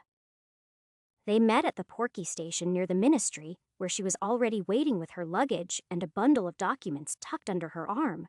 Cassian eyed the stack. Are you planning to read ancient runes, Mid-Porky? He asked. Bathsheba smiled. If I get bored enough, Chapter 22. The Porky, a battered suitcase scarred from years of abuse, lurched violently, yanking Cassian and Bathsheba forward. A heartbeat later, Cassian's boots slammed onto solid ground, the sharp, frigid air of Norway biting at his face. Bathsheba landed gracefully. Adjusting her bag like teleporting to another country was just another Thursday. Cassian stumbled, catching himself with a muttered curse. Still feels like my insides rearranged every bloody time, Cassian muttered, brushing off his coat and trying to look like he hadn't just been spun through a cosmic blender. He casually kicked a patch of grass off his boot like that would undo the disgraceful landing. It was his first time. Old Cassian experienced this before, both apparition and Porky travel, but this was the first time he blinked and ended up thousands of kilometers away. Reading memories was one thing. Living them was a whole different beast. Before the trip, he checked over the old Cassian's memories. How Porky's twisted through the gut like a sinkhole of suction. How apparition punched behind the eyes and pulled at the ribs like a tug-of-war between dimensions. Old Cassian remembered the sensation as something like being folded in half at the stomach, then siphoned through himself in two violent directions. It wasn't elegant. It wasn't magical. It was mechanical terror masquerading as transportation. Simply awful. Best Cassian could describe it. Imagine being turned to spaghetti at the edge of a black hole and spat out the other end like some smug. Indifferent white hole had coughed you into a different universe. Not that he experienced either. Magic was no different. Cassian saw the flashes of memories. Old Cassian's attempts and charms and hexes. He knew how it should feel, knew the muscle pull of a proper charm. But knowing wasn't casting. It wasn't instinctive. Not like it had been in those memories. The best he could explain it was like trying to describe how breathing worked. Could words ever capture the feeling? If anything, they only made it worse. Humans, when made to think about breathing, often lost the instinctive ability to do it. Something they did even in their dreams. Most just covered it up with snoring. But still, this Cassian had to learn what breath was again. Old Cassian's reflexes weren't transferable, not that he had many to begin with. The raw knowledge? Sure, minimal, still. But it was there. You will survive, Bathsheba replied dryly, scanning the dark horizon. Come on, camp is this way. The site lay just outside Trondheim, shielded from Muggle eyes by thick layers of enchantments. The magical outpost was busy with movement already. Witches and wizards darting between tents and rune-carved stones, parchment rustling in the cold wind. Some bent over artifacts. Others whispered furiously over scrolls as if the words themselves might bite back. Bathsheba moved to join the fray, cutting a line through the bustle. Cassian followed at a slower pace, hands in his pockets, eyes flicking lazily over the surroundings, like he wasn't cataloging every detail. A man in thick furs waved them over. Professor Babbling, I presume? His accent was heavy Norwegian, wand tucked in his pocket like an absent-minded quill. And you must be Professor Rosier. Cassian gave a polite smile. That would be me, Eric Asland, lead researcher, and clearly the kind of man who would stab someone with a quill if they mishandled a rune, led them to the dig site. A partially unearthed mountain wall sprawled before them, its walls lined with carvings Cassian didn't recognize. The air brimming with magic, so heavy that even he felt it crawl across his skin. Bathsheba crouched immediately, fingers tracing delicate lines over the stone. Not Elder Futhark, she murmured. Or any known derivative. Cassian knelt beside her, his eyes narrowing. These shapes, he murmured. He wasn't just a historian by trade. He was obsessed with ancient languages. Hieroglyphs, cuneiform, protoscripts, anything scratched, inked, or carved millennia ago, he researched. He still had the image of a Sumerian tablet burned into his mind, a sliver of a fragment he once owned. He once even owned a small limestone from Göbekli Tepe, worn smooth by hands that had used it over 10,000 years ago. Simple tools, maybe, but they spoke of people. Rituals, lives, things that outlasted words. Those two relics weren't just treasures. They were proof of how far his obsession ran. He had spent a fortune to acquire them, burning through savings and sense alike, unable to resist the pull of the ancient. Forgotten scripts, dead tongues, markings barely anyone could piece together. He craved them all, chasing them like a man possessed, enough to call himself a proper historian and almost believe it. But the carvings in front of him, not Old Norse, not even younger Futhark, not anything he recognized. The shapes twisted like they wanted to be a language. But if they weren't one he'd ever seen. And he'd seen plenty. He brushed some loose grit away. The edges of the runes were knife-sharp, untouched. Anything this old should have worn smooth long ago. Most scripts this ancient were worn down, half erased by wind or water or careless hands. These looked like they'd been cut yesterday. He reached out and touched one. The instant his finger met the stone, the world tilted violently sideways. Asterisk, asterisk, asterisk. A storm hammered the coastline. Black waves crashing against jagged rocks. Sea spray lashing up in icy sheets. A small village lay in the crook of a fjord, its houses hunched against the wind like beaten animals. Sparse firelight trembled behind a handful of windows. Beyond it, high on the cliffs, a woman stood at the mouth of a cave, barefoot, arms streaked in runes. Didn't seem like inked, but carved. Her hair clung to her skin, soaked and tangled. Her eyes weren't human, too bright, too sharp. The storm circled her like a loyal beast. Voices shouted beneath her. Men climbed the path, weapons drawn. Runes glowed on her arms. The stone around her began to shake. The men shouted warnings, threats, prayers. She didn't answer. She raised both arms. The runes carved into her flesh bleeding crimson radiance. A dragon's roar split the storm. Then the cave mouth folded in on itself, stone flowing like molten wax, hardening with a sound like 1,000 bones snapping shut. The storm died. Silence. Then the woman was gone. Asterisk, asterisk, asterisk. Cassian jerked back like he touched fire. His fingers stung. The rune he touched was warm.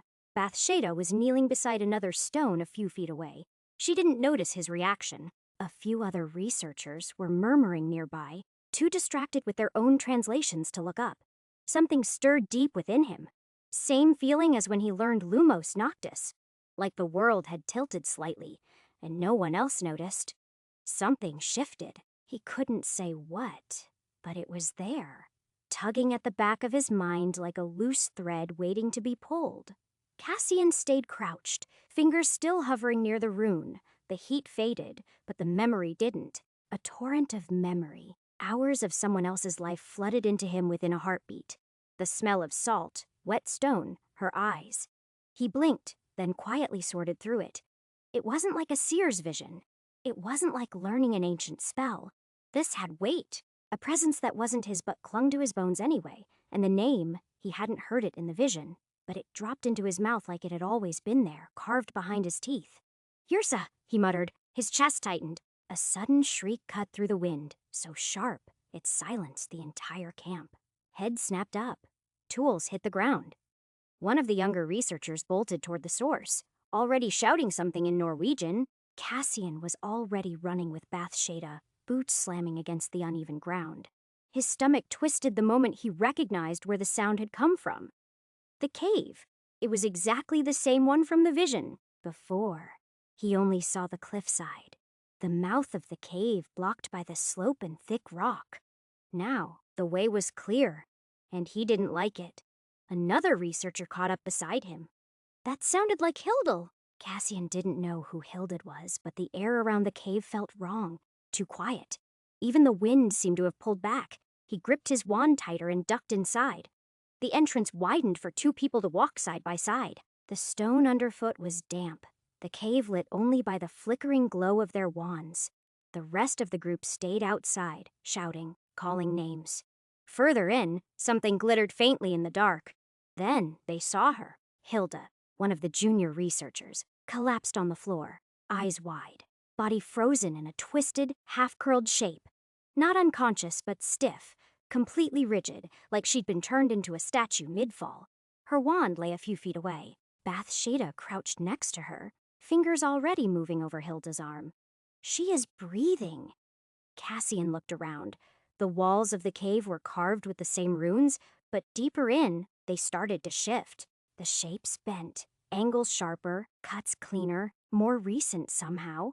It didn't make any sense. She was doing a rub of the inner wall. I told her not to go in alone. Another German scholar stopped, eyes narrowing. This isn't ordinary paralysis. Cassian looked further in, following the line of runes as they formed a spiral, definitely leading somewhere. The damp stone underfoot gave way to a smoother surface, as if the spiral had been carved to guide a particular kind of traveler. He crouched to trace the faint grooves. Bathsheba hovered behind him, wand-lit, her breath puffing in little clouds. "It is leading," she said, as though stating the obvious. She knelt, pressing her palm beside his, the runes glowing faintly in response. They crept deeper.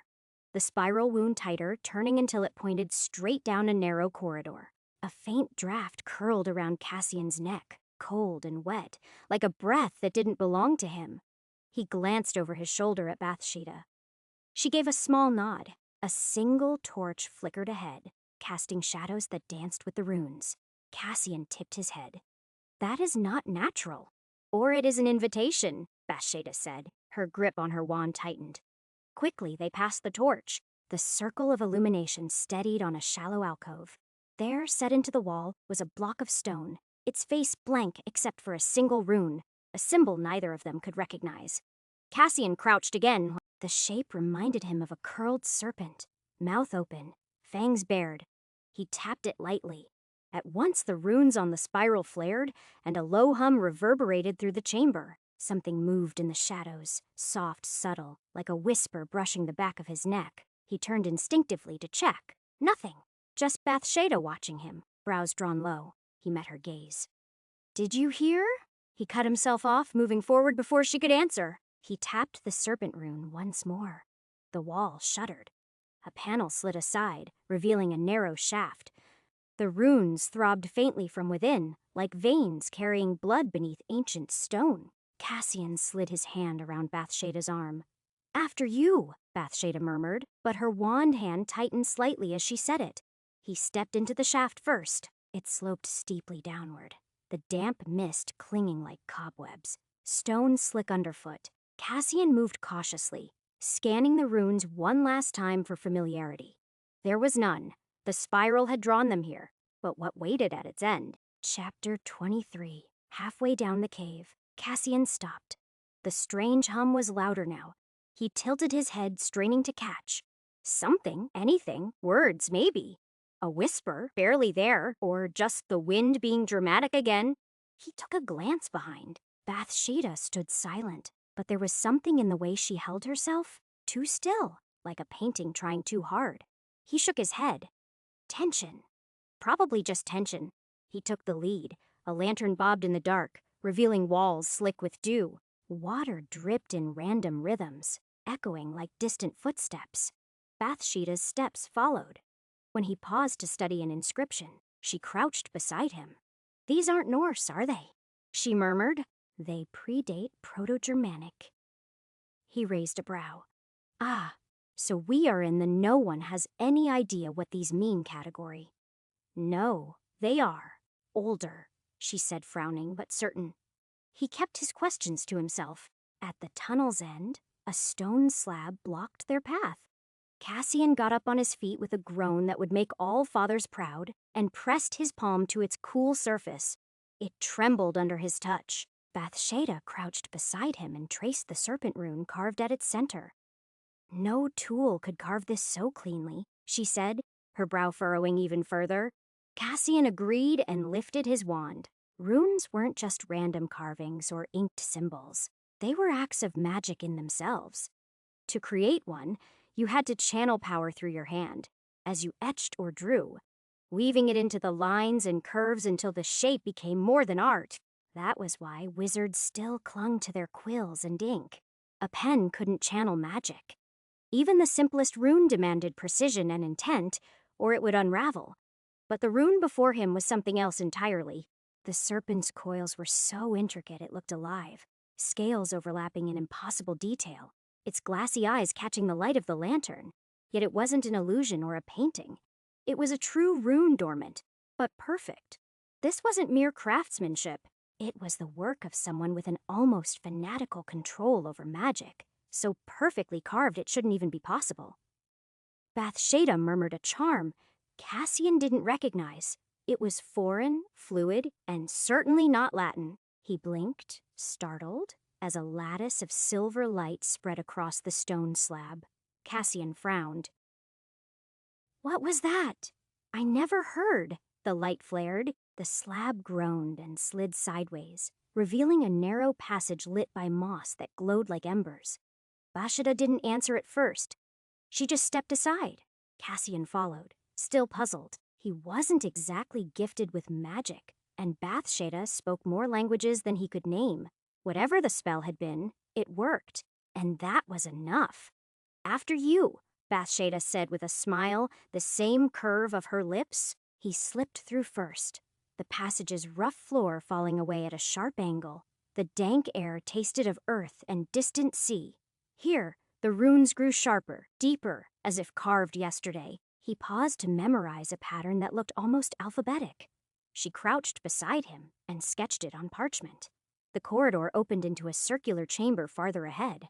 The walls were marked with rings, each one circling inward toward a dark center. Every stone was carved, the edges rough beneath his fingertips.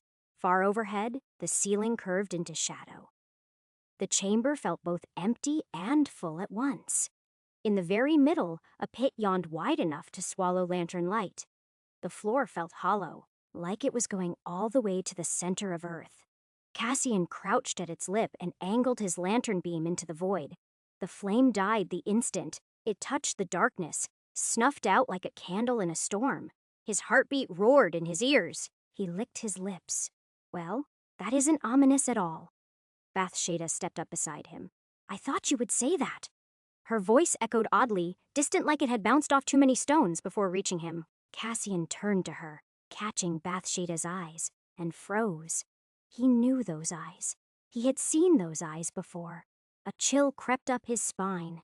For a single suspended second, neither of them moved. The lantern's glow quivered across her face, and there, etched faintly on her cheek, were runic scars that hadn't been there a minute ago. He felt sudden chill down his spine. His breath hitched. Number. That couldn't be right. He shook his head hard, as if to scatter the image, and when he looked again, the marks were gone. Nothing but smooth, unmarked skin in the flickering light. He blinked rapidly, his stomach twisting. It is the lantern. Shadows playing tricks? The light was bouncing off the stone walls, distorting everything. Lantern tricks, he muttered under his breath. It had to be. Should have brought better lighting. Forcing his legs to move, Cassian stepped closer to the pit's edge. His voice came out quieter than intended. Shall we see what is down there? She pressed her palm to his forearm. Don't go down. It is dangerous, she said, clenching hard. He straightened, threw the hood off his head. How do you know? He asked, meeting her eyes. She ran a fingertip along her own palm and shook her head. Please, she said. Her tone was hesitant, as if even she didn't know how she knew. Let's not go down. Cassian nodded, forcing himself to look away from her as he stepped back. We should head back, he said. But we need to warn the others first. She tucked her wand back into its sheath at her belt. We will warn them, she replied. If they still want to enter, it is their decision. Fair enough. Let's move. He frowned, but stepped back, guiding Bathsheba along the spiral corridor towards the mouth of the cave. Not more than a few breaths later, a low rumble rolled through the tunnel. It began as a tremor underfoot, an odd shudder that made loose pebbles skitter across the floor. Cassian was taken aback, his stomach nodding. The lantern swayed, its light dancing across the walls. Whatever enchantment kept these carvings so pristine was awakening. He braced himself against the damp wall and swung around. Bathsheba's expression was tight. Before she could speak, the ground shivered again, harder this time. Stone cracked high above. He grabbed her elbow and pulled her back. A slab of roof rock broke free with a jagged crack. It fell, splitting the tunnel in half. Dust exploded around them. Cassian yanked Bathsheba aside, pressing her against the cool stone just as the chamber folded inward behind them. The walls moved as though alive, crushing the runic walls in. Bathsheba was hunched low, one knee to the ground, shielded by his arm. Blasted magic, she muttered, coughing up dust.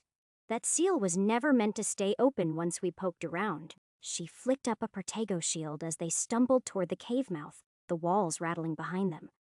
Cassian stretched his hand, whispered the same charm, but nothing happened. Of course not. Bathsheba grabbed his arm and hauled him forward. Move, she snapped. Cassian swallowed as he rushed out. A slab smashed down behind them. Bathsheba shoved Cassian ahead. Dust exploded in their faces. Move! Now! She cried again. The tunnel lurched again. Out! Cassian stumbled into daylight, falling to the ground. Bathsheba tumbled out after him. Others were already out. They escaped from the tunnel sooner than Cassian and Bathsheba, faces covered with dust. A half-dozen researchers walked closer. What on earth happened? Thierry Duval, a French rune master, asked. No demanded, eyes darting between Cassian and Bathsheba. He folded his arms, staring down. Cassian opened his mouth, ready with a quip about temperamental runes and faulty tunnels, but Bathsheba beat him to it. She brushed grit from her sleeve and met the man's glare head-on. We were examining the rune structure, she said. Then the roof came down on us? Examining? Duval repeated. You nearly got yourselves buried alive. Cassian opened his mouth to say, Hey, I know that song, right on. But Bathsheba beat him to it again, her lips twitching. We misjudged the ward's strength. She glanced at Cassian, who gave her an innocent smile. She cut him a warning look. He shut his mouth and instead touched his wand to a stone chip at his boot, rolling it with the tip. Sulking like a child, Bathsheba's gaze flicked down the shattered tunnel, then snapped back to Hilda, who was now on her feet. You all right? She asked. Hilda drew in a shuddering breath and ran a hand through her hair. I am, yes. And you? She replied, eyes wide. Bathsheba nodded with a smile. Good. She straightened. What happened to you in there? Hilda swallowed. She glanced at the cave mouth. I heard voices, she said. Her lips quivered. Whispers. At first, they sounded like someone beside me, telling me to keep tracing the runes. She shook her head as though to banish the memory. Then everything shook and I must have blacked out. Cassian joined them. He offered Hilda a scrap of parchment and a quill. Can you write down what you heard? He said. Every detail. Hilda took them, fingers trembling. She began to scratch words in pale ink. A voice, urging me forward, Yrsa. Come to me. The spiral binds us. Cassian furrowed his brow. Yrsa, he murmured almost to himself. Hilda looked up. Does that mean anything? He shook his head, laughing awkwardly. Not sure. Probably a name, or a very bad omen. Hilda gave a nod, tucking a loose strand of hair behind her ear. I don't remember anything else. Sorry for worrying you. Bathsheba leaned over, patting Hilda's shoulder with a smile. It is all fine. Too bad the cave caved. Cassian rolled his eyes, stifling a grin. He made a mental note to mock her about that later. Instead, he turned back to the scrap of parchment. Yrsa, he murmured, tapping the quill against his palm. Does anyone else recognize that? Thierry Duval, arms still folded, huffed. Sounds Norse, perhaps a mythic figure. But I would expect something older here. Cassian held up a finger. Norse myth, you say? Yrsa was a queen in the sagas, daughter of Halga, mother of Halfdan. But that is way after Proto-Germanic. He shot a look at Bathsheba. Feels like someone, or something, is playing us. Chapter 24. After the Norwegian researchers did a swift head count and confirmed no one else was trapped inside. They cordoned off the dig and sent a Patronus straight to Oslo. Ministry boots were already on their way. Cassian and Bathsheba hung back, letting the experts take charge. When the last spell was cast, they turned and trudged toward their tents.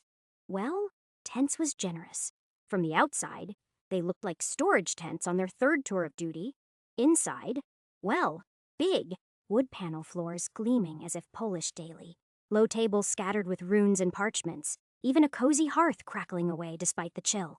It felt less like camping, and more like being swallowed by a miniature manor. Cassian wandered in circles, jaw slack. He counted oak beams. He tapped a window that overlooked the fjord, marveled at the woven tapestries. One showing a frost giant and a sea serpent locked in battle. None of this was fieldwork shabby. This wasn't camping. It was an aristocrat's fever dream stuffed into canvas.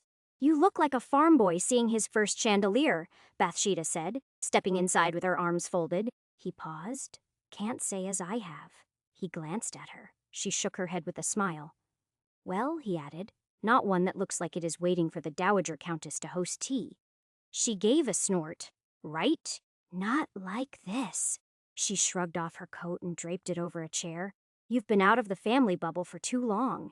Cassian's lips twitched. He was waiting a chance to tease her back, but he bit it off. Instead, he walked to a shelf stacked with tomes, ran a finger over the spines. Nice touch with the mini-library, he said.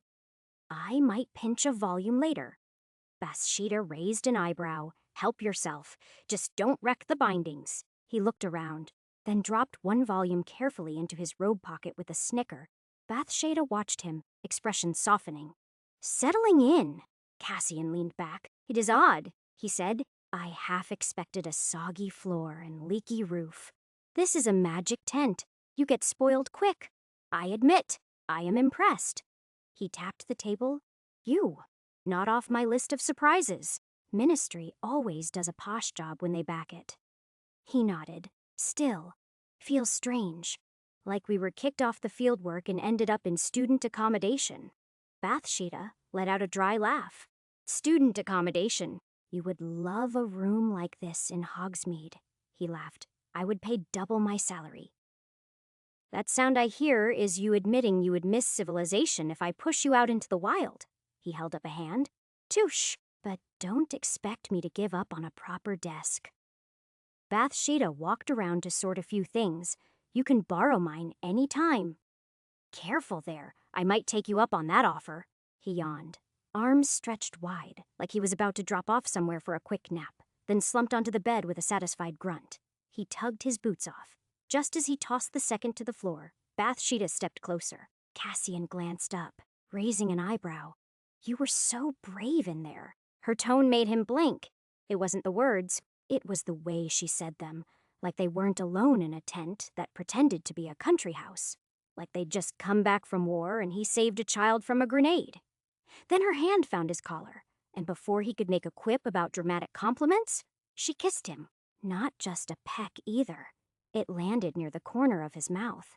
Cassian kissed back, but his brain was already taking notes like someone had just handed him a cursed scroll and a deadline. Not that he was protesting. No, sir. Let the record show he was entirely cooperative in this development, but Bathsheba usually needed a bottle of wine and a lunar eclipse before she would so much as let her hair down. This was new. Her mouth lingered near the corner of his. Too close to brush off as an accident. Not quite centered to call a proper kiss. He pulled back half an inch, eyes narrowing. Well, he said, throat dry, either I suffered a head injury and this is some sort of hallucination, or you just kissed me. Bathsheba didn't move away. Would you like a repeat, just to confirm? He blinked. You are being oddly forward, not complaining, he added, pointing a finger vaguely in the air. Just making sure you are still you. You weren't, I don't know, possessed by a rune goddess back there, right? Her smirk was annoyingly hers. What if I was? He sighed through his nose. Then she has excellent taste. She slapped his arm. Don't ruin the mood. I am just glad my boyfriend didn't run off the tunnel alone and actually dragged me with him. Cassian caught her hand before she could swat him again. Dragged you. If I remember right, you were the one who yanked us both through that collapsing death trap while I flailed around like a duffer who can't even cast Protego. Bathsheba leaned into him, cheek pressing against his chest. That was after I got myself together, he snorted. Right? After nearly getting turned into a pancake, I landed on my feet. You rolled down a slope and kicked me in the face? Still counts. She didn't move. Didn't shift away or add anything clever. Just stayed there, curled into his side, like she'd been doing it for years. Cassian blinked up at the ceiling beams and wondered briefly whether Yrsa the ghost goddess had knocked a few screws loose in both of them. Wasn't expecting today to end with ancient runes, collapsing tunnels, and a cuddle, he muttered. I left my planner back at home. Stop talking. Her voice was muffled against his robes. You talk too much when you are flustered. I am not flustered, he said, properly offended. You are babbling like a first year, he grinned. That is your last name, and I am open to taking it after we tie the knot. She glared. Seriously? He shrugged, already peeling a bit of fuzz off the blanket. Not like I am a fan of Rosier, Bathsheba narrowed her eyes. What? Because they are all megalomaniacs with dark cloaks and superiority complexes? Cassian raised a finger. Don't forget the smug ancestral portraits.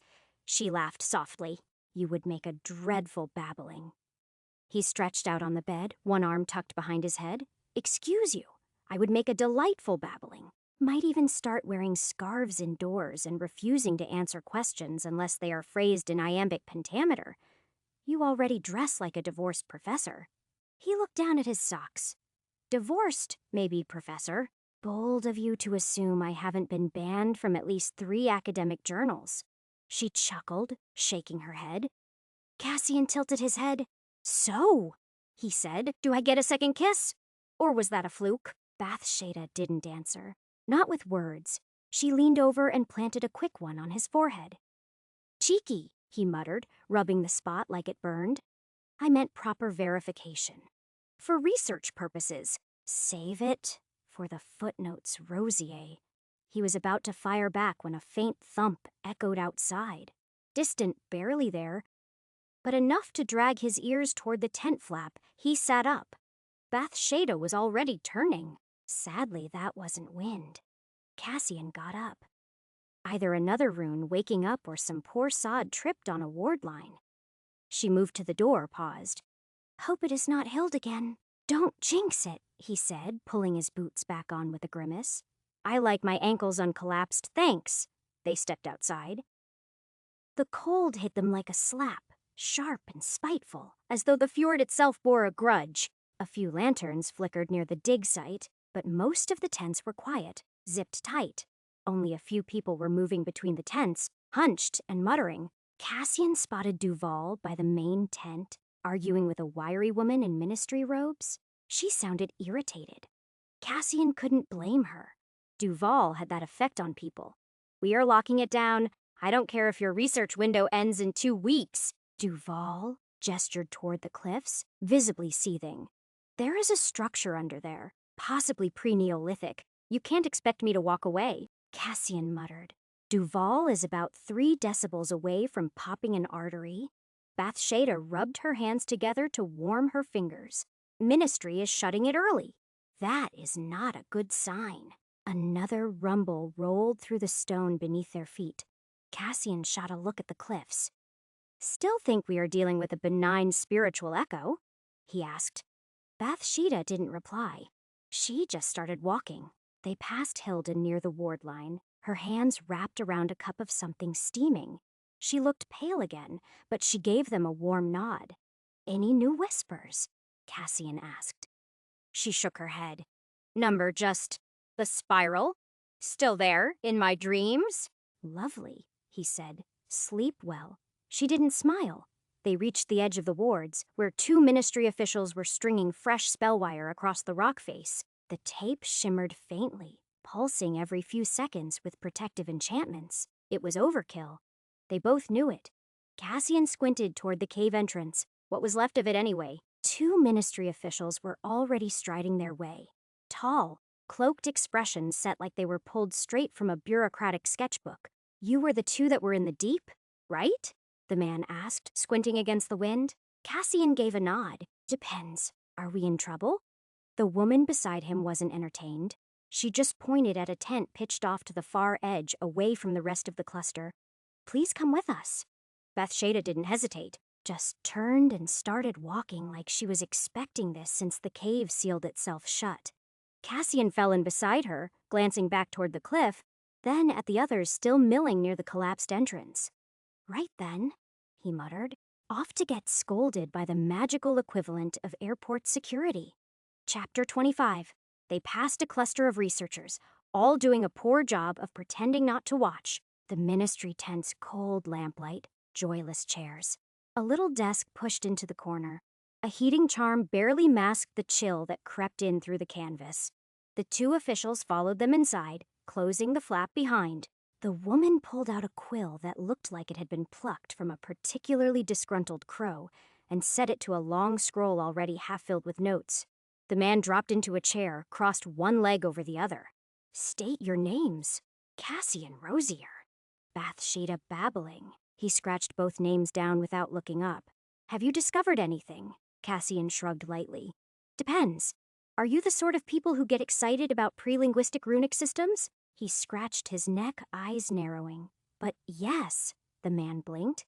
Yes, very yes, Cassian said. Found a spiral formation of runes inside the cave. Not Norse, not Elder Futhark, not even something you would get out of a misaligned decoding rune. It is old, proper old, possibly pre-agricultural, and certainly nothing the Ministry's textbook writers have seen. The woman finally looked up from the scroll. Her quill stopped scratching. You are suggesting you uncovered a new language? I am suggesting someone should get a shovel and start digging through the Department of Mysteries' discarded bins. Because whatever is down there predates the Saxons, the Druids, the whole lot. This wasn't a burial mound or a carved hall. This was something else entirely. Bathsheba didn't say anything. She sat with her hands folded and eyes fixed on the edge of the desk like she was waiting for someone to argue with him. The man drummed his fingers against the parchment. And the collapse. Caused by interacting with the runes, most likely. Or perhaps the entire chamber deciding it didn't want visitors. Either way, there were structural shifts tied to magical response patterns. Stone didn't just fall. It folded when it felt presence. The woman scribbled something. You are saying the cave closed itself. I am saying the cave was enchanted to lock behind anything sentient enough to understand what it was seeing. He glanced over at Bathsheba. I am also suggesting you don't dig anything else up before you are bloody sure you can handle what is in there. That wasn't just some broken shrine or enchanted tomb. It was alive. Still is, probably. And dangerous. That much I can guarantee. No one jumped to fill the silence. The woman jotted something again. Do you believe it is a sentient entity? The man asked. Cassian tilted his head. Well, it didn't offer me tea, but it did try to collapse a tunnel on our heads. So, unless that is your idea of a friendly hello? The man frowned. You were saying you were targeted. I am saying it wasn't random. Cassian shifted back in the chair. We weren't in there 5 seconds before the runes flared and the tunnel started folding. Not crumbling. Folding. Like someone was trying to shut a door. Or a mouth. The woman's eyes finally rose. And this entity, you think it is bound to the site? Bound, buried, or just bored and cranky after a few thousand years? Take your pick. He tapped his temple, but Hilda touched that stone, and it gave her a memory that wasn't hers. The man glanced at Bathsheba. I saw what it did to Miss Vogel, she said. And I saw the runes clean. She scratched her thumb over her knuckle. They didn't belong to anything in the archives. Asterisk, asterisk, asterisk, they left the tent after laying everything out. What they'd seen, what they touched, even sketches of the runes and that serpent symbol by the pit. A third official came in halfway through, didn't say a word, just nodded and began drawing a floor plan while Cassian and Bathsheba gave him details. Rock formations, slope angle, the pit is width. He copied it all down with the grim focus of someone planning a warding ritual or a tactical siege. Maybe both. Then came the bit that made Cassian's neck prickle. Near the end, one of them hinted, very politely, that a memory extraction might help confirm things. Bathsheba furrowed her brows like she didn't quite understand the question. Cassian, meanwhile, blinked like they just asked to borrow his spleen for a weekend getaway. No need, Bathsheba had said, crisp and smooth. We wrote it all down. Cassian just nodded along, trying not to look like he was thinking too hard about that particular phrase, memory extraction. They stepped out into the cold again. Cassian tugged his cloak tighter, like someone asked if they could probe him, and glanced sidelong. He blinked at her, mouth half open. Magic can do that? She chuckled, brushing hair back from her cheek. I love when you act all silly like these are new inventions. He shut his mouth fast, tried for a smirk like he'd been joking all along. Right, course. I knew that. Inside, he was screaming. What else could they do? Flip through your dreams like a catalog? Rewrite your childhood so you thought you liked parsnips? He kept walking, but his brain was on full sprint. If they asked for his memories, God, he wouldn't have had a clue how to fake it. Would they have seen through it? Seen him? He needed to learn more. Fast. Memory magic. Whatever it took. No way he was going to end up in a ministry cell because he didn't know which end of a brain drill was up. They slipped into their tent. Blessedly warm, still smelling of burnt pine and old paper. Cassian dropped onto the nearest chair, eyes flicking to the bookshelf, then to the empty desk where he could already imagine a stack of research books waiting for him. Memory magics? Runes? Ursa? All of it. Asterisk. Asterisk, asterisk. 2 days later, the ministry gave up pretending this was a normal dig and slapped wards all over the cave mouth like plasters on a leaky pipe. Officially, the site was sealed for safety and future study. Unofficially, it was a magical hazard zone with too many questions and not enough people willing to answer them. The researchers packed half their things in moped. The ministry dragged in more gray-robed bureaucrats and didn't share their tea. Cassian, meanwhile, had zero intention of returning to England just to sit in Rosier Manor and watch his uncle reorganize cursed family portraits. And Bathsheba, to her credit, didn't have any reason to rush back either. She scheduled the next few weeks at the Rune site and wasn't about to trade Frostbite for a staff meeting at Hogwarts. So, without actually saying it, they agreed to stay. Not quite a holiday. Definitely not work. Something in between. A field trip gone rogue. Taking a Porky back to Oslo felt like getting yanked through a washing machine full of regret and frost. The battered old shoe hadn't improved on the old suitcase. This tool smelled like mothballs and wet socks, still flared to life with that bone-deep pull that made your insides. Think gravity was just a polite suggestion. Cassian landed boots first on the ministry's designated Porky field just outside the city. The air was windy again, colder here than it had any right to be in June. Beside him, Bathsheba straightened. Again, unflappable. She brushed her shoulders off. Right! Back where we started. Right, Cassian muttered, brushing his hair back into something vaguely human. That was charming. They didn't dawdle. The local officials gave them a nod and a folder full of keep quiet and don't get cursed notices. Cassian skimmed it, then handed it back without comment. From there, it was a short hop through one of those grumpy apparition gates Scandinavians used instead of flew, and just like that, they were in the heart of Oslo proper. Cassian glanced up at the neat stone buildings, the steepled roofs, the tiny cars trundling past like beetles on wheels. Why do we taste ash every time we travel? We can use this magic back home instead, he muttered. Bathsheba rolled her eyes. Good luck trying to convince wizards back home. They are as stubborn as mules. Won't consider anything new unless it comes with 3 ministry seals and a scandal, he snorted. Right. Can't have the flu powder lobby losing business. The two traveled from Oslo to Bergen, and from there to the coast. Cassian claimed it was historical context. Bathsheba called it procrastination with boots on. They boarded the train like 2 scholars trying to pretend they hadn't nearly been crushed beneath a pile of prehistoric runes. On the way to the train, Bathsheba had fled the underground 2 stops in, swearing never again. Now she sat opposite Cassian, gripping the seat like it might vanish beneath her. Cassian was still laughing. You are telling me this is a scholarly detour? She asked, after making sure the speeding tube wouldn't kill her. Cassian leaned on the window frame. It is important field work, he said solemnly. To experience Norse maritime trade routes in a fully immersive, fish-scented way. You just wanted to eat fish stew while pretending to be a Viking, admit it. Both are legitimate scholarly pursuits, he said, deadpan. I will cite myself in the footnotes. The train rolled along the coast. Chapter 26.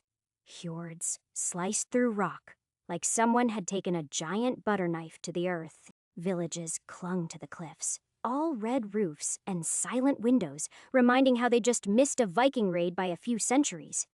Cassian pressed a palm to the glass, tracking the curl of a river below. Imagine rowing that upstream, with 20 lads, 2 barrels of mead, and a goat you stole from a rival clan.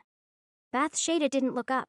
I imagine it daily, their arrival at the coast involved far too many stairs, a port that smelt salted fish and magic residue, and a boat Cassian was fairly sure had once been a fishing vessel, and only recently decided to become a tourist trap. A wiry old man handed them both life vests with no sense of irony. "Wand won't help if you go overboard," he said cheerfully, gesturing to the choppy gray water. Cassian raised an eyebrow. "Is that from experience?" The man just winked. They took the boat west, toward the fjords where the guide insisted something very old had once lived, possibly a frost troll, possibly a sea witch, possibly both, depending on who you asked. One old lady even swore they were lovers. Cassian stood at the bow, scarf snapping dramatically, one hand braced on his hip. A man auditioning for the cover of Wizards and Waves, a heroic saga. They met a pair of local scholars on the second evening. They were camped near a rock formation known to whisper in winter, which apparently meant it was either haunted or acoustically fascinating. Cassian predictably was delighted.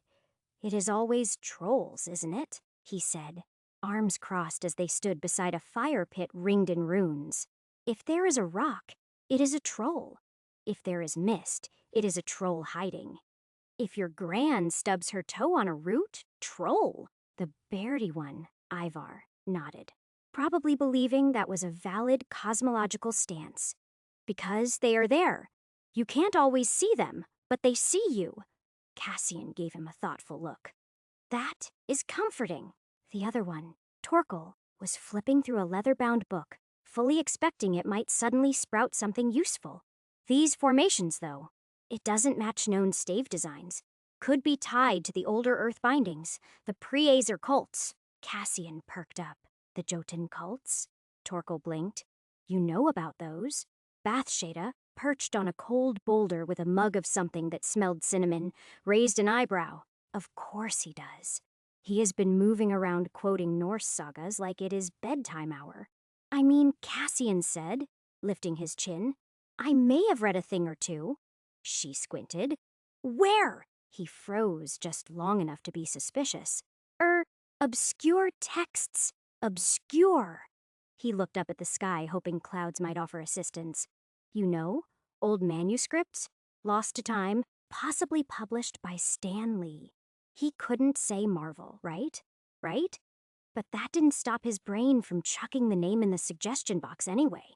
He stared at the stars, half expecting the old man to peer down and wink. Wait, he was probably still alive. No. Did Harry Potter World have Stan Lee or Marvel? Still, it wasn't like he was quoting Shakespeare. Norse myth was messy enough that you could probably slip in a superhero origin story, and no one would bat an eye. Especially not out here, surrounded by rune, whispering boulders and people who would nod solemnly if you claimed frost trolls had favorite songs. But he wasn't even sure if half of his Norse knowledge counted as myth or memoir. Back on Earth, it had all been jumbled anyway. Legends bleeding into each other, gods rebranded across regions, scholars squabbling over whether Odin was a skyfather or a wandering mushroom hallucination. Still, this world had Merlin. Real Merlin. Trolls, too. So if the Norse gods turned out to be just ancient wizards flinging weather magic and carving their names into rocks, he wouldn't be shocked. Though locals thought them ancient sorcerers, most agreed they were real. Not gods exactly, just powerful. Wizards with a flair for the theatrical. Vikings were mostly remembered as brawlers with enchanted axes and a preference for fireballs over diplomacy. Battle mages, really, stomping across Europe with rune-carved weapons and enough charm to start a religion or two. As for their gods Odin, Thor, the whole lot. They weren't gods so much as the Merlin types of their time. Famous, terrifying, a bit mad, glorified founders. Really? Legends? Yes, but gods? Not likely. Well, all in all, Cassian was rather pleased with himself. He managed to quote 2 sagas, reference 3 obscure cults, and, though no one had acknowledged it, probably impressed Bathshada enough to score a second kiss if the mood swung in his favor. Academic swagger. Achieved. They stuck around Norway a few weeks longer since she scheduled to stay there as long as a few weeks, and Cassian would rather be anywhere else but back at home, ostensibly for research. though Cassian suspected most of it was just Bathsheba wanting to see if the Whispering Rocks really did recite poems in winter. He wasn't about to complain. Any excuse to wander fjords and dig through old magic suited him just fine. But then the day came. Return day. Hell day. Home.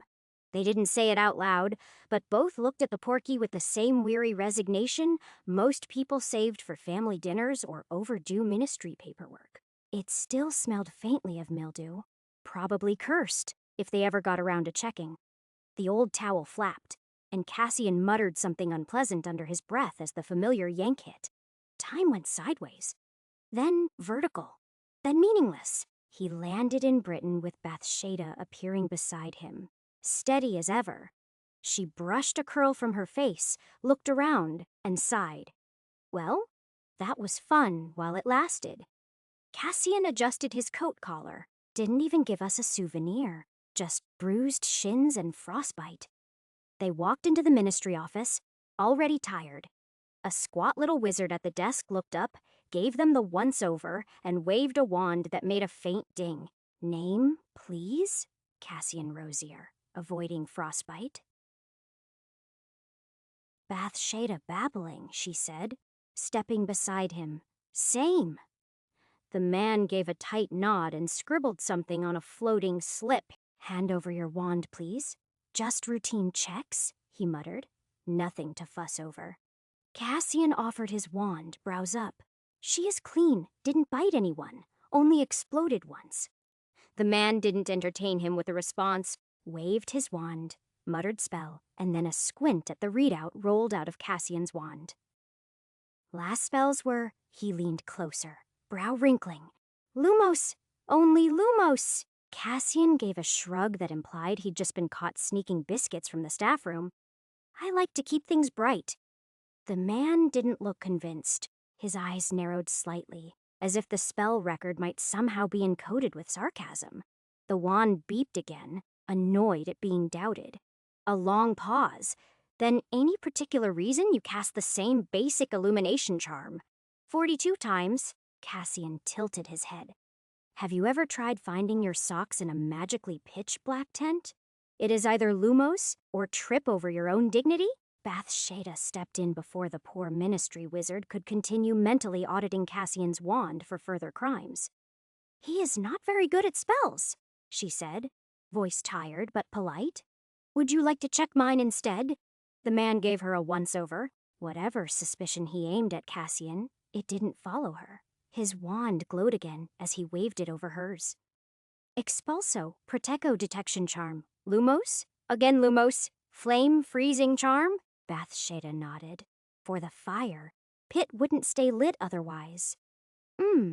The wand gave a soft ping and dimmed. He just nodded, apparently satisfied. Right, all in order. He passed their wands back, but his colleague, tall, square-jawed, stepped forward. Just a quick face-to-face verification, he said. To confirm no polyjuice. Cassian raised his eyebrows. Who, in their right mind, would impersonate me? Have you met me? The man stared. Cassian sighed. Fine. Let's make sure I haven't been replaced by a cunning imposter with better cheekbones. A dull gold glow passed over his face, flickered, and went out. The man grunted again, waved to Bathsheba, who held still while the same light passed over her. No alarms. No flashing red sparks. The officials seemed mildly disappointed. They debriefed their research, if you could call it that. There wasn't much to report unless the ministry wanted a full catalog of nearly died moments and romantic tension beside an eldritch pit. The official summary was, site collapsed, cave sealed, runes unstable, and nothing retrieved. They both sat through it, tired, a bit dusty, giving statements that read like two students explaining why the potions lab caught fire. Cassian told the truth, mostly, and only leaned on sarcasm when asked whether he interacted with any entities of unknown origin. If you were asking if I poked the spooky stone, then yes, happily, I would do it again. The poor scribe didn't know whether to laugh or put it in bold. Once the ministry had wrung every drop of useful detail from them, and a few unhelpful ones, they were cleared to go. They stepped outside. Bathsheba took his hand without looking at him. You sure you want to go back? He glanced at her, then past her, and beyond that home or whatever Rosier Manor was supposed to be. I don't want to, he said, and didn't bother pretending otherwise. But I have to. Chapter 27. Bathsheba just held on to him, and they landed a few meters from Rosier Manor's outer gates, just shy of the wards. Cassian cleared his throat. Well, back to the ancestral snake pit. Bathsheba raised an eyebrow. Want me to walk you to the door? What? So the ancestral portraits can gossip about the scandalous Norwegian mistress who clearly bewitched me. Her lip twitched. Might improve your reputation. Not hard, he said. Last I checked, I am ranked just below the cursed tea set and a whisker above the uncle who tried to taxidermy a hippogriff for Christmas. She gave a soft huff but didn't move away. He looked at her properly then, a curl escaping her bun. Familiar things. Lately too familiar. Thanks, he said, for not letting me get pancaked by ancient ceiling stones. Her eyes didn't shift. You would have done the same. Sure, he said, after screaming and probably fainting. She tilted her head. You think you didn't scream? No, he said. I know I screamed, just internally, like a dignified adult. Her hand rose, brushing the lapel of his coat. You will be all right? Define all right? If you mean I will survive another awkward dinner where someone tries to quiz me on bloodline politics over roast lamb, then yes, she laughed and slapped his arm. Cassian caught her waist with one hand, steadying her before she tipped over from the momentum. She didn't pull away.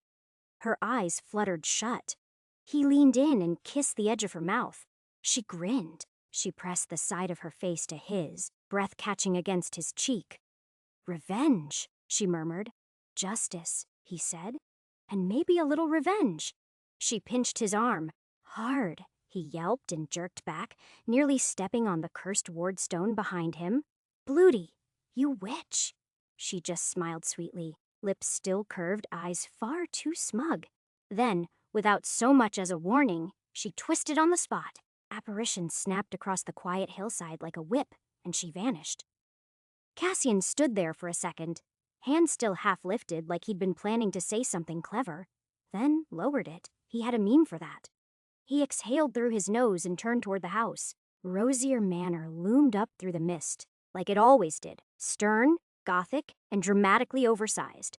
The kind of place that looked like it demanded silence and polished shoes. The gates opened with a metallic groan, as if offended by his return. The gravel path under his boots had a way of reminding him that every inch of this place had been built to impress, to intimidate, to remind lesser bloodlines that they weren't welcome. Cassian wasn't sure he was welcome either. By the time he reached the front steps, the wards had already reported his presence. The massive iron-banded doors creaked open of their own accord, spilling warm. The scent hit like it always did. Firewood, old parchment, and the ghost of some ancestors' disapproval. Inside, the hall was exactly the same. Of course it was. He doubted a single sconce had shifted since the last millennium. The portraits on the walls watched with the usual disdain and poorly disguised nosiness.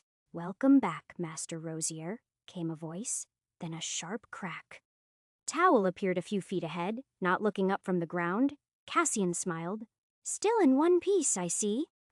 The elf's eyes darted up, then down. Yes, Master Rosier, not trembling, not flinching, not sprinting for the nearest exit. That alone felt like progress. Cassian crouched a little to match his height. How is the house? Towel stared somewhere over his shoulder. As usual, Master Rosier, which means it is still a shithole, he stood with a grunt. Lovely. I will be in my room, getting presentable for the Grand Inquisition, Towel bowed.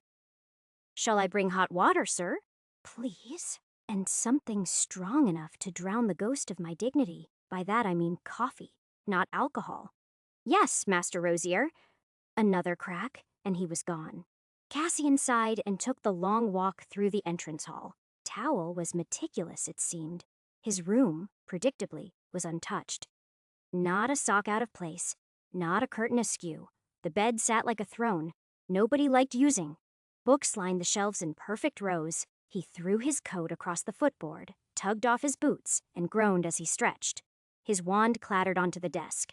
The chair squeaked when he sat. Towel returned with a cup of coffee, bowl of steaming water, and a clean towel folded like a formal letter. Asterisk, asterisk, asterisk. The knock came before he was halfway through changing. He froze, still one arm inside his shirt, and called out, "Yes!" "Master Cassian," came Towel's voice again, hesitant this time. "Your father is expecting you in the study." Of course, he bloody was. Cassian yanked the shirt the rest of the way on, buttoned it while glaring at the mirror, and smoothed his hair with damp fingers. Not perfect, but respectable enough not to be accused of rebellion. When he stepped into the study, Regulus didn't look up, just flicked a hand toward the chair opposite, still buried in a thick folder of parchment. Cassian moved without rush and dropped into the chair. He didn't speak. No point. They both knew the script. His father would finish reading, sip something expensive, and then launch into the next chapter of How Not to Disgrace the Family Name, a Rosier Memoir. Regulus turned a page, focused like it wasn't a petty business report, but a sacred text deciphering the fate of empires. Cassian just tapped his knee rhythmically. He wasn't uncomfortable. Hell, he had more awkward breakfasts. Finally, Regulus folded the folder closed, bound the binder tight, and leaned back. "You are back. Notice that, did you?" The older man ignored the jibe. He reached for the decanter, poured himself a drink. Amber liquid, no ice, slow pour. No offer for Cassian, of course. He then looked Cassian up and down, eyes sweeping once from collar to cuff. "What did you discover?" Cassian shrugged. "Nothing worth mentioning, really. A cave full of angry runes, possibly older than agriculture, that collapsed before we could do anything." Regulus didn't raise to it. "Yet you stayed for weeks." Cassian grinned, wide enough to show teeth. "Are you asking if I was evading home? I was just enjoying my summer." "In the far north?" Cassian nodded, folding one ankle over the other. "You know how it is. British weather made me allergic to sun." Regulus didn't return the smile. His glass hovered mid-air. "What are your intentions with that, Professor?" Cassian's jaw twitched. He forced it to ease before it could lock again. He slipped his hands into his pockets, curling into a fist. "That professor is an esteemed ancient rune expert, and my friend." Regulus's voice was terse. "She is a mudblood sympathizer." Cassian didn't react, just took a deep breath, the way a diver might before going under. "She is also smarter than half the Wiesengamot, has 3 published translations of pre-standardized script, and saved my life in Norway. But sure," he said, tongue sharp. "Let's lead with slurs. Funny, you never spoke like that about our own. I am stating facts." He sat straighter, then took another breath. "Best not to look too eager for a row. Also allows me to blend in. She is reputable. Might come in handy long term if things shift at Hogwarts." Regulus raised one brow like Cassian had dropped a dead bird on the table. "I see," he said. No inflection, no verdict. He never gave the verdict right away. Cassian leaned forward, elbows on knees. "You sent me there to make connections. I am making them, just not the pure blood campaign trail sort." Regulus reached for the decanter again. Still didn't offer. "She is not one of us," he said at last. Cassian's brow arched. "What does that even mean anymore? She is published, tenured." "The ministry consults her? You think a bloodline trumps that?" "It always has." "Not in the classroom," Cassian said. "Not when half your students would rather quote her than Caro." Regulus stared dead in his eyes, taking a slow sip. "You sound like you admire her." "I respect her," Cassian said, which, for a Rosier, I realize is practically a confession. Regulus set his glass down. "Is it a distraction?" Cassian blinked. "Is what? This entanglement?" Cassian's laugh came sharper than intended. "You mean, is she keeping me from brainwashing the youth into goose-stepping Rosier foot soldiers?" Regulus didn't rise. "Watch your tongue!" He raised hands. "Just making sure I am following the script." Regulus studied him like a chess piece he hadn't decided whether to sacrifice or crown. "You are still in your seat at Hogwarts," he said, "which means you are still useful. Don't mistake tolerance for approval." Cassian nodded. "Yes, Father, I am aware." "You understand what is at stake, then?" Regulus asked, returning to papers. Cassian cocked his head. "The family legacy, my eternal usefulness, and the unspoken horror of me entangling with a reputable scholar with non-rosy blood. Yes, all accounted for." Regulus's eyes narrowed. "You are still young enough to course correct," he said, setting the glass down. "If your interests begin interfering with the expectations of your post, you will yank the leash." Cassian's voice was light. "Understood." Regulus straightened, steepling his fingers. "Don't be flippant." "I wouldn't dream of it." Cassian tapped his feet. "You made it perfectly clear. Be useful. Stay useful. Don't embarrass the family brand." "Trust me, Father. I memorized the motto. It is not a brand." "Oh no, heaven forbid we commercialize ancestral hubris. That would be undignified." "You always had a sharp tongue," he said. "It is a pity it took you this long to learn to point it somewhere useful." Cassian tilted his head, corner of his mouth curling.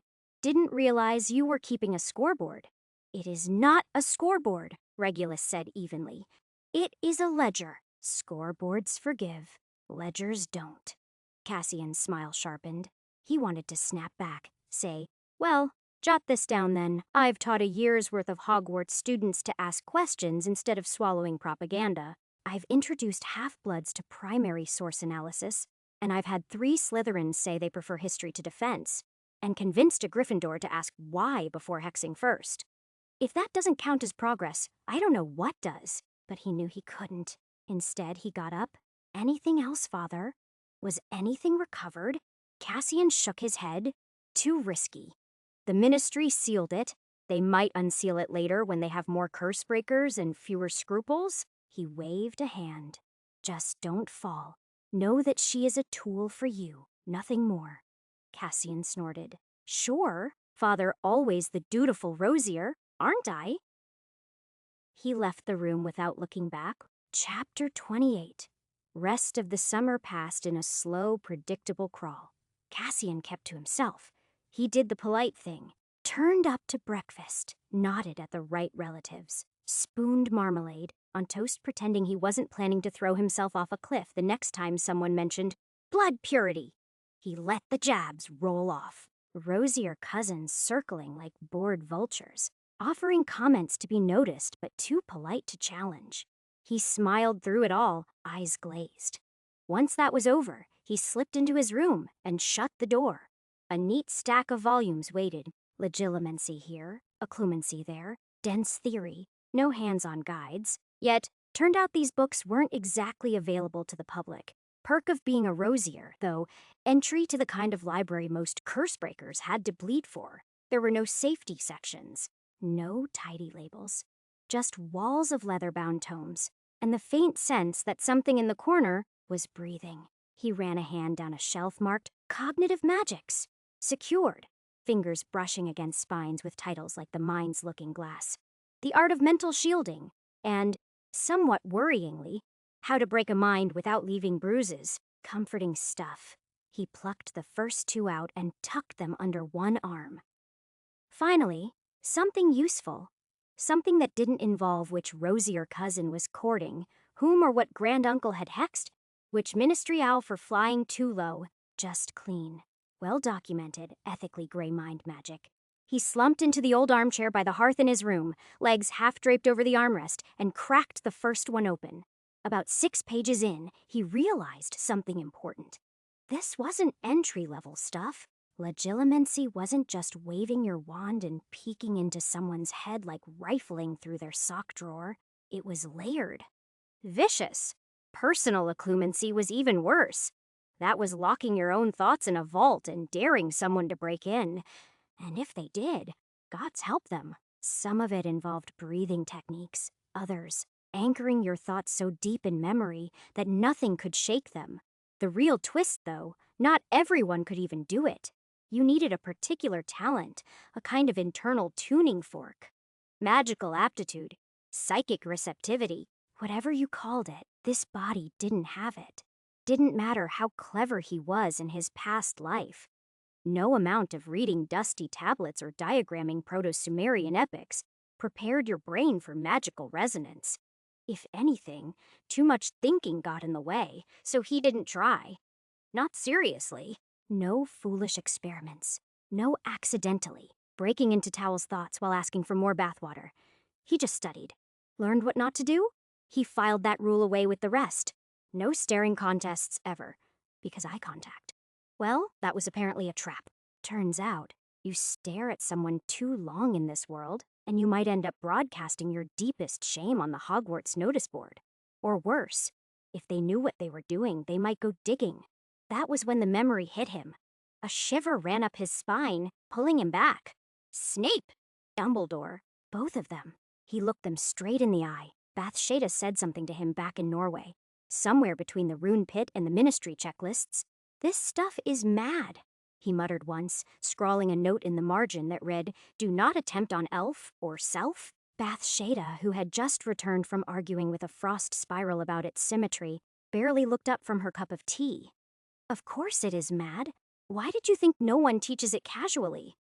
Cassian raised a brow. "You say that like you speak from experience," she sipped.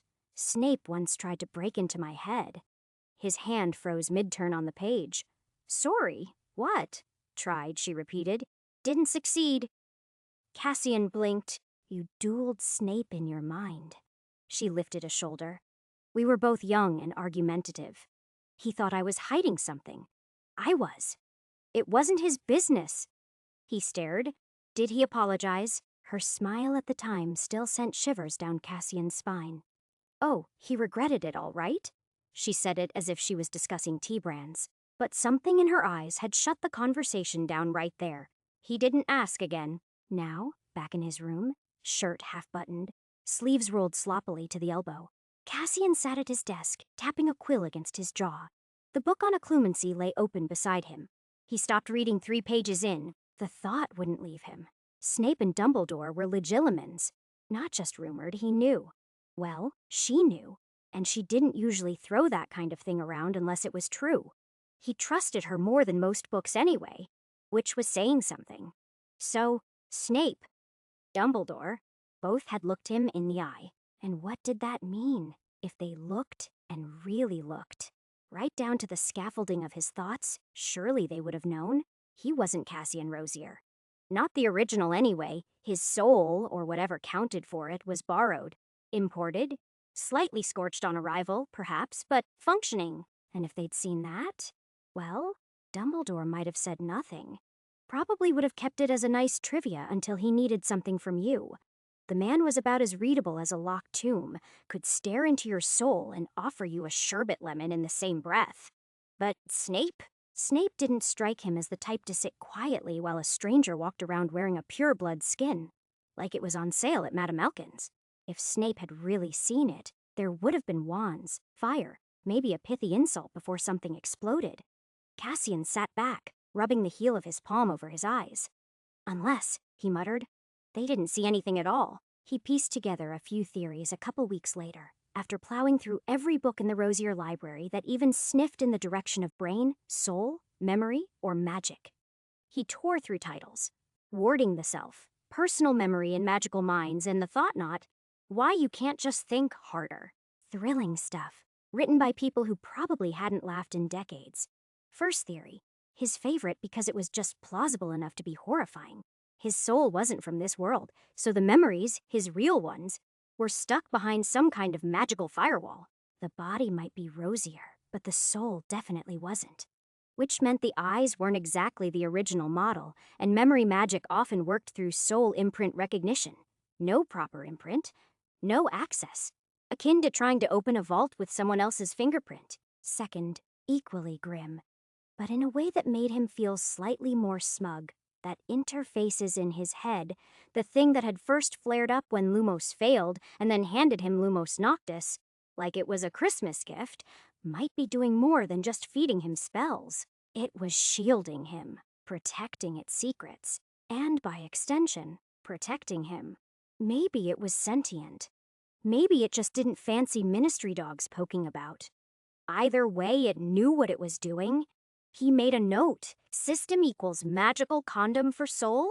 Investigate further, never say this aloud. Ever. Third, he wasn't fully integrated. He dropped into this life like someone leaping onto a moving carriage. The original Cassian was mostly gone, sure, but maybe not entirely. Maybe the mind was stitched together at the seams, not blended. The soul wore the body like a decent suit, but sometimes the sleeves didn't quite fit. If someone tried to dig around, say, Dumbledore with his damn twinkling gaze, they might just see static, noise, or worse, nothing at all. Fourth, and this one came to him after an unfortunate passage in a book titled Mirror of Memory, Reflections in the Pensive. There was a chance the interface was subsuming memory, not just protecting it, absorbing, converting, flattening all his experiences into its own neat little index, which meant anyone trying to pry into his head wouldn't get visions or emotions. They would get a system error, a blank field. Terrifying. The last theory was more desperate. Maybe his magic, his mind, the interface, whatever it was, all worked because it cheated. Like some ancient failsafe had latched onto the most viable vessel and made it work by force. That would explain the weird way knowledge arrived, someone slipping scrolls under a locked door. He threw the quill down. So either I am firewalled, fragmented, glitched, or possessed by a deeply opinionated magic relic. Not ideal. The books didn't give him answers so much as more interesting questions. Half of them contradicted each other anyway. One insisted the soul and the mind were interwoven.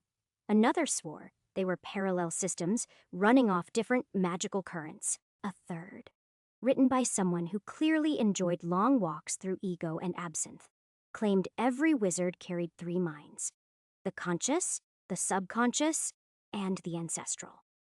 Cassian threw that one across the room. Still, it left a few working rules. Avoid eye contact with known legilimens. Don't sleep near cursed artifacts. Never attempt to unlock soul memories unless you've written a will and made peace with reality coming apart. Solid advice.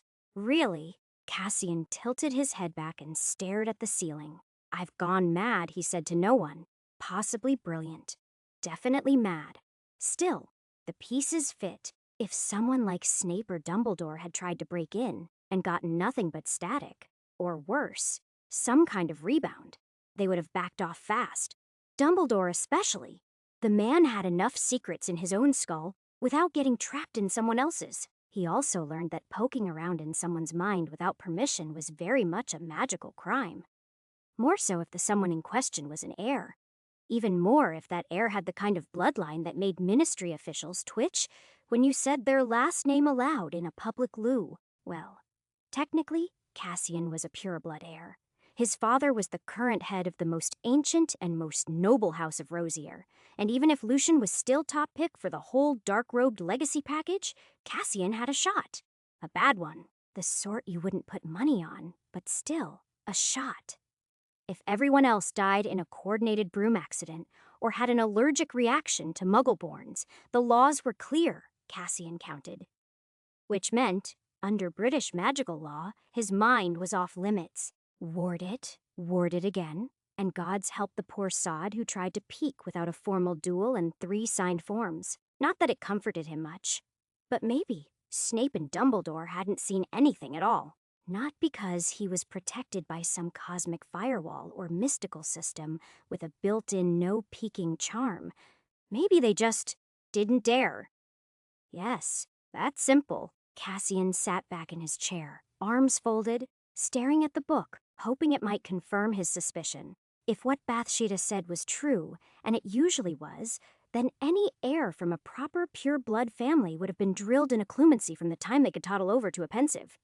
He hadn't been, of course. His idea of mental discipline was not shouting at the ceiling when books quoted themselves at him. But Snape and Dumbledore didn't know that. As far as they were concerned, Cassian Rosier might have had half a dozen defensive layers tucked behind those green eyes. Might have trapped them. Might have known they were there. And no legilimens wanted to get caught rummaging through an heir's thoughts without permission. That sort of thing came with political fallout, and possibly a lawsuit, or a duel, or a very stern tea with Uncle Malfoy. So yeah, maybe they simply hadn't looked. Cassian chewed on that, rolled it around in his head. It explained why they didn't act strange around him, why Dumbledore's usual birdwatching gaze had stayed vague and polite, why Snape, despite every reason to hex him on sight, had mostly stuck to contempt and long pauses. Maybe they were scared to peek. It was better than alternative. He cracked the spine of the book in front of him, The Art of Mental Shielding, and flipped to a chapter titled False Fortresses. When bluffing is protection enough, it was underlined in 2 colors, one of which was definitely blood. Cassian drummed his fingers on the desk.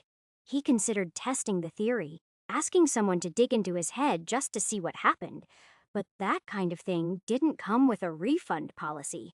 Best case, someone confirmed his tangle of theories. Worst case, they went snooping, saw too much, and he ended up explaining Bitcoin to the Wizengamot while being held under suspicion of mind crimes. Even if it worked, even if everything he read was right, he would still be left with 5 contradictory theories and no clean proof. It was no different than asking a cave full of ancient runes if they were friendly. You might get a vision, or a ceiling dropped on your face. Cassian wasn't keen to find out which. Again, he scratched a line in the margin. Rule number 1, never trust stillness in people who read minds. He paused, then added, Rule number 2, especially if they are wearing robes worth more than your entire inheritance. Chapter 29. New Year started soon enough. Cassian made the tactical decision not to repeat last year's little humiliation tour, and Bathsheba, saint that she apparently was, offered to side-along apparate him straight to Hogsmeade. Saved him the joy of another round of sitting on the Hogwarts Express, looking like someone's older cousin who got lost on the wrong platform. Last year's trip still lingered in his mind, wedged between 2 excitable second years, surrounded by pumpkin pasties and the faint whiff of someone's ferret familiar. He never recovered emotionally, nor had his dignity. This time, however, he landed on firm earth just outside the Hogsmeade ward line, cloak still on, hair only mildly tousled by the journey. At least he could still stand. Bathsheba dusted off her robe. Didn't drop you. We are making progress. He patted himself down. No internal bleeding. 5 stars. The village was quiet, early. Shops hadn't all opened yet, and the early chill nipped at his nose. Cassian inhaled through it, eyes on the narrow road leading up to the castle. Somewhere behind the mist, Hogwarts loomed. I can't believe I am back already, he muttered, mostly to himself. Didn't we just leave? Bathsheba started walking. You got used to not being watched by 15 generations of dead Roziers? Almost. They let me read in peace, and no one tried to hex my eggs at breakfast. You should write a memoir. My Summer Among the Reasonably Civilized. He followed her. Subtitle, No Portraits Sneered at Me Once. A carriage waited at the foot of the road. Not the full Hogwarts fanfare, just one of the staff transports. Modest but practical. The Thestrals pulling it gave him a familiar look. One of them sneezed. Nice to be remembered, Cassian muttered, climbing in after her. She raised an eyebrow. Wait, you can see Thestrals? Cassian looked at her like she just asked if he believed in unicorns. Terrible comparison. In hindsight, he'd seen unicorns last year. Yeah, you can't. She shook her head, scarf bouncing slightly. Your lack of magical knowledge baffles me. How did you even graduate? He groaned. Nepotism and charm. Maybe a deal with a ghost? Jury is still out, she giggled. Thestrals are visible only to those who've seen death. That shut him up. He glanced at the bony creatures tugging the carriage. Silent. Wing things with hollow eyes and too thin skin stretched over. Too much bone. Was it someone you knew? She asked. He shrugged, eyes on the tree line as the Thestrals clicked their hooves against the hardened path. Not really. I don't know. Might have been my great-grandfather. He died when I was small. Maybe I was there. It is all a bit fogged. Bathsheba didn't push. Just watched the trees roll by, scarf hiding half her face. Reckon they added a fresh turret over summer, or did the castle just sprout another wing out of spite? Bathsheba's brow arched. He smirked. I wouldn't put it past the place, probably to house the ghosts that failed their newts. By the time the carriage crunched to a stop at the front gate, the sky had turned the kind of gray that promised rain and delivered dread. He hopped down first, then offered a hand as if he were escorting a duchess rather than a woman who once chucked a textbook at a snow wolf. As they walked up the wide stone steps toward the main doors of the castle, she gave him a side-eye. Sue? Bathsheba started, drawing the word out slowly. Professor McGonagall and Professor Sprout want to speak to us. Cassian side-eyed her back. What about? She gave him a long look. He blinked. Oh! She didn't elaborate, just kept walking. He caught up, lips twitching. That sounds promising. Maybe they want us to do joint lectures? A thrilling hour on the ethical applications of spiral-based rune traps. She didn't even glance at him. Or maybe they want to discuss the fact that 2 professors vanished into a magical hazard zone and came back flirting like 4th years. Right, he said, mouth dry. Could be that. Bathsheba paused at the top of the landing, hand on the banister, then turned toward the corridor. You think it will be a proper dressing down, or just the passive-aggressive kind where they quote school guidelines and pretend we aren't snogging? Cassian considered. Sprout will try to be subtle. McGonagall will hand us a biscuit and then disembowel us verbally. Bathsheba smiled softly. Sounds about right. They veered off toward the staff wing. Cassian rubbed the back of his neck. What is the issue, really? We are 2 adults who admire each other's naked body. Wait, that is just me. And it is in my mind. Unhear everything I just said. Bathsheba didn't miss a beat. Her palm landed sharp on his arm, no hesitation. This is the problem. He grinned through it, rubbing the spot. That felt like affection. She gave him a look, not amused, not exactly horrified either, somewhere in between. You are lucky I haven't hexed you. And don't test me before tea. Cassian glanced down the corridor, half expecting someone to pop out from behind a tapestry. And take notes. I am fairly certain I saw McGonagall and Dumbledore exchange a look once. The kind that says, "We've shared a cupboard." Bathsheba stopped mid-step, her eyes narrowed. I would strongly suggest never to say that again.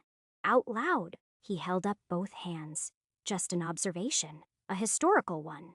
Then I am revoking your tenure. They pushed through the side door near the staff quarters.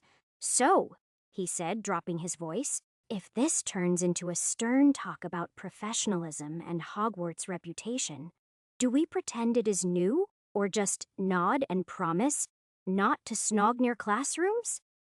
Bathsheba shot him a look. I am not kissing you in the history wing. It smells old parchment and crushed egos. I resent that, he muttered. My parchments aren't old. They reached the antechamber outside McGonagall's office. The door was shut, and the brass plaque still looked. It could hex you for breathing too close. Just as he remembered, Cassian gave it a knock, leaning against the wall. The door clicked open a few seconds later, and Professor Sprout stepped out. She wore the same expression one might have after wrangling a sentient shrub. Oh, there you are, she said, brushing her hands off.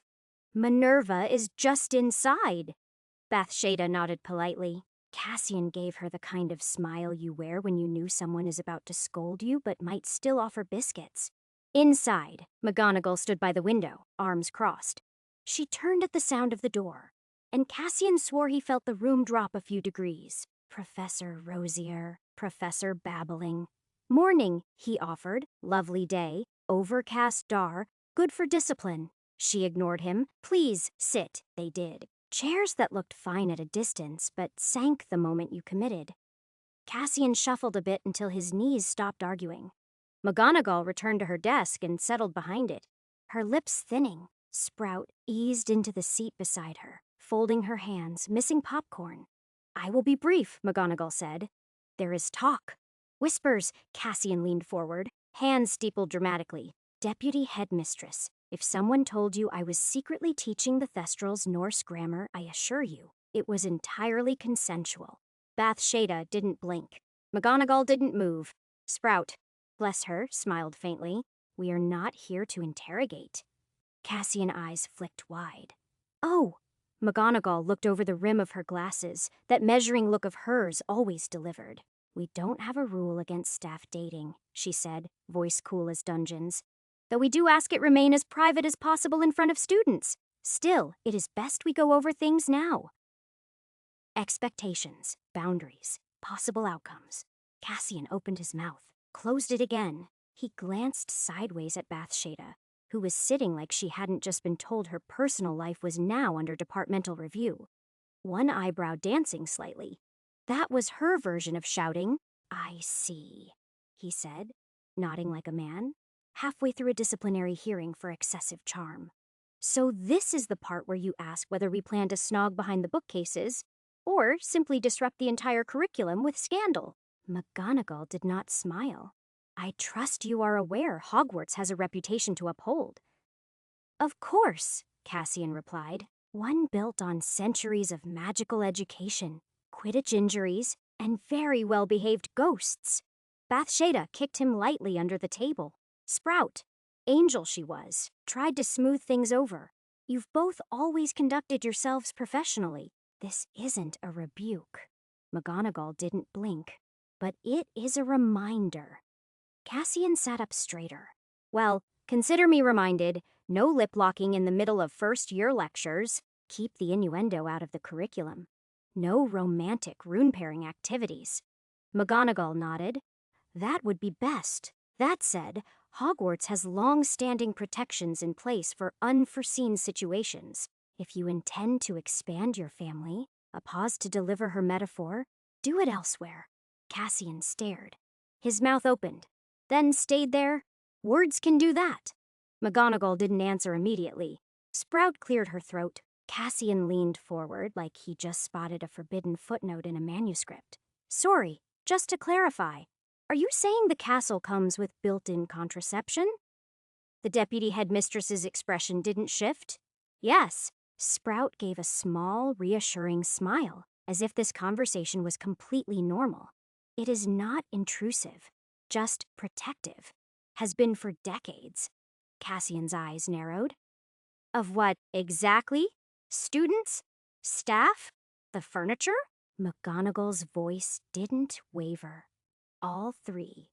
The founders were thorough. Bathsheba crossed her arms, distancing herself from the conversation. She didn't say anything, which was already a win. Cassian rubbed his jaw, still squinting, like he hadn't read this in the Hogwarts handbook. So if, hypothetically, a passionate but deeply responsible couple decided to, let's say, engage in extracurricular physical proximity within these hallowed halls, McGonagall cut in. The magic would prevent any lasting consequence. Cassian nodded, slow and thoughtful. Right. Good to know. Very forward-thinking. Salazar must be the architect of this great invention. Sprout cleared her throat.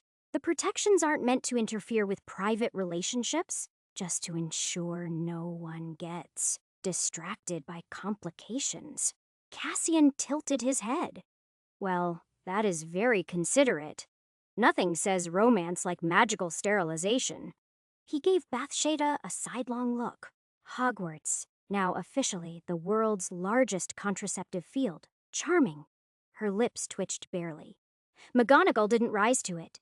"This is not a warning, simply information we believed prudent to share." Cassian clasped his hands.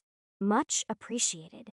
I will be sure to inform any interested parties that Hogwarts is in fact the safest possible place to make bad decisions." Sprout's mouth trembled. McGonagall stood. "You are both excellent educators. That hasn't changed. We trust you will continue to conduct yourselves with discretion." Bathsheba rose. "Of course." Cassian followed, hands tucked behind his back, as he would accidentally do jazz hands otherwise. "We will be the picture of propriety." "See that you are," McGonagall said, and turned back to her papers. To her, none of it had happened. Chapter 30. Bathsheba and Cassian left in silence. Cassian waited until they were 2 corridors down before he spoke. "So, magical contraception wards." Bathsheba didn't look at him. "Yes, Hogwarts is full of surprises." She stopped mid-step. "You are not slipping this into your lecture slides."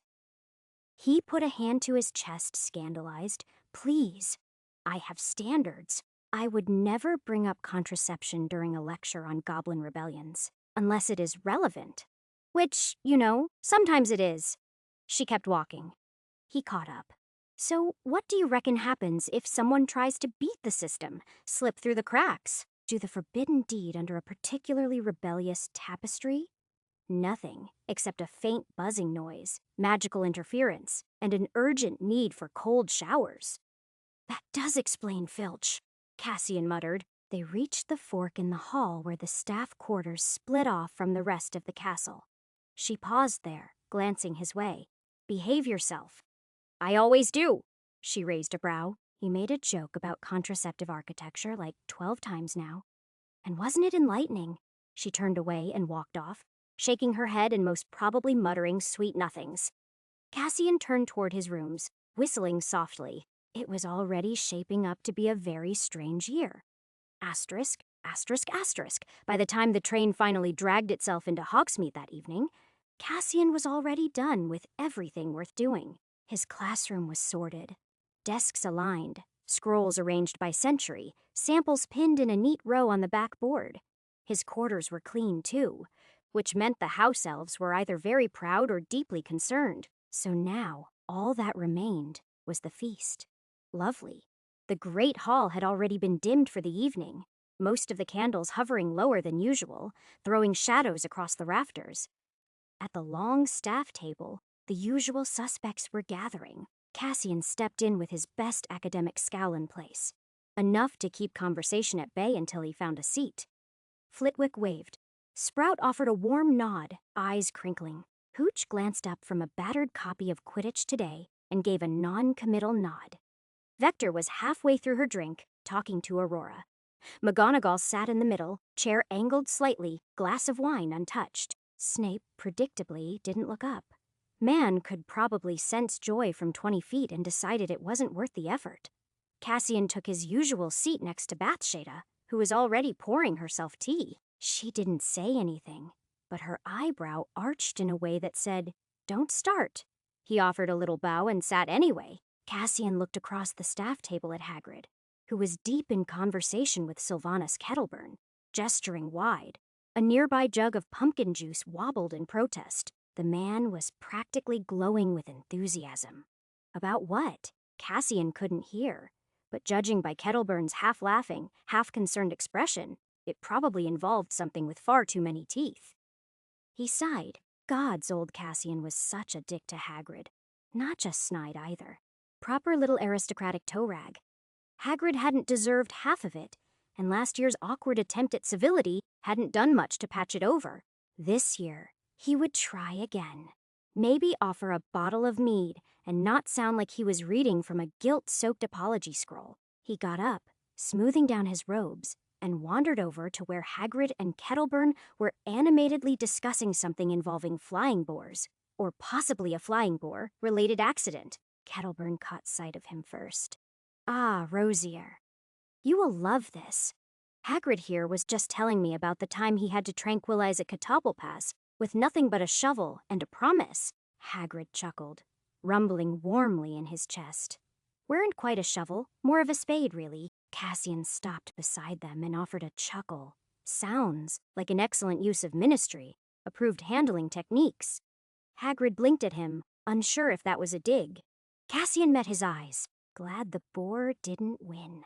The silence lasted half a beat too long, but Hagrid's shoulders relaxed a little. Well, you know how it is. Can't let 'em think they won. Cassian smiled.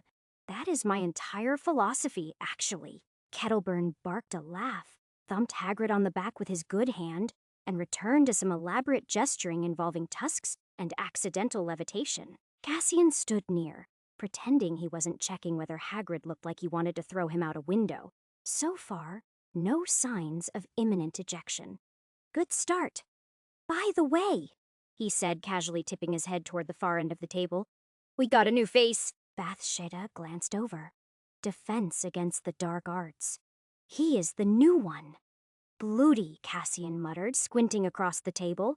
Didn't realize there would be new applicants after what happened last year. Kettleburn, who had just buttered half his beard by mistake, let out a sigh through his nose. You were the one who saved Mulford, right? Cassian gave a mild shrug. I was in the right place, which was, frankly, an understatement. The last defense against the dark arts professor. Professor Mulford nearly died when one of the older tomes woke up and decided to curse her spine inside out. Cassian found her in the library, slumped over a text on counter curses, barely breathing. Still, no need to brag. She survived, but only just. Rumor had it she retired straight to a coastal cottage with no magic, no wands, and a cat named Brian. Curse doesn't like getting ignored, Kettleburn muttered. That post's been hexed to the brim since before I had both legs. Cassian nodded absently, eyes flicking to the newcomer. The new professor was already seated.